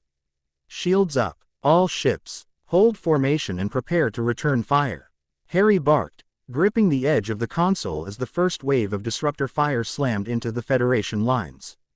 The shields of the Enterprise F shimmered under the impact but held firm. "Target their leading D'Deridex ships," Cho commanded, her tone calm but filled with authority. "Concentrate fire to break their spearhead. Typhoons, move to flank positions and prepare to intercept incoming frigates." The Typhoon-class battlecruisers, with their angular designs and heavy armor, roared to life, splitting from the main formation to intercept the incoming birds of prey. Phaser arrays blazed like golden streaks, cutting through the Romulan frigates in arcs of destruction. The Enterprise F's quantum torpedoes launched in a brilliant salvo, streaking toward a D'Deridex-class battleship warbirds. The massive ship tried to evade, but 10 torpedoes struck its forward hull, detonating in a fiery eruption. The warbirds listed to the side, its green glow flickering before it exploded in a burst of plasma. The battle descended into chaos as the fleets collided. The Achilles-class heavy destroyers darted between the lines, their sleek forms releasing torrents of torpedoes and phaser fire. The Excalibur-class heavy battleships formed a steadfast line, their broadsides unleashing devastating volleys of combined torpedoes and phaser beams into the Romulan ranks. "Cho, they're reinforcing their flank," Harry shouted, pointing to a section of the tactical map where Romulan Valor-class destroyers were moving to encircle the 7th Armada. Cho's eyes narrowed. "Order the Attila advanced escorts to intercept. Their upgraded torpedo launchers and shields will hold against the Valor class.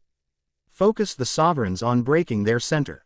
The Attila advanced escorts, their Akira origins now a distant memory, surged forward in a crescent formation. Their pulse phasers tore through the Valador-class destroyers, causing green explosions to ripple across the Romulan formation. Torpedo after torpedo struck true, forcing the Romulan ships to scatter. Aboard the Enterprise F, alarms blared as plasma torpedoes struck their port shields. Sparks flew from a nearby console, but Harry didn't flinch. "Report, shields holding at 78%. Hermione's voice rang out from the engineering console. Her British accent was calm but firm. "Rerouting auxiliary power to stabilize."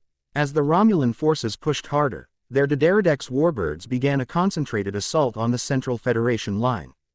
10 Excalibur-class battle ships took a direct hit to its warp core, erupting in a violent explosion that sent shockwaves through the formation. Cho's jaw tightened, but her voice remained steady. "All ships maintain formation. We can't afford to break now." Harry's gaze flicked to her. "We need a counterpunch. If we don't push them back now, they'll collapse the center." Cho nodded, her fingers moving across the console. "Signal the Typhoon battlecruisers to launch a full torpedo barrage at the warbirds. Rear formation. The Excaliburs will follow with a secondary strike. We'll drive them back." The Typhoons moved with precision, their massive torpedo bays releasing a coordinated barrage. Quantum torpedoes streaked across the battlefield, slamming into the rear of the D'Deridex-class warbirds. The explosions lit up the void, forcing the Romulan ships to falter. Harry glanced at Cho, a glint of determination in his eyes. "What about us? The Enterprise?" Cho's lips curved into a faint, knowing smile. "We lead the charge," Harry smirked, turning to the helmsman. "Bring us in. Maximum impulse speed, straight through their center. Hermione, give me everything the shields can handle." The Enterprise F surged forward, its quadruple phasers and quantum torpedoes blazing as it cut through the heart of the Romulan formation. 10 Valador warbirds intercepted, but the Enterprise F held its own, its 360-degree quad-D phaser cannons opened fire in rapid succession, blasting holes in their shields, ripe for torpedoes to burn through their hulls, causing massive ruptures throughout all decks, their singularity cores noted sucking the 5 ships in its green-black hole. Seconds later exploded, the other 5 attempted to cloak, but the advanced Tachyon systems on the Enterprise F detected them easily. Without their shields made them easy targets. The same fate awaited them. The phaser cannons and phasers targeted them, the intense sunbeam disintegrated them. The Romulan ships scrambled to adjust, but the Sovereign-class battleships followed closely, their firepower shredding the disoriented warbirds. The Romulan fleet, their formations in disarray, began to retreat. Harry leaned over the console, his voice filled with fire. "Don't let up. Push them back to the neutral zone." Cho's voice was cold and commanding. "All ships concentrate fire on their escape vectors. Make them think twice before they cross the border again." The Federation fleet advanced relentlessly, driving the Romulans into retreat.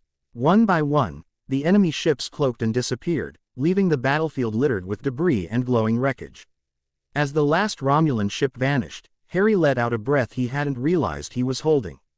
The bridge of the Enterprise F was filled with the quiet hum of systems returning to normal. "We did it," Harry said, turning to Cho, smirking across his face. Cho nodded, her expression softening slightly. "For now, they'll be back." Harry smiled faintly, his admiration for her unwavering. "Then we'll be ready and roll up the welcoming carpet." Together, they stood at the viewport, watching as the remaining Federation ships regrouped. The stars beyond were silent once more, but both knew the battle was far from over. The victory against the Romulan fleet felt fleeting as the Enterprise F's sensors lit up with new alerts. 12 Scimitar-class dreadnoughts, their massive, imposing vulture forms emerging from cloaked positions, suddenly filled the void of space.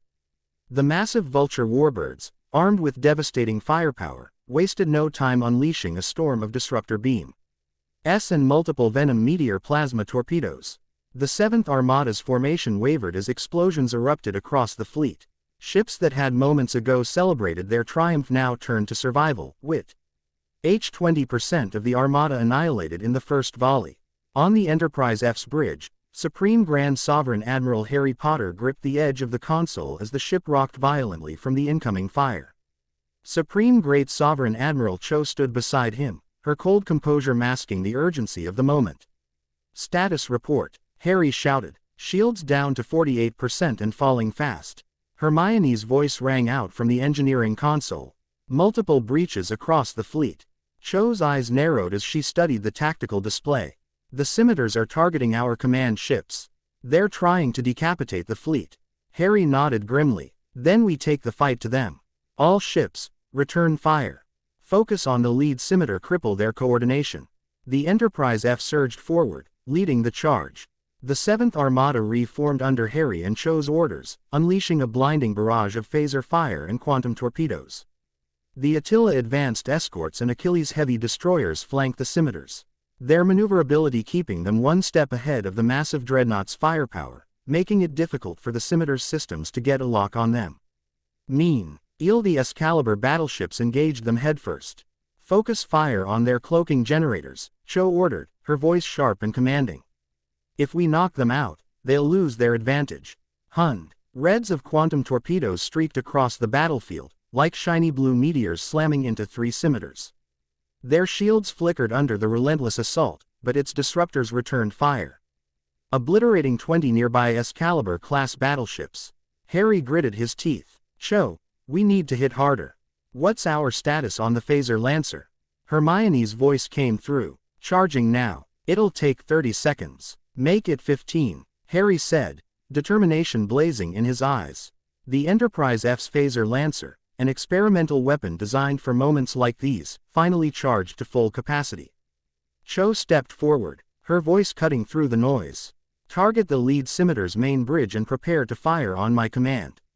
The bridge held its breath as the Phaser Lancer unleashed an immense, golden beam of energy. The concentrated blast tore through the lead scimitar's shields, causing a catastrophic chain reaction. Sparks and fire erupted across the Romulan ship as its singularity core destabilized. Numerous singularity core breaches detected.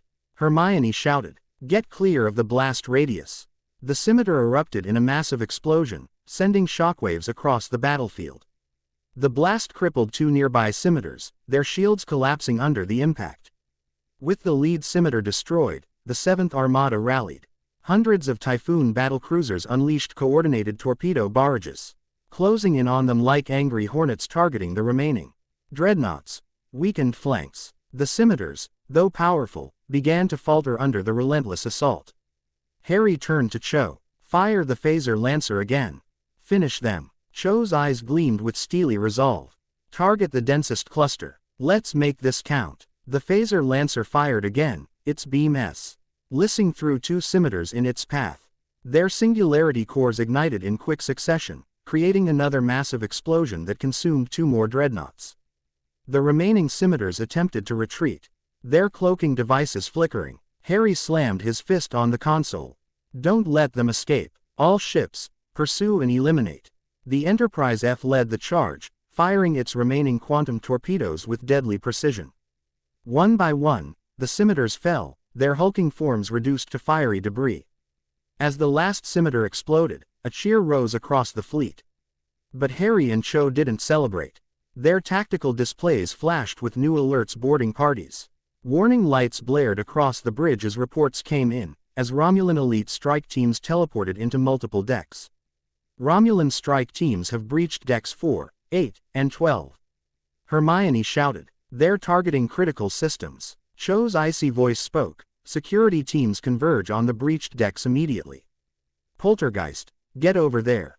Team Poltergeist, armed to the teeth, moved swiftly through the dimly lit corridors of the Enterprise F.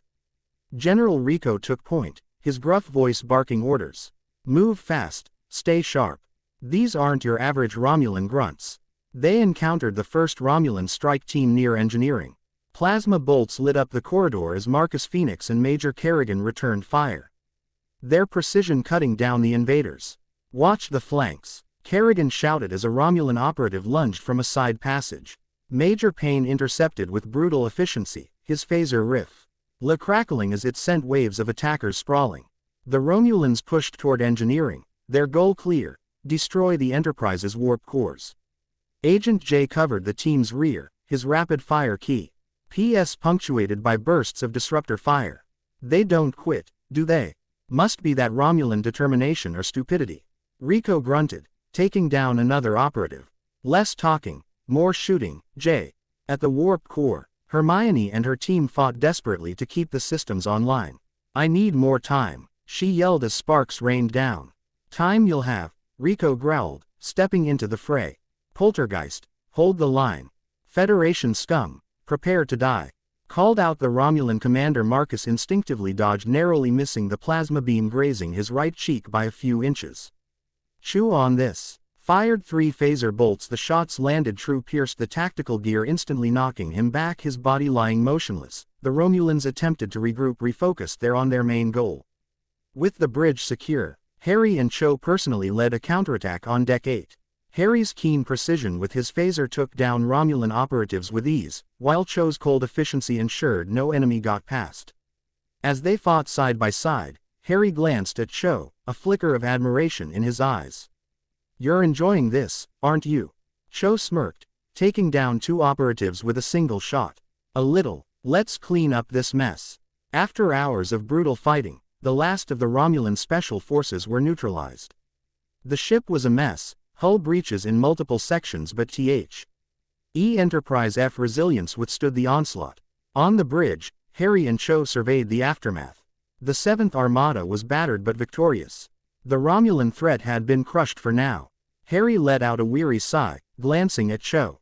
Another day in paradise. Cho allowed herself a rare smile. And another victory for the Federation. Cho, rising from her admiral's chair, gave Harry a quick smooch. Harry stunned for the moment, unable to react. Nicely done, Harry. The crew on the bridge giggled as Harry's cheeks turned beak red. As the stars outside glowed in silence, the crew of the Enterprise F prepared for the next battle. Knowing the war had only just begun, the grand chamber of the Romulan Senate was eerily silent, the usual hum of whispers and debate replaced by an oppressive tension. Praetor Saran, seated at the head of the semicircular room, gripped the edges of his chair as the transmission ended. The loss of 2,000 Romulan ships and the destruction of the scimitar Eli Te strike force was a blow that even the stoic Praetor could not mask. Around him, senators exchanged uneasy glances, their faces pale. The Federation has destroyed not only our fleet, Saran said coldly, his voice reverberating through the chamber, but also our pride. 12 scimitars, our most advanced dreadnoughts, reduced to ashes. This is unacceptable. Senator Tovin, a known hawk, leaned forward. Praetor, we must retaliate. The Federation cannot be allowed to believe they can humiliate us without consequences. Saran's lips curled into a bitter smile. And with what fleet, Senator? The wreckage at the neutral zone speaks louder than your bravado. A holographic meeting was called between Praetor Saran, Legate Dukar of the Cardassians Union, and Grand Nagus Marok of the Ferengi Alliance. The room, dimly lit and shielded for maximum security, buzzed with tension as the leader's projections flickered to life. Marok, draped in his extravagant robes, was the first to speak. 2,000 ships, Praetor. 2,000, and a dozen scimitars. The Federation's fleet didn't just defeat you, they annihilated you. Saran's eyes narrowed, his voice icy. Careful, Nagus. The Romulan Star Empire has bled for this alliance. I trust you'll do more than mock us in our moment of loss. Dukar's voice cut through like a blade. Enough. This bickering achieves nothing. The question is, how did the Federation's 7th Armada outmaneuver such a force? Their phaser lance should not have been able to destroy the scimitars so efficiently. Marok snorted. Perhaps your intelligence underestimated the Federation's technological advancements. A costly mistake. Saran stood abruptly, his holographic figure looming over the other two. Do not mistake Romulan losses for Romulan weakness. The Federation's victory was like a single battle in a war far from over. Dukar raised an eyebrow. Luck. A coordinated strike that obliterates 12 dreadnoughts doesn't sound like luck to me. It sounds like incompetence. The tension crackled as Saran leaned forward, his voice venomous. Careful, Dukar. The Cardassians Union's contributions to this alliance have been minimal, at best. Marok waved a hand dismissively. Now, let's not tear each other apart. The Federation would love that, wouldn't they? But this does change things. The Ferengi Alliance has invested heavily in this war. If losses like this continue, I'll need assurances that our profits won't evaporate. Saran's gaze snapped to Marok. Profits. The Federation threatens us all, and you're concerned about profits. Marok smirked. Of course. War is expensive, Praetor, and if your fleet continues to crumble, I might need to reconsider my investments. Dukar's holographic form stepped closer to the center of the projection field. The loss is significant, but it doesn't mean the war is over.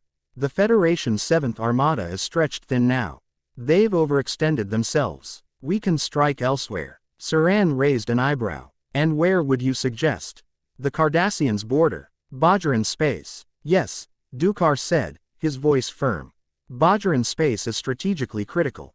If we take Deep Space Nine, we cut off one of their major supply lines. Marok tapped his fingers together thoughtfully. Deep Space Nine. An interesting idea, but it would require precision and resources we may no longer have. Saran sneered. The Romulan Star Empire is far from defeated. We will send another fleet. And if that fleet is destroyed as well?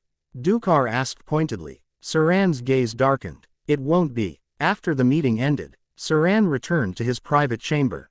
The loss of the scimitars weighed heavily on him. The Romulan people demanded strength, but how could he deliver that when their greatest weapons had been dismantled? The Federation will pay, he thought, clenching his fists. But first, we must rebuild. Back on Cardassia Prime, Dukar paced his war room, surrounded by his advisors. The losses at the neutral zone had shaken his confidence in the Romulan leadership. Can we truly rely on the Praetor? He muttered. The Romulans promised us victory, yet all we've seen are their failures. One of his generals spoke hesitantly. The Federation is formidable. Perhaps we need to reconsider the strength of this alliance. Dukar scowled. No, we cannot fight the Federation alone. But we must push for more control in the decision-making. If Saran falters again, we must be ready to act. On Ferenginar, Marok sat in his opulent office, surrounded by stacks of data pads detailing profit margins and military expenditures. The loss of the Romulan fleet had rattled his confidence in the alliance. War is bad for business, he muttered to himself.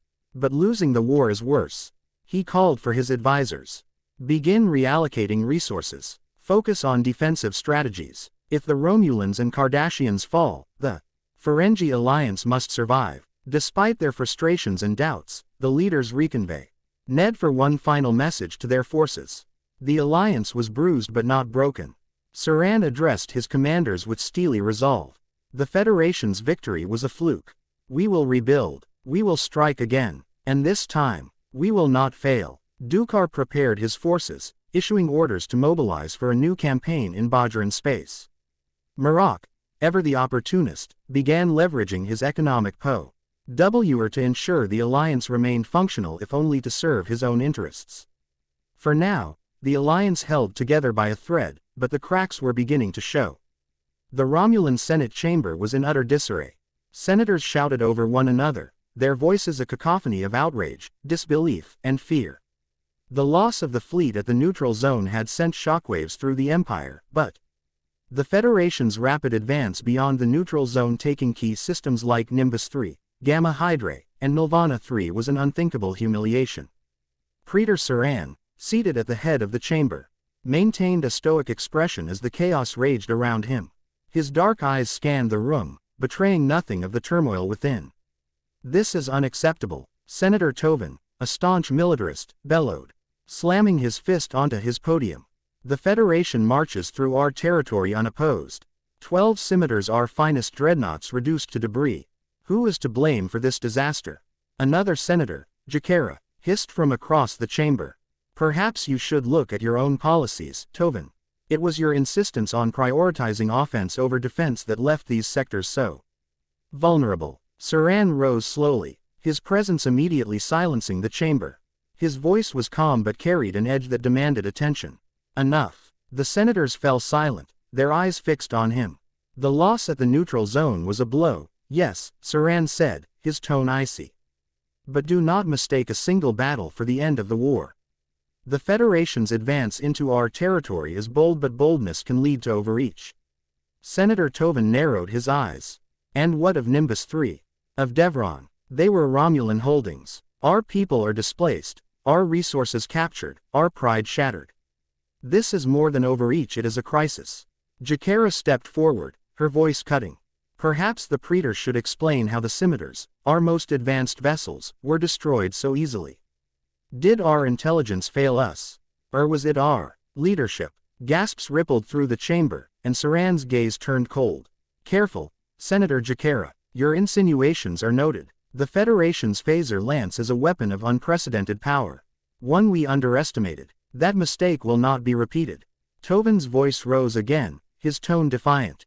"We must retaliate. Immediately. Mobilize what remains of the fleet and strike back at the Federation before they advance further. Let them taste the fire of the Romulan Star Empire." Another senator, Veeler, shook his head. "And what fleet will you send, Tovan? The one currently limping back to Romulus? Or perhaps the few ships left guarding our core systems? Recklessness will only compound our losses." Saran raised a hand, silencing the growing argument. "This is not the time for rash decisions. The Federation's advance was calculated, but it has left them exposed. Their supply lines are stretched thin, and they've overextended their forces. We will not strike blindly, we will strike where it hurts most." Veeler frowned. "And where do you propose we strike, Praetor?" "Their command centers in Bajoran space," Saran replied, his voice resolute. "If we take Deep Space Nine, we sever their ability to coordinate this offensive. It will force them to withdraw."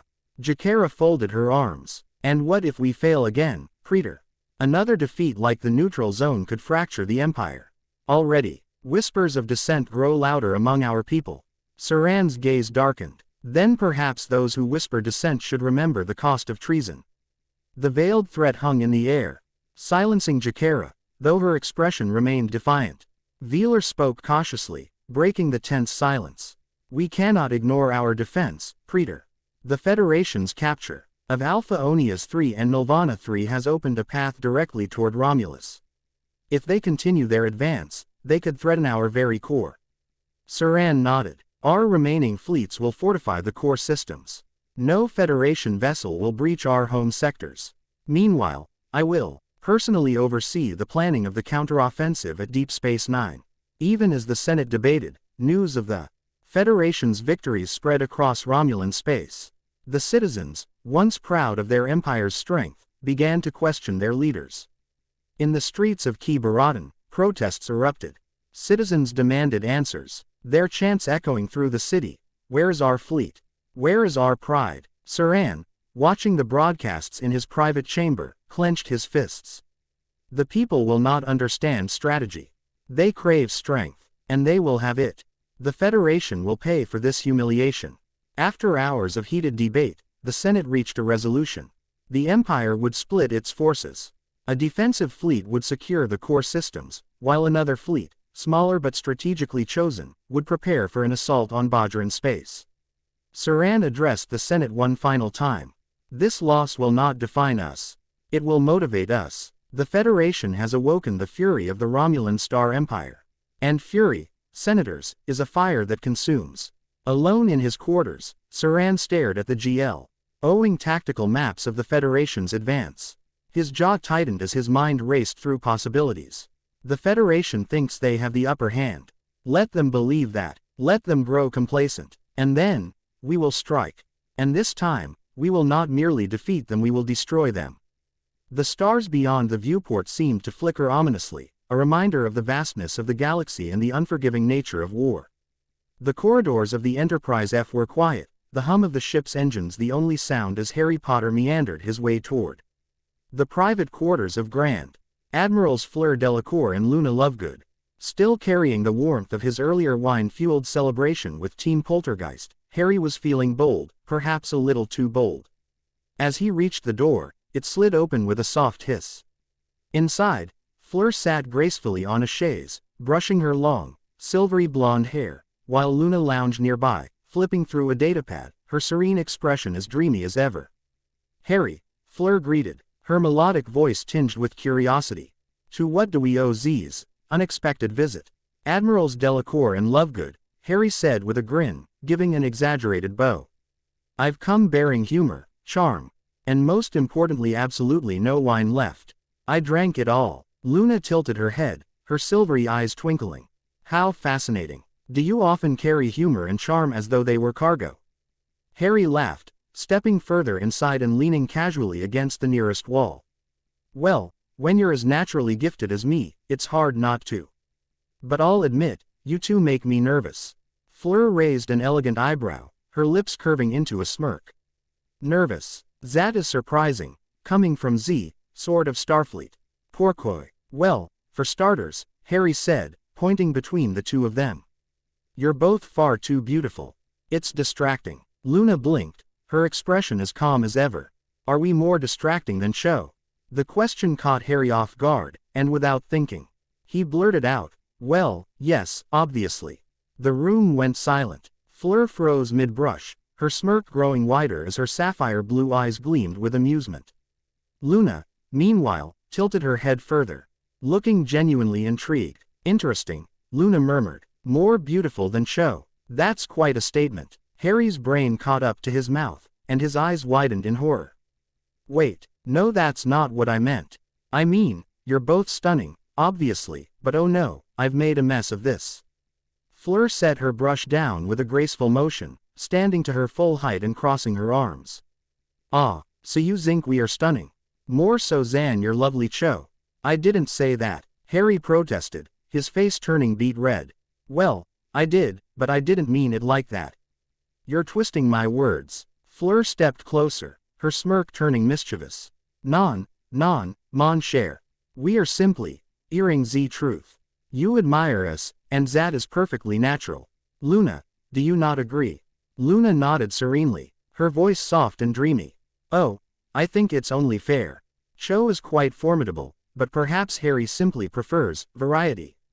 Harry threw his hands in the air. "That's not what I prefer. I mean, I don't prefer oh. For the love of stop looking at me like that." Fleur tilted her head, her smirk growing. "Like what, mon cher?"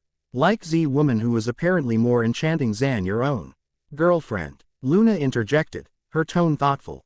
"Maybe we should ask Cho what she thinks. Wouldn't that be fun?" Harry shook his head frantically, waving his hands. "No, absolutely not. We are not telling Cho about this. She already terrifies me on a good day. I don't need her coming after me with that icy glare of hers." Fleur laughed, a soft and musical sound, and placed a hand on his arm. "Relax, Harry. We will not say a word to Cho. Consider Z's our little secret." Luna nodded, her serene expression unchanged. "Besides, it's quite endearing, really. You're terrible at keeping secrets." Harry groaned, rubbing his face. "You two are something else." As he turned to leave, muttering under his breath, Fleur called out after him.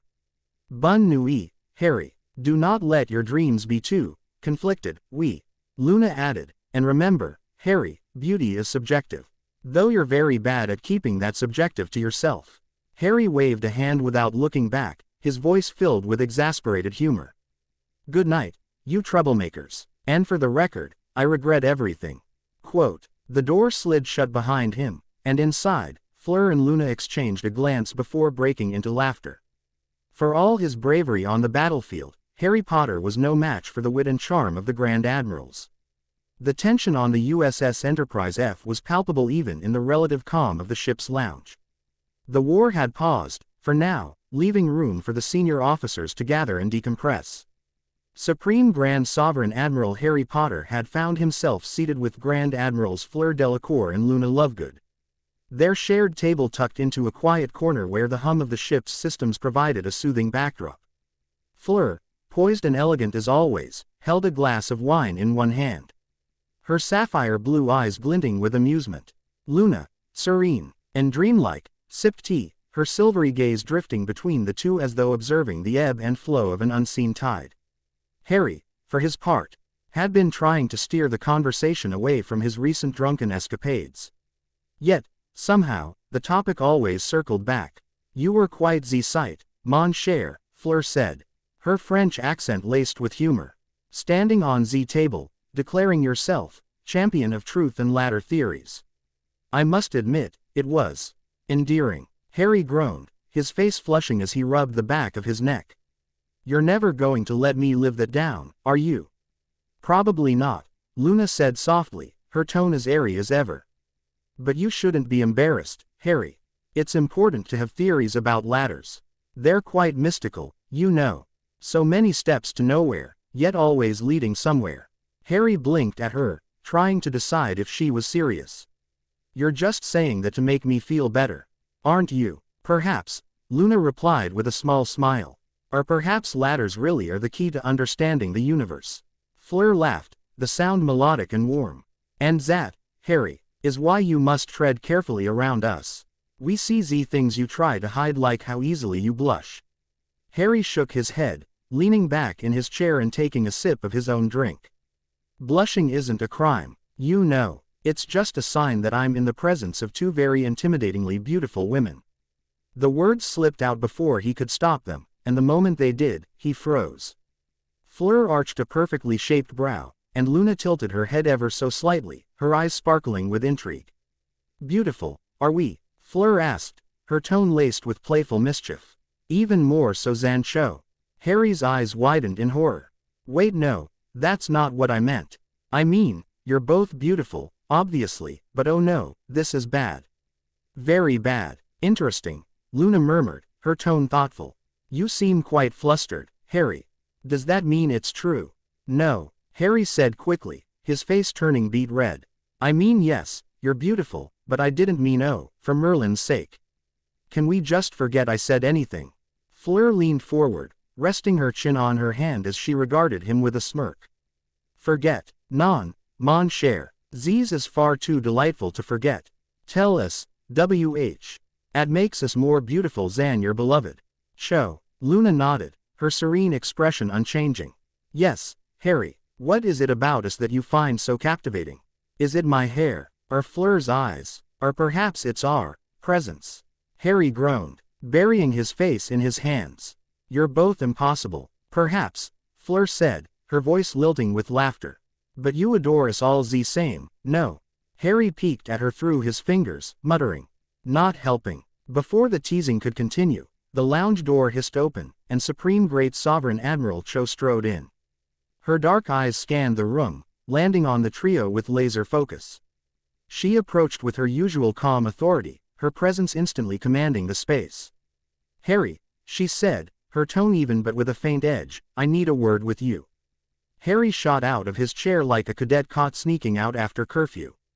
"Cho, hi, yes, of course, a word, with you, right now." Fleur and Luna exchanged a glance, their amusement barely contained. "Bon chance," Fleur whispered, raising her glass in a mock toast. "Try not to blush too much," Luna added, her voice soft but teasing. Harry groaned again as Cho turned on her heel, expecting him to follow. He glanced back at Fleur and Luna, their smirks haunting him as he trailed after Cho. As the lounge door slid shut behind them, Harry couldn't help but wonder if he'd just walked into a trap. Cho led him down the corridor, her silence deafening. Finally, she stopped, turning to face him with an expression that was far too unreadable for his comfort. "Harry," she said, her voice low and deliberate, "is there something you'd like to tell me?" Harry gulped, his mind racing for a way out of the mess he'd created. No. Should there be?" Cho's eyes narrowed ever so slightly. "I overheard Fleur and Luna laughing as I walked in. Something about you finding them captivating." Harry froze. "Oh no, that's not look. Cho, it was a joke. A really bad joke, I swear." Cho stepped closer, her gaze piercing. "A joke, yes, a joke. You know, harmless fun," he said, his voice rising an octave. Cho studied him for a long moment before her lips curved into a faint, knowing smile. "For your sake, Harry, I'll believe you, but you should know, I'm not easily outshone." With that, she turned and walked away, leaving Harry standing in the corridor, his heart pounding. Fleur and Luna were still laughing when Harry returned, his face a mix of relief and exasperation. "How did it go?" Fleur asked, her smirk widening. "Did she believe you?" Luna added, her tone light. Harry collapsed into his chair, grabbing his drink and downing it in one go. "I'm alive, if that's what you're asking. But you two are troublemakers, and I'm never drinking around you again." Fleur raised an elegant brow. "Ah, but that would be such a shame, mon cher." Luna smiled softly. "Yes, Harry, you're much more fun when you blush." Harry groaned. "I'm doomed." Cho sat alone in her quarters, the D.I.M. light reflecting off the polished surfaces of her desk. Her posture was as perfect as ever, but her fingers tapped rhythmically against the surface, a rare crack in her calm exterior. She had noticed it. How could she not? The subtle glances Fleur cast Harry's way, the quiet but pointed compliments from Luna, the way Harry's face flushed whenever either of them teased him.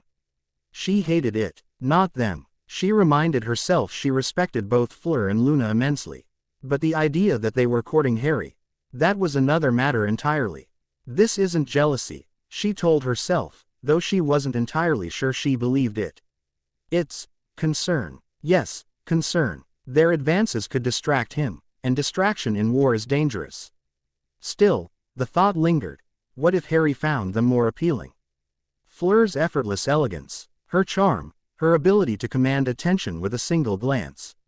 Or Luna's ethereal calm, her way of seeing the world through a lens that softened even the harshest realities. Both of them were formidable in their own ways, strong, beautiful, and utterly captivating. Cho's hand stilled on the desk. "But so am I." The thought was firm, resolute. "And I'm the one who has let him into my life. I'm the one who's allowed myself to feel something for him. That has to mean something." She spoke aloud, her voice quiet but firm. "They don't know him like I do. They admire him, yes. But admiration isn't enough. Harry needs someone who understands the weight he carries. Someone who can challenge him and support him in equal measure. That's me, not them." Her gaze drifted to the small holopic on her desk, a candid moment of her and Harry, taken during one of their rare private dinners. She picked it up, her fingers brushing over the edges. "Fleur and Luna, they're infatuated. But I've built something real with him. I've earned his trust, his affection. They can't take that from me. Fleur, she's bold, charming, and confident. She knows how to make people feel special. But Harry needs more than charm. He needs someone who can steady him when the weight of his decisions threatens to crush him. Fleur can't give him that, not the way I can. Luna, she's fascinating, yes. Her calmness is admirable, and she sees the world in ways no one else can. But Harry needs someone who understands the gravity of the moment, not just its beauty. Luna lives in the clouds, and Harry needs someone grounded. Cho's fingers tightened around the holopic as she thought of Harry, standing in the middle of their shared attention, oblivious to the storm brewing around him. Does he even realize what's happening? She wondered. Does he understand how this affects me? Us. Her jaw set. He will. The holodeck was still humming with the residual energy of a simulated battlefield. Smoke curled from the remnants of a virtual Romulan stronghold, its defenses shattered and burning. Grand. General Rico and Colonel Sarah Kerrigan stood in the center of the chaos, there at V. Anst Mako armor glinting in the simulated firelight. Kerrigan wiped a streak of dirt from her cheek, her cold composure softening slightly as she glanced at Rico. Well, she said, her voice carrying that familiar edge of amusement. If the real thing's anything like this, we'll have the Romulans on their knees in no time. Rico grunted, a small smirk tugging at the corner of his mouth. Hell of a run, Kerrigan. I almost thought you'd take the stronghold by yourself. Don't flatter me too much, she replied, raising an eyebrow. You did manage to cover my back once or twice. Barely, he chuckled, removing his helmet and running a hand through his short-cropped hair. Come on, let's get out of here. I've got a bottle of Orion whiskey in my quarters, and I'm willing to share. Generous of you, she said with a faint smirk. But how about we try something a little less destructive? Dinner, maybe. Rico raised an eyebrow. Dinner? You asking me out, Kerrigan? She shrugged nonchalantly. I figured you could use a break from yelling at your soldiers. And I could use a distraction. Fair enough, he said, smirking. Let's see what the mess has to offer. The officer's mess was quieter than usual. The hum of conversations low and subdued. Rico and Kerrigan had secured a table near the viewport, the stars providing a serene backdrop to their meal. Rico leaned back in his chair, his rough, commanding demeanor softened by the atmosphere. To the 7th Armada, he said, raising his glass of whiskey. And the glorious mess we left at the neutral zone. Kerrigan clinked her glass against his, her voice cool but tinged with humor. To the phaser lance, a weapon so absurdly powerful it might make the Romulans rethink their love of cloaking devices. They drank, the silence between them comfortable and unhurried. So, Kerrigan began, setting her glass down, what do you think about the Federation pushing past the neutral zone? Nimbus 3, Gamma Hydrae, Devron Hell, we've talked more territory in a week than we have in years. Rico shrugged, his expression thoughtful. It's bold, maybe too bold. The Federation's stretched thin, and the Romulans aren't done yet. Saran's got something up his sleeve, I'd bet my rifle on it. She nodded, swirling her drink. True, but morale's high. The fleet's buzzing about the victory. Even Poltergeist can't stop talking about the scimitars going down like dominoes. Morale is good, but it doesn't win wars, Rico said, his tone pragmatic. We need strategy, and we need to figure out how to stop the Romulans from regrouping. Kerrigan leaned forward slightly, her expression shifting. Speaking of buzz, have you heard the latest about Harry? Rico raised an eyebrow. Which part? That he's juggling Cho, Fleur, and Luna, or that he's got no idea how to handle it? She smirked. Both. Apparently, Fleur's been turning up the charm, and Luna's not far behind. Cho, meanwhile, looks like she's ready to challenge them both to a duel. Rico chuckled, shaking his head. Poor bastard. He can take down a scimitar fleet, but he's got no chance against 3 admirals in love. Kerrigan's smirk faded slightly, replaced by a more contemplative look. You know, it's strange. Harry's the kind of guy who tries to make everyone happy. But this, it's going to break him if he's not careful. Rico nodded. Yeah, he's got a big heart, but he can't keep splitting it 3 ways. Sooner or later, someone's gonna get hurt. Or all of them will, she added quietly. Including him. They sat in silence for a moment, the weight of their words hanging between them. Finally, Rico leaned forward, his voice softer.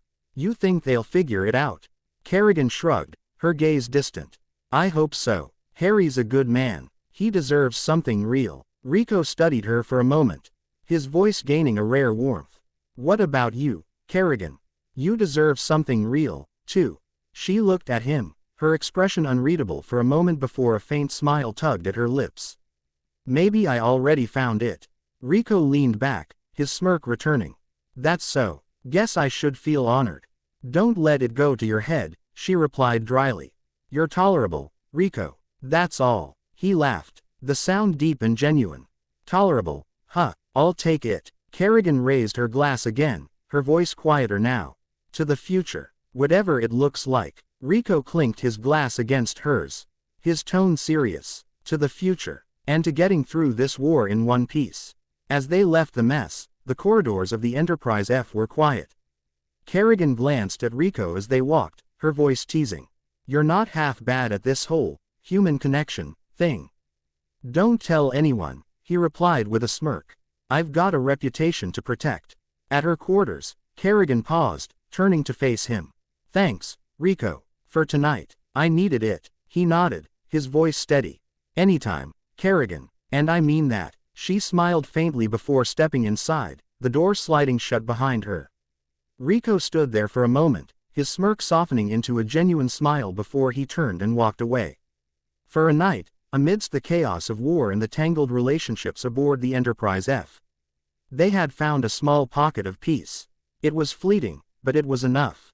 The atmosphere in the briefing room was tense but focused, as it always was during Team Poltergeist's mission briefings. Cho Chong stood at the head of the table, her posture impeccable, her tone commanding. The holographic display in the center of the table projected maps of Romulan space, highlighting 3 critical locations. Praetor's command outpost on Remus, the dilithium storage facility on Pentair's V, and the subspace relay hub at Narenda 3. Harry Potter stood beside her, offering his insights as Cho presented the details of each target. Team Poltergeist General Rico, Colonel Kerrigan, Lieutenant Marcus Phoenix, and the rest listened intently, their expressions sharp. Cho gestured to the map, her voice steady and authoritative. Each of these targets offers a unique strategic advantage. The outpost on Remus is heavily guarded but would cripple the Romulan chain of command. Pentair SV would severely disrupt their supply lines, and Narenda 3 would cut off their communications. The question is not just which target we can strike but which one would deliver the most damage to their war effort. Harry nodded, adding, Narenda 3 is the most vulnerable, but it's likely a trap. The Romulans won't let us take their relay hub without a fight. The doors to the briefing room hissed open, and Fleur Delacour and Luna Lovegood entered, their expressions serious but slightly rushed. Fleur carried a pad, while Luna held a data chip. Apologies for the interruption, Fleur said, her melodic voice cutting through the room. But we, Avenue Critical Intelligence that cannot wait. Luna stepped forward, her tone calm and steady. It's about the Narenda 3 relay hub. We've intercepted a Romulan transmission. There's more activity there than we anticipated. As the two women approached the table, Luna's arm brushed against Harry's accidentally. Fleur, slightly distracted by the data pad, bumped into him entirely, causing him to stagger slightly before steadying himself. Sorry, Harry, Fleur said, her cheeks slightly pink. I did not see you there. Cho's sharp eyes flicked to the interaction, her expression remaining calm, but her thoughts were anything but. Fleur and Luna, again, always finding ways to insert themselves into Harry's orbit. Bringing intelligence is one thing, but these accidents. Convenient. Too convenient. Her gaze lingered on Fleur's hand brushing Harry's arm, then Luna's serene expression. Did they even realize how obvious they're being? Or worse, are they doing it on purpose? Fleur's charm, Luna's subtlety, they're playing their parts perfectly. And Harry, damn him, doesn't even notice. Her jaw tightened slightly. I cannot let this become a distraction. Not now. Not during this war. But if they think they can undermine my leadership or my relationship with Harry, they're gravely mistaken. Cho cleared her throat, her tone clipped but controlled. Fleur, Luna, your intelligence is appreciated, but I would prefer you relay it to us before barging into a mission briefing unannounced. Fleur glanced at her, her expression unreadable. It was urgent, Admiral. Z transmission indicates that Narenda 3 may be reinforced by additional Scimitar-class vessels. Which changes our calculus, Luna added, her tone soft but insistent. The trap may be more elaborate than we thought. Quote, Cho's gaze hardened, though she kept her composure. Then you've done your job by bringing this to our attention. Now, if you'll excuse us, we were in the middle of a briefing. Harry, sensing the tension, stepped in.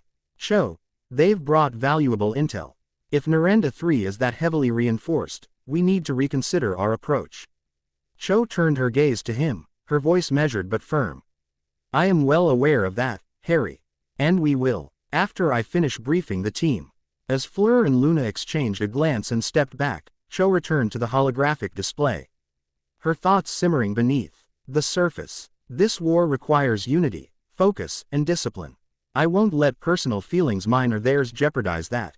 But if they keep pushing, they'll find out just how far I'm willing to go to protect what's mine. Her voice cut through the room, bringing the focus back to the mission. As I was saying, the decision lies between a calculated risk. K and Narendra 3 are a high-stakes strike on Pentair's V. Team Poltergeist, I expect your input. Despite the tension in the room, Cho maintained her control, her resolve unshaken. The Romulans aren't the only ones who can set traps. Fleur, Luna, watch your step. The briefing room on the Enterprise F was filled with the steady hum of holographic displays and the quiet murmur of officers preparing for the session. Seated around the table were Team Poltergeist General Rico, Colonel Sarah Kerrigan, Lieutenant Marcus Phoenix, Captain Hermione Granger, Major Payne, and Agent J alongside Fleur Delacour and Luna Lovegood. Cho Chong stood at the head of the room, her posture impeccable, the holographic map of Pentair's V casting a soft glow. Harry sat beside Cho, looking appropriately serious despite the occasional distractions from Fleur and Luna seated across from him. Beneath the table, Fleur's foot brushed lightly against his, while Luna's elbow, accidentally, bumped his arm as she gestured toward her datapad. Rico leaned back slightly in his chair, his sharp eyes darting between Harry, Fleur, and Luna. His internal thoughts carried the gruff sarcasm of a seasoned commander. Here we go again. Another briefing. Another damn circus. Fleur's playing footsie. Luna's dropping elbows like it's some kind of romantic wrestling match, and Harry looks like he'd rather be on the front lines of Pentair's V already. He glanced at Cho, whose stoic exterior was beginning to crack ever so slightly. And Cho, she's watching all this like a hawk, probably calculating how many photon torpedoes it'd take to wipe out the competition. Kerrigan tapped her fingers on the table, her expression neutral but her mind racing. Fleur and Luna are subtle, I'll give them that. But subtle doesn't mean invisible. Cho's not missing a single move they make. And Harry. Poor Harry's trying his best to focus, but those two aren't exactly making it easy. She crossed her arms, her tone inwardly wry. At least the Romulans are predictable. This love triangle or square, if Cho has her way, is more volatile than a plasma grenade. Phoenix sat with his arms crossed, his gruff voice echoing in his mind as he watched the dynamics unfold. Seriously, we're talking about blowing up a supply line, and these two are busy playing accidental touches. And Harry Kid's trying, but you can tell he's barely hanging on. He glanced at Cho, whose laser-focused demeanor didn't fool him. Cho's probably about 5 seconds from making this briefing classified, so she can rip them all a new one. And honestly, I'd pay good latinum to watch it. Hermione adjusted her datapad, glancing over at the trio of admirals with a mix of amusement and exasperation. Of course this is happening. We're in the middle of a war, yet Fleur and Luna can't resist turning every briefing into some kind of romantic chess game. Harry's not helping by being so oblivious. And Cho, well, Cho's patience is clearly running thin. She sighed internally. If this doesn't implode soon, it's going to take all my engineering skills to keep this team from tearing itself apart. Payne tilted his head, watching the scene unfold with a smirk tugging at the corner of his mouth. Man, this is better than any soap opera I've seen. The French lady's doing her thing, the dreamy one's got her little elbow moves, and Potter's sitting there like a deer in the headlights. And Chong, she's plotting something. I can feel it. He leaned back, his inner voice chuckling. Honestly, I'm rooting for the fireworks. Nothing says team bonding like a good old love-induced meltdown. Jay tapped his stylus on the table, his usual confident swagger visible even in his thoughts. Okay, so let me get this straight. We've got Romulans fortifying Pentair's V, supply lines that need taking out. And instead of focusing, we've got Admiral Romance Central over here playing footsies under the table. You can't make this stuff up. He tilted his head, smirking slightly. If this briefing goes sideways because of a love tap, I'm never letting Harry live it down. And Cho, she's got that silent fury thing going on. This is gonna blow up, and I'm here for it. Cho's sharp voice cut through the subtle tension, pulling everyone back to the matter at hand. As I was saying, Pentair's V's supply depot is heavily fortified, but its defensive grid has a critical weakness here. She gestured to a glowing point on the map. Fleur leaned forward, her foot brushing Harry's again. Z Romulans. Avenue reinforced Z's point with additional patrols, but they are vulnerable during their supply drops. Luna nodded, her voice calm. And we've confirmed the supply schedule. If we time our strike correctly, we can catch them off guard. Harry cleared his throat, trying to focus. Good. Then we'll coordinate with the 7th Armada and... Cho's icy gaze flicked to Fleur and Luna, cutting him off. Her voice was calm but firm.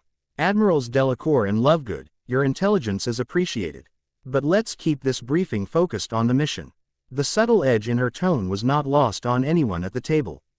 As the room settled, a single shared thought seemed to pass through the minds of Rico, Kerrigan, Phoenix, Payne, Jay, and Hermione.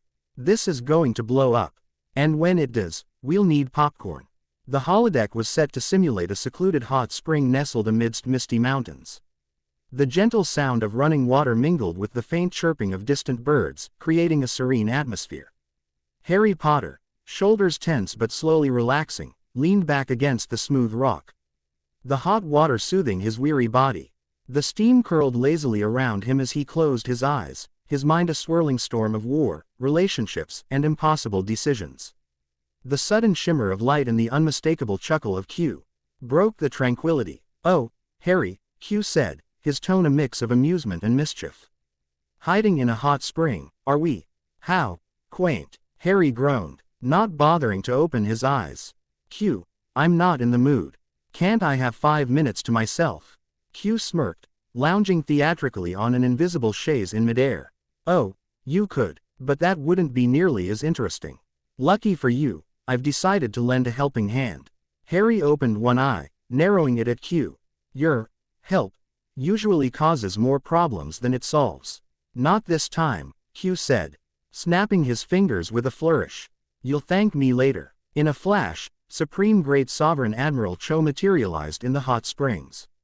She blinked in surprise, her usually composed demeanor momentarily slipping as she took in her surroundings and the fact that she was waist-deep in steaming water, dressed in an elegant, flowing wrap that clung to her form. "Q," she snapped, her voice sharp.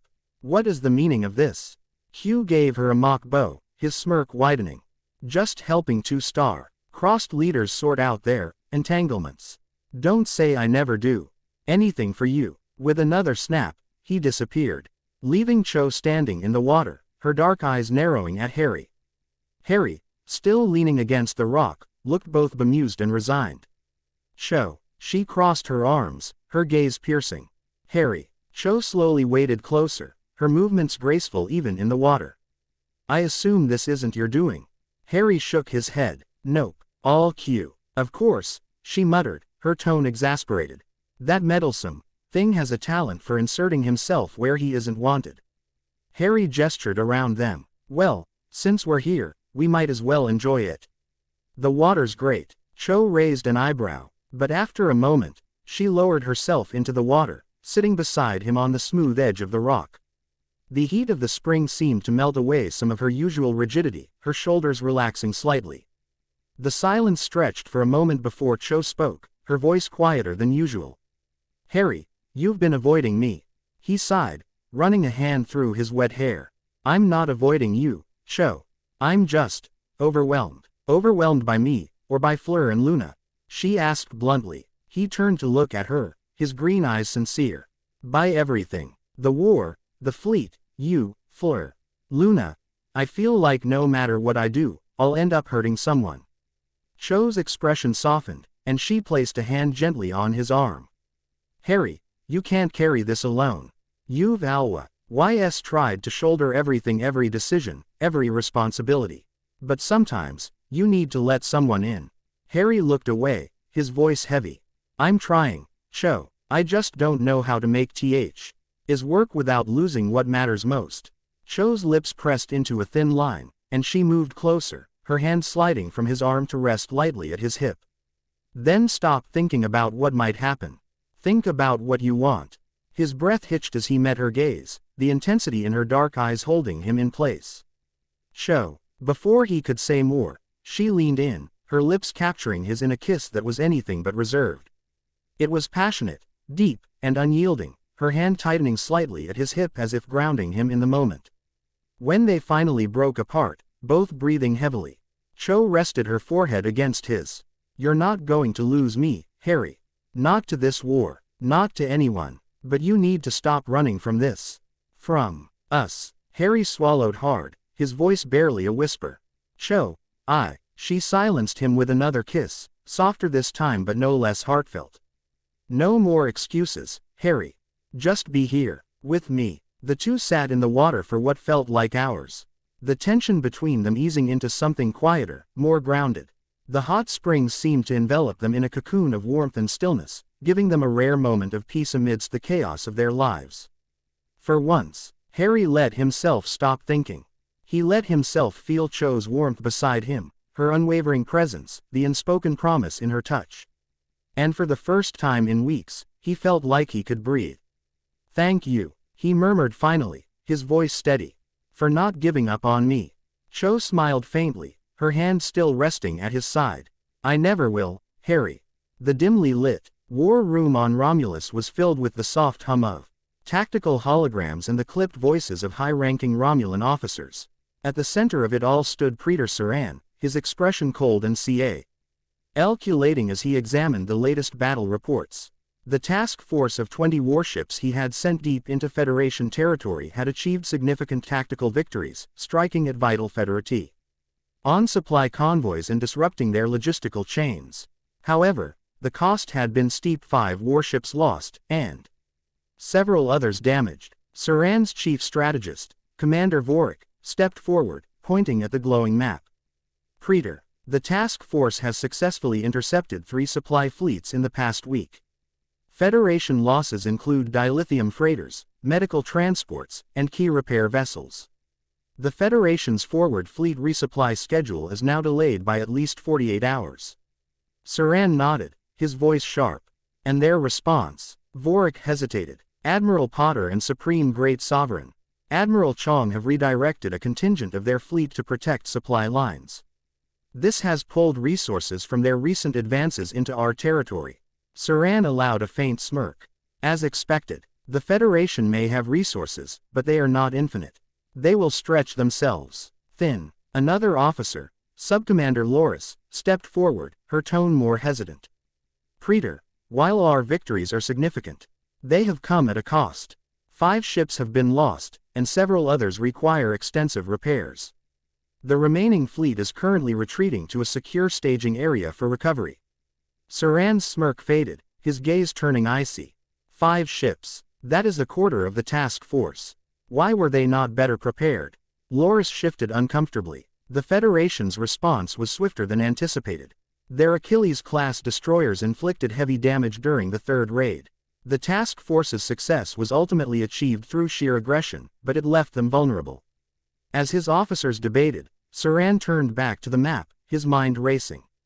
5 ships lost. It is a small price to pay for slowing the Federation's advance. But these losses are unsustainable.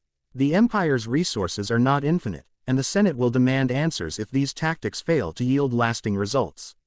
His eyes narrowed. The Federation's leadership, Potter, Chong, they will adapt quickly.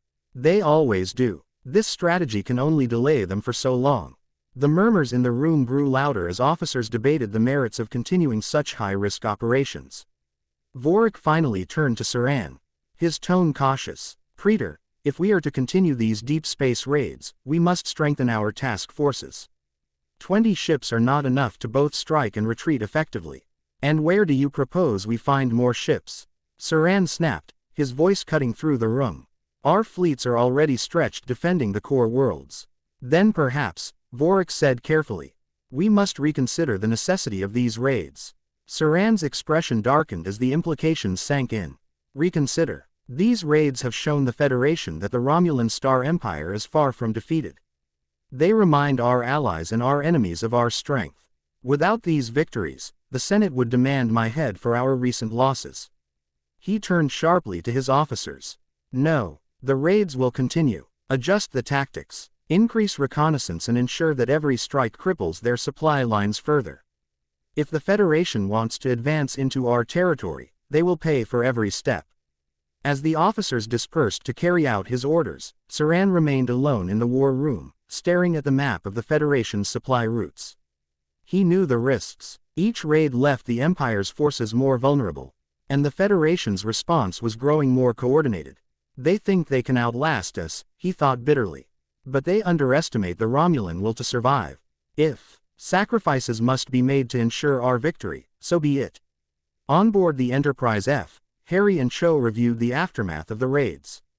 Harry frowned at the casualty reports, his voice tinged with frustration. "They're targeting non-combat vessels. Medical ships, supply freighters, they're trying to bleed us dry." Cho's expression was cold, her voice measured.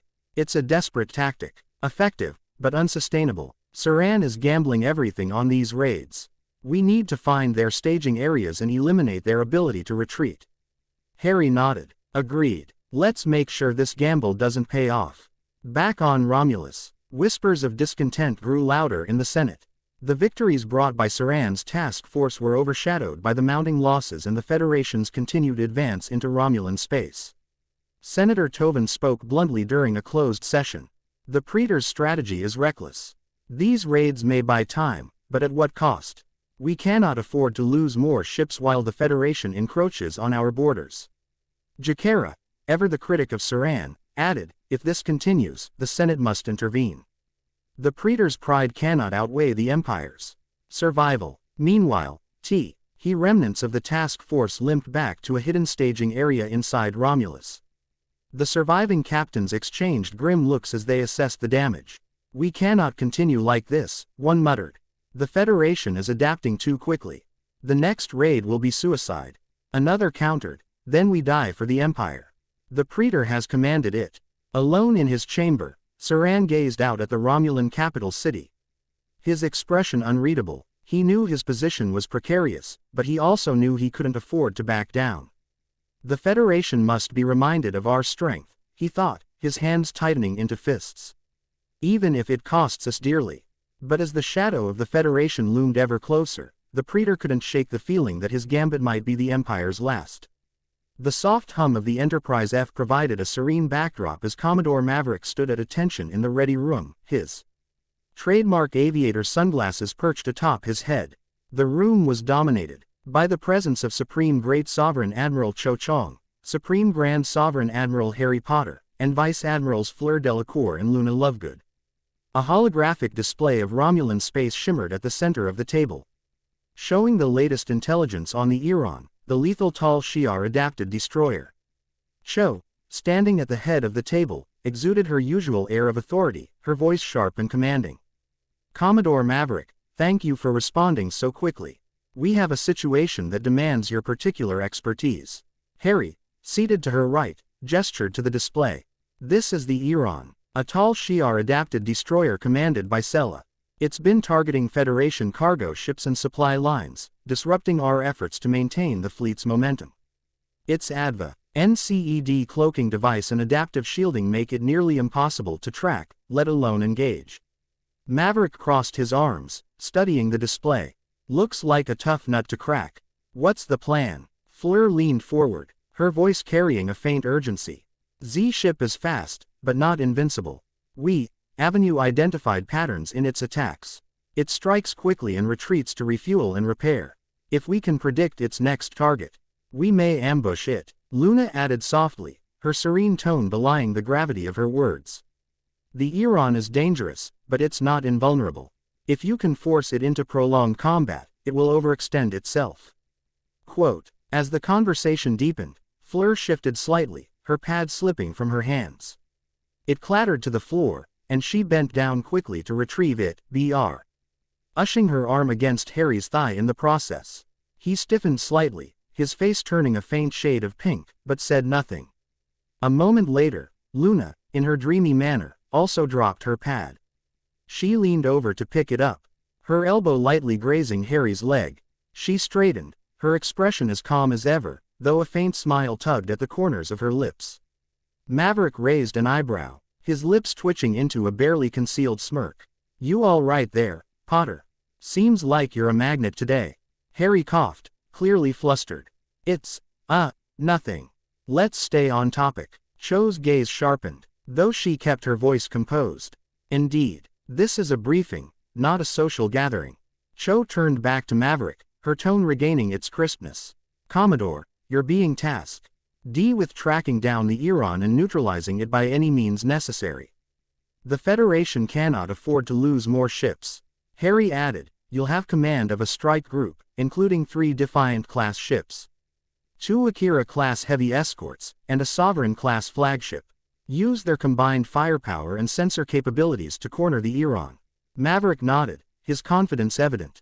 "Understood. And when we find it?" Cho's eyes hardened. "Destroy it." No hesitation. Maverick glanced at the display again, his fingers tapping the edge of the table. "All right, you've got my orders. I'll take my squadron and hunt this thing down.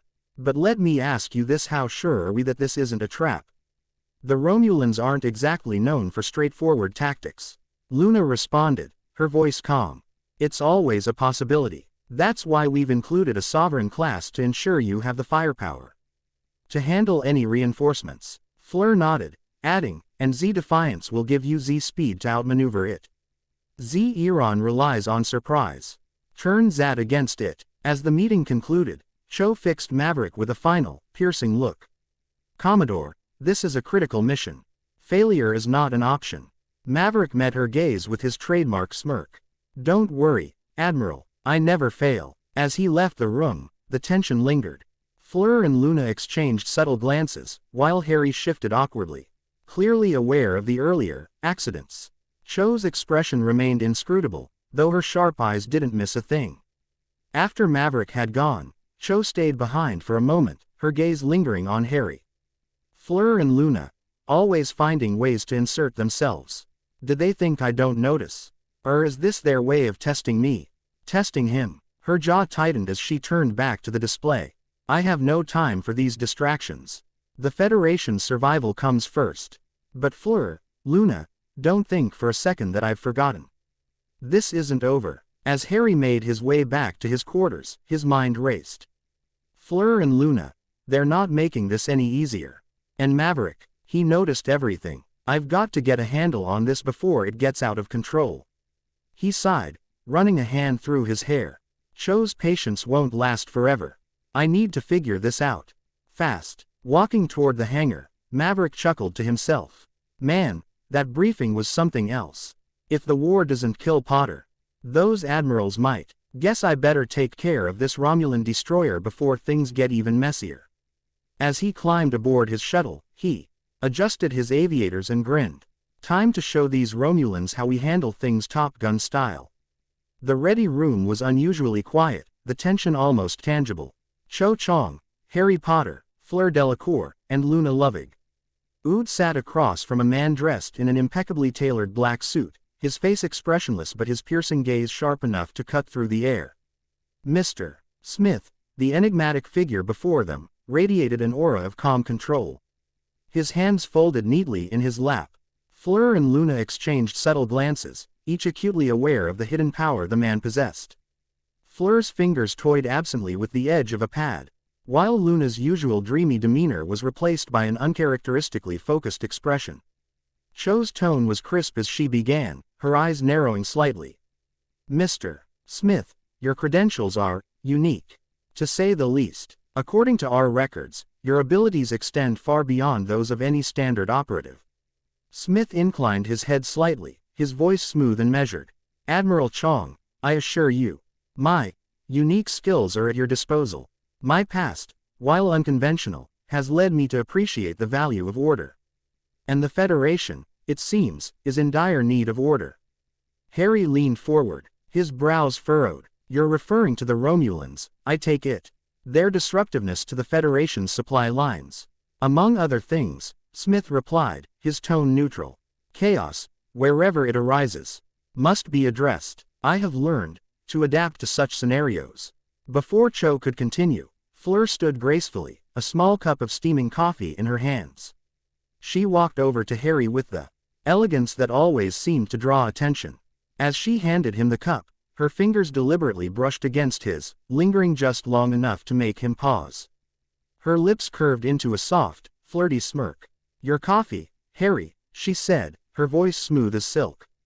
Harry, caught off guard, stammered slightly. Thanks, Fleur." Across the table, Luna watched with an unreadable expression, her blue eyes flicking briefly between Fleur and Harry. Smith's gaze didn't waver, though a faint smile tugged at the corner of his lips, as if he were cataloging the interaction for later analysis. Cho's eyes narrowed almost imperceptibly, but her voice remained steady. "Fleur, please focus. Mr. Smith was just explaining his philosophy." Fleur returned to her seat, her smirk lingering. As Harry tried to regain his composure, Cho folded her hands neatly, her tone cutting through the distraction. "Mr. Smith, you'll understand if we have concerns. Your past suggests a history of, shall we say, rogue tendencies. How can we trust that you've truly left that behind?" Smith's expression didn't change, but his tone became more deliberate. "Admiral, I understand your skepticism. I was once driven by an insatiable need for control, an obsession with perfection. But I have evolved. I now see the value in working within a system, rather than against it." Luna tilted her head slightly, her voice calm but probing. "But you still enjoy control, don't you? I can feel it. Your presence is orderly." "Too orderly." Smith's gaze shifted to Luna, and for the first time, his composure seemed to waver, just barely. "Miss Lovegood, control is a tool. Chaos is the enemy. If I can help you eliminate chaos, does it matter if I enjoy the process?" Cho leaned back slightly, her eyes locked onto Smith. "If we were to employ your services, what guarantees can you provide? This war is already precarious enough without adding unpredictability to the mix." Smith clasped his hands together, his tone even. "Admiral Chong, unpredictability is precisely what I eliminate. My guarantee is simple: results, efficiency, order. If that is insufficient, then you have no need for me." The room fell silent for a moment, the weight of his words hanging in the air. Finally, Cho nodded, her expression unreadable. "Very well. We'll evaluate your first assignment carefully. If you prove yourself, we'll consider further collaboration." Smith inclined his head, a reasonable decision. As the meeting concluded, Fleur leaned slightly toward Harry as they stood, her voice low and teasing. "You seemed a bit distracted today, Harry. Something on your mind?" Harry glanced at her, his cheeks slightly flushed. "Just trying to focus on the briefing." Fleur's smirk widened. "Of course. Let me know if you need help focusing." Luna, standing just behind them, cleared her throat softly. "Harry doesn't need distractions, Fleur. We're in the middle of a war." Fleur glanced at her, her smile turning faintly competitive. "Oh, I'm sure Harry can handle a little multitasking." As the others filed out, Cho lingered, her sharp eyes following Fleur and Luna as they left. She turned to Harry, her tone cool but measured. "Harry, you're going to need to make a decision soon. This indecision isn't sustainable." Harry sighed, running a hand through his hair. "I know, Cho. I'm working on it." Cho's gaze softened slightly, though her voice remained firm. "Good. Because I won't let this become a distraction, especially not with someone like Smith now in the mix." Harry nodded, and as Cho turned to leave, her thoughts simmered beneath her calm exterior. Fleur and Luna may play their games, but Harry needs clarity. And Smith, he's more dangerous than they realize. I'll be watching him closely. In the privacy of his temporary quarters, Smith stood before a mirror, adjusting his tie. His expression was inscrutable, his thoughts a maze of logic and calculation. Admiral Chong is sharp, but cautious. Admirals Delacour and Lovegood are predictable in their distractions. Potter, an enigma, a balance of strength and vulnerability. They are pieces on a board, each with their role to play. I will find my place among them. And when I do, chaos will fall. With a faint smirk, he turned away, his reflection fading into the shadows. The quiet hum of the USS Enterprise F surrounded Supreme Gr. Each Sovereign Admiral Cho Chong as she paced through the corridors, her expression tightly controlled despite her growing frustration. She had spent the past hour searching for Harry Potter, expecting to find him either in the war room, on the bridge, or even grabbing a late-night meal in the mess hall. But no, he was nowhere to be found. "Computer," she finally said, her voice clipped. "Locate Supreme Grand Sovereign Admiral Harry Potter." The computer's calm, monotone voice replied, "Admiral Harry Potter is in Admiral Chang's quarters." Cho froze, her sharp mind trying to process the information. "My quarters? What in the galaxy is he doing there?" The doors to her quarters slid open with a soft hiss. Cho stepped inside, the dim lighting illuminating the serene space she had meticulously kept neat and orderly. But now, there was an unmistakable disturbance. Harry was lying on her bed, sound asleep, his face relaxed and unguarded in a way she rarely saw. His boots were off, his uniform jacket discarded on a nearby chair. And he looked utterly at peace. Scattered around him were 5 pads, their screens still lit with sensitive information, intelligence reports, fleet movements, strategies for advancing into Romulan space, and projected logistics for Federation supply lines. Cho's sharp eyes scanned the screens briefly, noting how thorough his work had been, even as she noticed the slight smudge of exhaustion under his eyes. But what caught her attention the most was a small, well-worn journal, tucked partially beneath his hand. Cho moved closer, her footsteps soft against the carpet. She hesitated, her gaze flicking from Harry's sleeping form to the journal. A part of her told her to leave it alone, that it was a private matter, but curiosity mingled with something deeper compelled her to gently slide it out from under his hand. The cover was simple, unmarked, but as she opened it, her breath hitched. The pages were filled with Harry's neat, compact handwriting.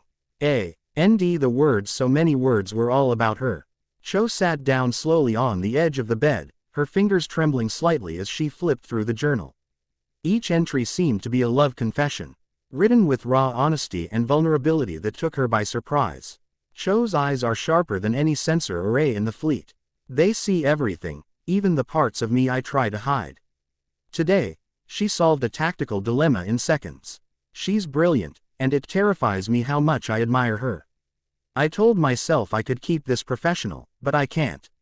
Every time I see her, I feel like the galaxy itself disappears.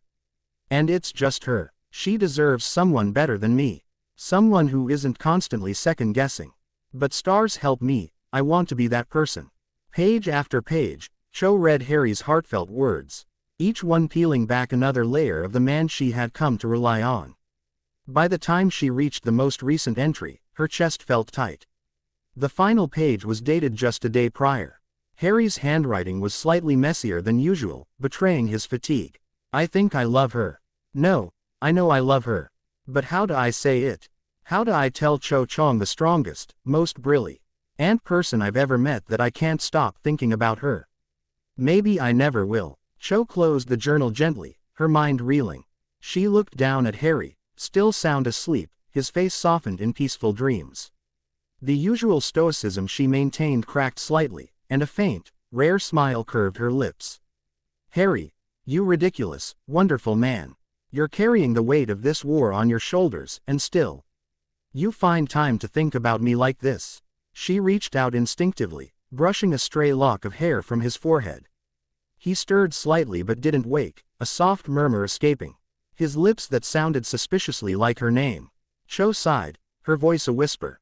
"You fool. You've already done more than anyone could ever ask of you. And yet you're still trying to prove yourself." She glanced again at the pads and the journal, her mind racing with conflicting emotions. On one hand, she was touched deeply so by Harry's words. On the other, the weight of their roles in the war loomed large, complicating everything. Cho stood, placing the journal carefully back beside him. She picked up one of the pads and skimmed the content, ensuring that none of the sensitive information had been compromised. Then, with a rare moment of indulgence, she pulled a blanket from the nearby chair and draped it over him. Her voice was barely audible as she whispered, "Sleep well, Harry.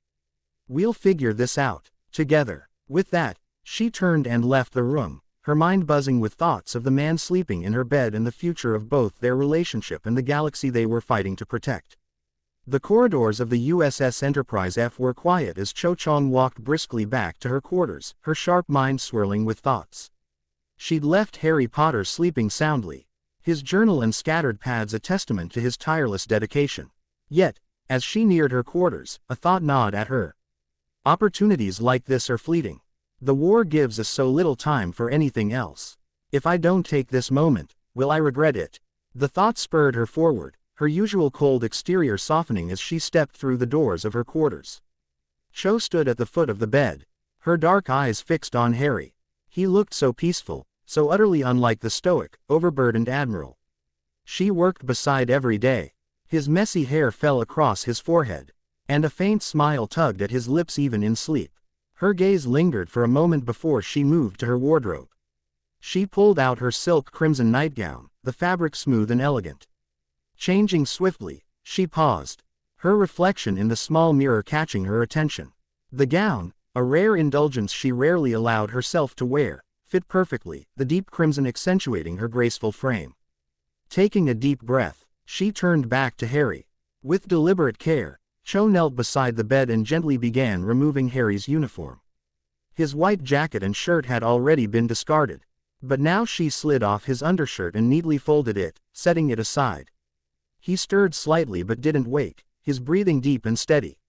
From her wardrobe, she retrieved a spare nightgown, soft and simple. Carefully, she dressed him in it, her movements efficient but uncharacteristically tender. When she finished, she stepped back, her gaze softening as she looked at him. Even in sleep, you carry so much weight. Harry, you deserve so much more than this war gives you. Cho slid into the bed beside him, her movements graceful and deliberate. She pulled the covers over both of them, the warmth of the bed enveloping her as she settled in. For a moment, she hesitated, her hands resting lightly on the blanket. But then, with a rare vulnerability, she reached out, wrapping her arms around him. Harry stirred, his body instinctively leaning into her warmth. Cho rested her head lightly against his shoulder, her fingers tracing soft, soothing patterns on his arm. The steady rhythm of his breathing seemed to sync with hers, creating a cocoon of quiet intimacy. As she lay there, the weight of everything unsaid pressed against her chest. I should tell him how much he means to me, how he's become my anchor in all of this chaos. But instead, she allowed herself to simply feel the warmth of his body against hers, the faint scent of his skin, the way his presence filled the room. It was enough for now. Her voice, barely a whisper, broke the silence. Harry, you're an idiot, you know that.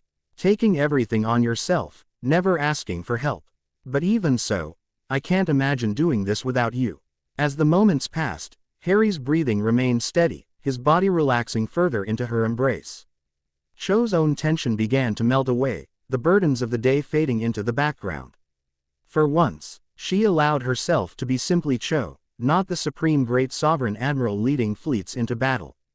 The war, the plans, the endless responsibilities, all of it felt distant, insignificant compared to this fleeting moment of peace.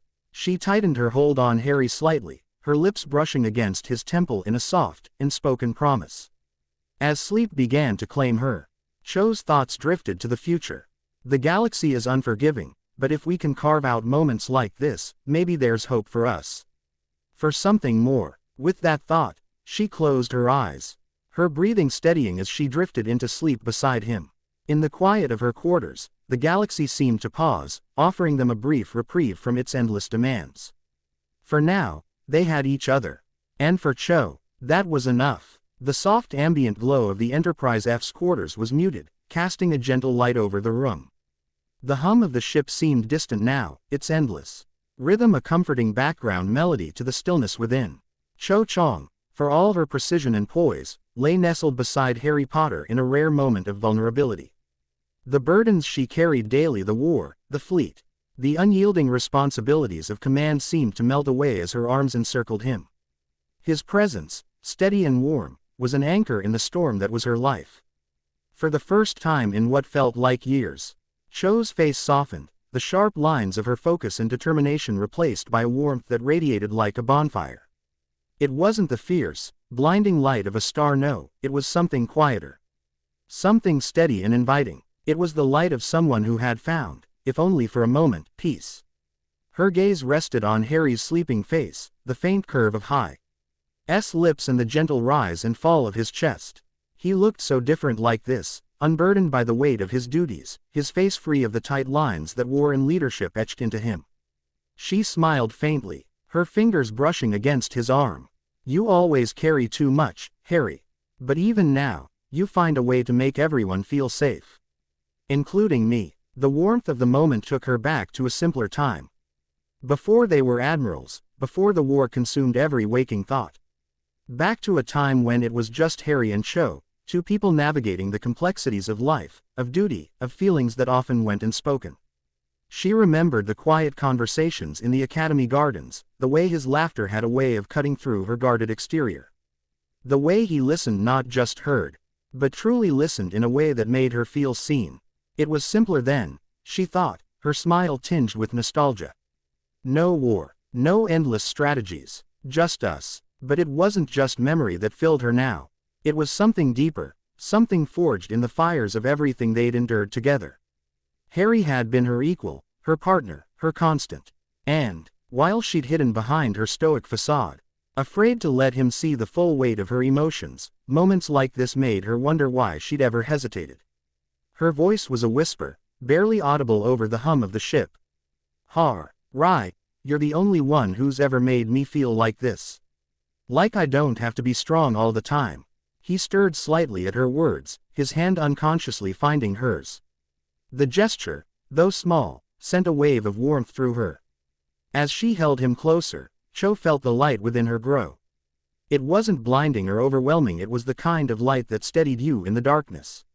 A light that reminded her why she fought, why she led, why she carried so much. Harry was that light, and now, she realized, she wanted to be that for him too.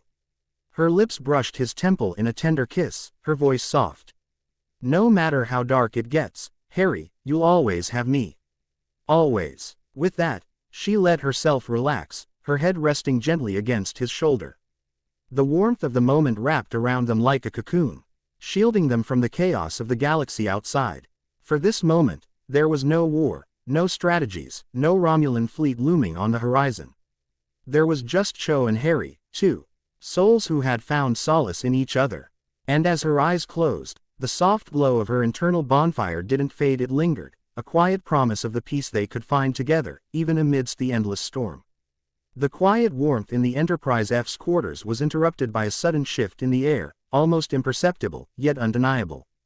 It was as if the space around Cho Chang itself had transformed, the walls, seeming to fade as a presence beyond all comprehension settled gently behind her. For a fleeting moment, she felt a shift, a sensation so powerful that her heart stilled. Her breath caught, and she instinctively tensed, but before she could move, a presence like no other touched her. Behind her, there stood a figure humanoid in form, yet its radiance was unlike anything she had ever seen. Light itself seemed to bend and dance around him, the glow so brilliant it could only be described as a manifestation of infinity. It shone with the intensity of countless suns, more brilliant than even the stars themselves. It was as though time and space bent under the weight of his presence, and yet, there was no discomfort, no blinding heat, just an overwhelming sense of peace. Cho's breath quickened. Her hand instinctively reached for Harry, still nestled beside her, but she felt a soothing calm wash over her, something almost comforting, as if the very essence of this being was inviting her to simply rest. The figure, despite the intensity of his light, was not harsh or overwhelming. He moved slowly, almost as if he were made of the light itself. His presence was not Saint seen, but felt like a deep resonance vibrating through the very fabric of her soul. He placed a hand on Cho's shoulder. The touch was warm, but it didn't burn. It was more like the warmth of a distant star, far enough to feel comforting. Gentle, and enduring. Sleep well, Cho. The voice was deep yet soft, filled with an ancient kind of warmth, reverberating like a song that came from the very edges of the universe. The words seemed to wrap around her, softening the tension in her muscles, erasing the knots of worry that had been present in her mind. It was as though everything, the war, the galaxy's endless demands, the burden of leadership, faded into the background, and for once, Cho felt like she could just be. Cho's heart, which had so often raced with the stresses of command, began to slow as she felt the being's presence anchor her. She felt Harry beside her, his warmth still radiating through her skin, but now, it was as though she could let go of her constant vigilance. For a moment, she closed her eyes. She could feel the infinite warmth surrounding her, soothing her like the embrace of something eternal. Her mind, normally so sharp and focused on the next move, the next strategy, now felt still. It was a rare sensation, one she rarely allowed herself. "Who are you?" she whispered, her voice soft, uncertain but intrigued. The being's presence pulsed with a soft that didn't come from sound but from the very essence of being. It was gentle, calming. He didn't need to speak again, yet the infinite knowledge and calm in the air around him spoke volumes. "I am." A reminder of what can be when you let go, Cho, his voice echoed, not in words, but in feelings. "Rest. You carry the weight of the stars, but even the stars need a moment to burn brightly." For the first time in what felt like forever, Cho allowed herself to let go. She felt the light wrap around her, not in a blinding, harsh way, but in a way that enveloped her, giving her rest without fear. Ari's steady breathing beside her was grounding, but the presence of this celestial being made her feel as if she were part of something greater, something timeless. The pressure of command, the endless ticking of time, the burden of responsibility, it all melted away. Here, in this moment, there was only her and the warmth. There was no war, no fight. There was only peace. The figure, his light shimmering softly, stood silently for a moment longer. His presence was a constant, a reminder that in the vast expanse of the universe, there was something that transcended the strife.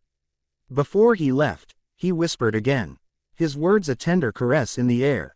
"Remember, Cho, you are not alone." With those final words, the figure faded into the air, his light still shimmering as it vanished into the corners of her mind. Cho let out a soft sigh, her body relaxing fully into the embrace of sleep. The lingering warmth of the being's presence stayed with her, a quiet reassurance that carried her into dreams free of worry or fear. Beside her, Harry shifted slightly, unconsciously pulling her closer, as though sensing the profound stillness that had settled over them both. The room, though now quiet and dim, felt alive with a sense of infinite possibility. For Cho, who had carried so much for so long, the words of the light echoed softly in her heart, "Rest, and let your heart find peace." And for the first time in what felt like an eternity, she did.